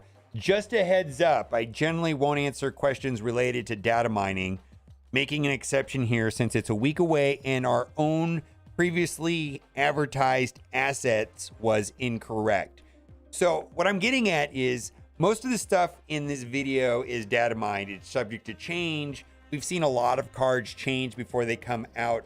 And so until it's in the game and we're playing the card, we just have to take them. Now, before we move on to some other things, we're going to talk about Wave a little bit. And there's, in general, I'm not really thrilled about the Wave situation where basically all cards cost 4. That eliminates the interactions with She-Hulk and Death. And if Zabu's on the field and Sarah's on the field, or Stature or Miles Morales, all of those cards now. And actually, I was playing quite a bit of Kitty Pryde this morning, and Wave, as well as Killmonger and Sandman, are very strong counters in some ways to that particular deck. But one of the cards I wanted to talk about, and because he cites a specific interaction that potentially could be problematic in making future cards, and I also suspect, I kind of get what he's saying, but I don't necessarily agree. But he's talking about Abomination right here. It costs 1 less for each enemy card in play that's afflicted with negative power. And because people are asking him, why you remove Doom Wave and Death Waves, because they are good free-to-play decks that don't need season pass cards. No, I even think both decks are pretty cool, honestly. The problem is that we were rapidly approaching a spot where designing more cards that reward players with cost reductions would become a Wave combo deck, and those cards are fun to make. I'd like to eventually live in a world where the best Death deck is trying to destroy 8 cards, and the best Evolved Abomination deck is trying to afflict 5 cards, not just putting Yondu, Killmonger, Scorpion into Wave decks with She-Hulk, Death, and then the High Evolutionary and an Abomination. So what he was saying is that not necessarily High Evolutionary with Abomination, but also future cards that are making would just get slotted into this Wave deck and maybe not even used in their intended purpose. I wonder if in their internal testing adding High Evolutionary and Abomination and Scorpion into a Death Wave deck was actually better than the High Evolutionary deck. I don't know, but what he's saying is that building cards like Abomination, cost 1 less for each enemy card in play that's afflicted with negative power. So, if you play Scorpion and your opponent plays 2 cards, then suddenly this card right here costs 2 with the old version of Wave. I don't know if I agree, but I get what they're saying. What they're saying is that it wasn't the power levels of the deck, it was about future design space. Feels bad. The best performing Wave deck for over a month has often been using her to play She-Hulk, another 6-cost card on turn 6, while the second best was using her to play She-Hulk Death and maybe something else on turn 6. This change actually weakens, destroys, absolutely obliterates both of these decks, and neither one was the top deck in the game, though most weeks one of them would make it into the top 5. This change was important for us to make continuing design exciting cards that use cost reductions, but winds having a negative effect. We have to balance tools to address that. All right, so we talked about High Evolutionary now being 4/4. We talked about it else that Living Tribunal is going to be 6/6. I'm a little disappointed with High Evolutionary being a 4/4. I'm still going to be purchasing him with the 6,000 collector tokens. I'm going to probably pass myself on the Living Tribunal. I also passed on Howard the Duck. My opinion on those cards could change if they become viable. I suspect Living Tribunal will be a combo deck that maybe uses Wong or something, Shuri Wong something. And I feel like those decks are cool and fun when they pop off, but easily to counter. Now, on Snap.fan, they've got a bunch of data mines. We're going to go through several of them here. But here we've got Phoenix Force. I believe that's going to be the season pass card. Excuse me. And I think this is going to be interesting. Phoenix Force right here says, on reveal, revive one of your destroyed cards and merge it. That card can move each turn. And so I'm just going to throw out 2 ideas that I heard being bounced around with the community is maybe play Human Torch, Killmonger it, then play Phoenix Force, and then you can move Phoenix Force over to another location and that'll double. Or maybe using Atuma. Atuma explodes because this is not discard, this is destroy. So you kind of have to, make it work, right? And then you play Phoenix Force and then it gets the power from Atuma. Now, this depends on how the merge mechanic will work. We've got 2 mentions of the merge word in the game and they work differently. Oh my God, fix your keywords. Merge on Hulkbuster keeps the original text of the item that you merge it with.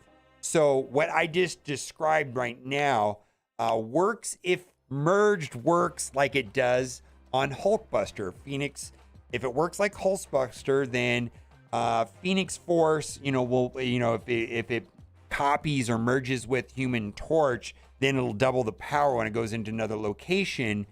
But if it works like that way with Atuma, then if another card goes into that location, then Phoenix Force explodes, right?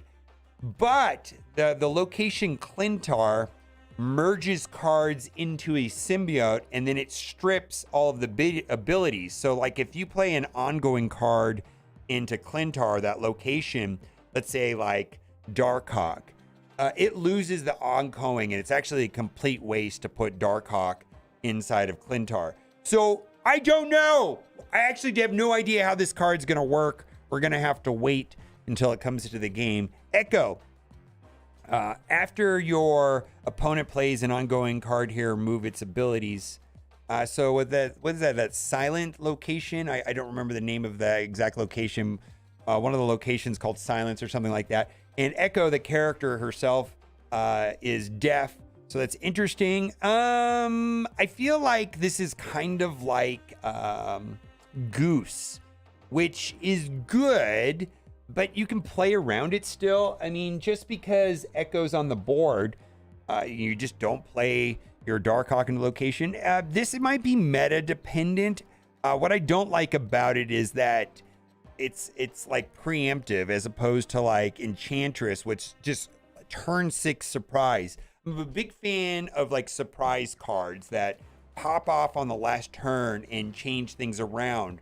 That's why I'm a big fan of Sarah Control. I like doing fun things with Scarlet Witch or playing Nova and Killmonger on the last turn and blowing up all their 1-drops and then boosting all your cards by 1 because of Nova, or Shang-Chi or Enchantress. I like that. And this is kind of the opposite of that. So I'm pretty lukewarm towards that.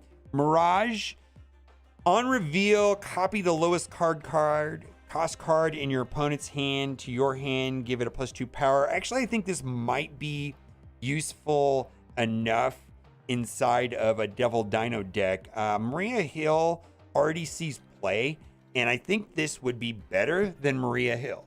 I just do.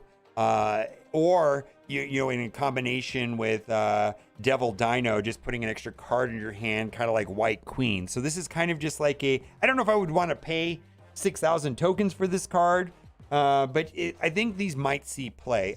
There's some new artwork right here. Loki, swap hands with your opponent, which is interesting. And I got to tell you, the artwork in this game is bonkers, absolutely insane. And I think I've reviewed most of these cards in other videos, but we'll just look at the artwork and how stunning it is. Blob, nothing can move this to another location. Seems kind of, in its current state, not that interesting. Jean Grey, players must play their first card each turn if possible. Kind of interesting. I kind of think that might be fun to do something with, although 3/3 is not really impressive. We got Iron Lad. Look at all these great artwork. My goodness. I love the art in this game, man. I really do. I don't buy cosmetics like a lot of people. I talk about it. I'm just not in a purchase. I'm not their target market for cosmetics. Unreveal, replace one each other location with this one. That could be fun. I kind of like that. Legion sounds like it can be very disruptive, especially on turn 6. That can be like a surprise card for sure. And then the one that I really like was Lady Deathstrike, and I don't see it here, but Lady Deathstrike is a 6 cost. I believe she's a 6/4, and then she destroys the highest power card in that location, which I think that would be just absolutely bonkers. I don't see it here, but Lady Deathstrike was another card that I'm super interested in when it comes to the game. I don't see it, but anyways, let's move on. Then we got 2 new locations like Hella's 1-cost cards here have +2 power, and then White Hot Room. First to fill this gets 3 max energy. I think that's going to be great. And then right here, did you know that Marvel Snap has eye tracking? It does, because how else does Iceman always hit the card that I'm looking at, hoping that it doesn't get hit, right? What do you think? Let me know what you think in the comment section. As always, thanks for watching. Keep on gaming. Bye for now.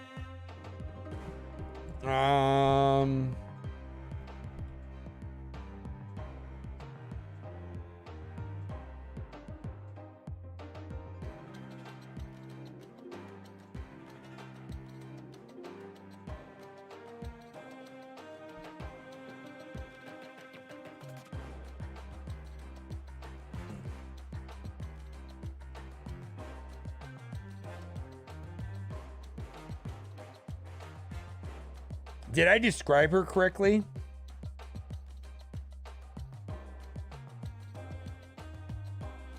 Oh, right there.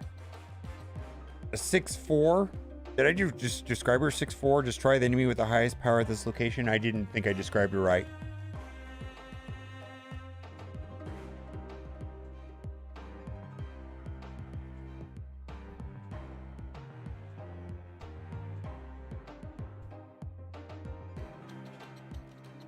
It's fine if not.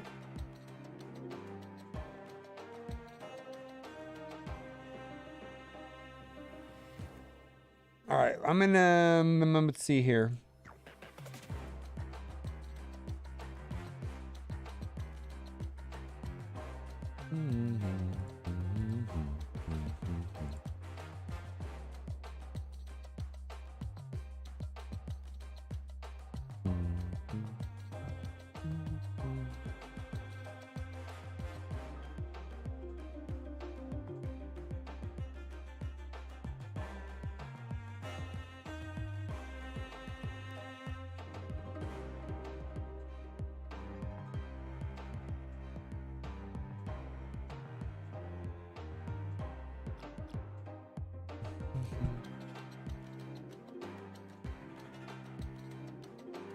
I don't know what I want to do. I feel like I need to get on.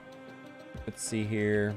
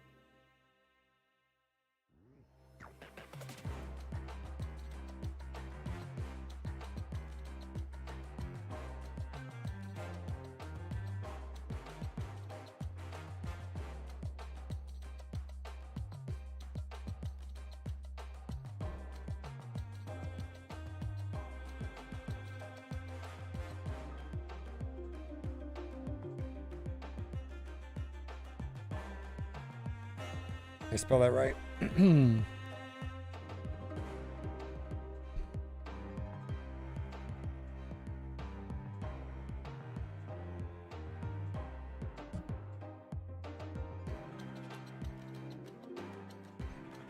many layers does this document have? Hundreds. I never update it. I just kind of roll with it. I never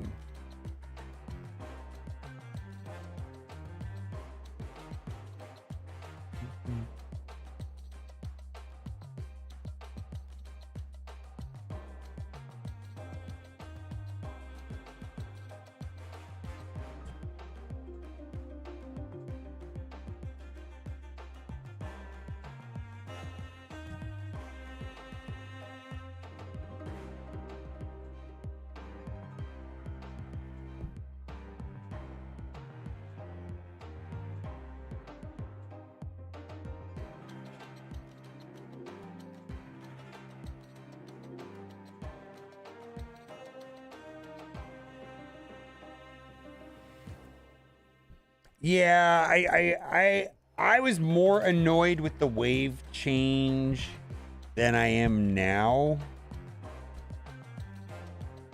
Like earlier, I was more annoyed.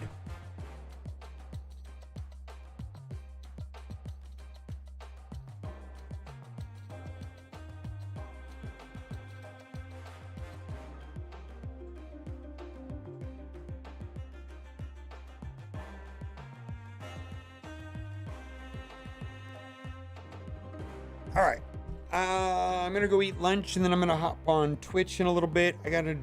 Probably should make a, I don't know what to do with, Lord of the Rings.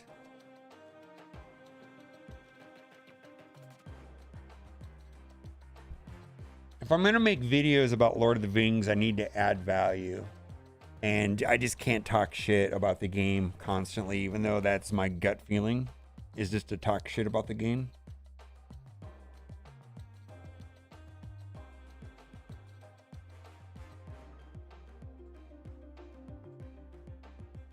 Yeah, dude, it's like a grief stage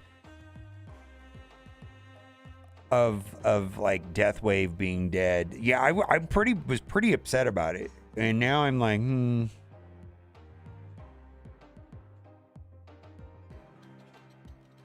I mean, having a little bit of context makes it a little bit more palatable. Just for them to say that it wasn't because of the deck's power, and we understand that it's a nerf, but it was really messing with us coming out with new cards. And then giving a specific example.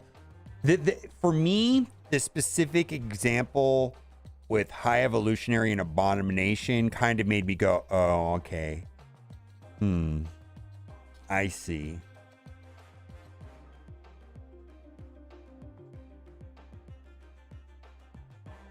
Yeah. Anyways, thank you for being here.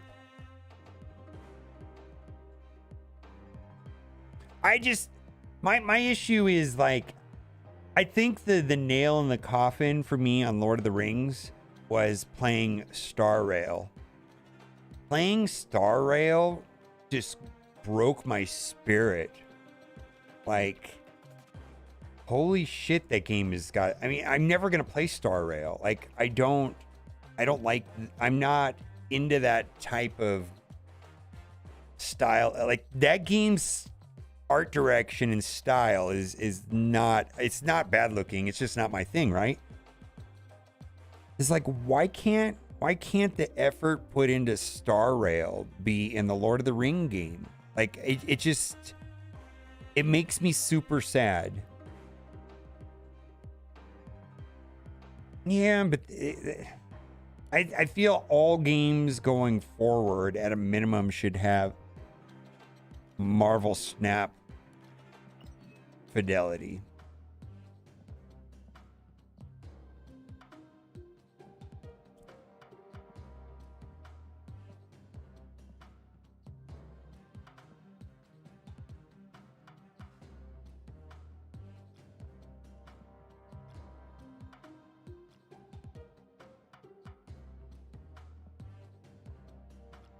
Or even Marvel Future Revolution has, like, you know, I don't know. I think you guys know what I'm saying. I feel like we should elevate our standards a little bit.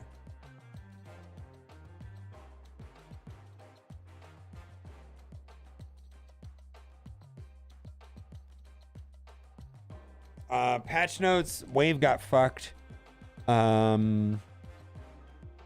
They are going to not drop cards on a regular basis, and they're going to not drop cards that are selling. Like, important cards are just not going to get dropped. Anyways, I will see you. I'm going to go eat lunch, and then I'm going to hop on Twitch. I'll probably play some I need to make a video. Arnold was kind of jumped all over my case for not making a video yesterday about the road ahead. It's just that I'm just kind of discouraged a little bit on the Lord of the Rings game. Water splashing, I know, right? I don't feel like...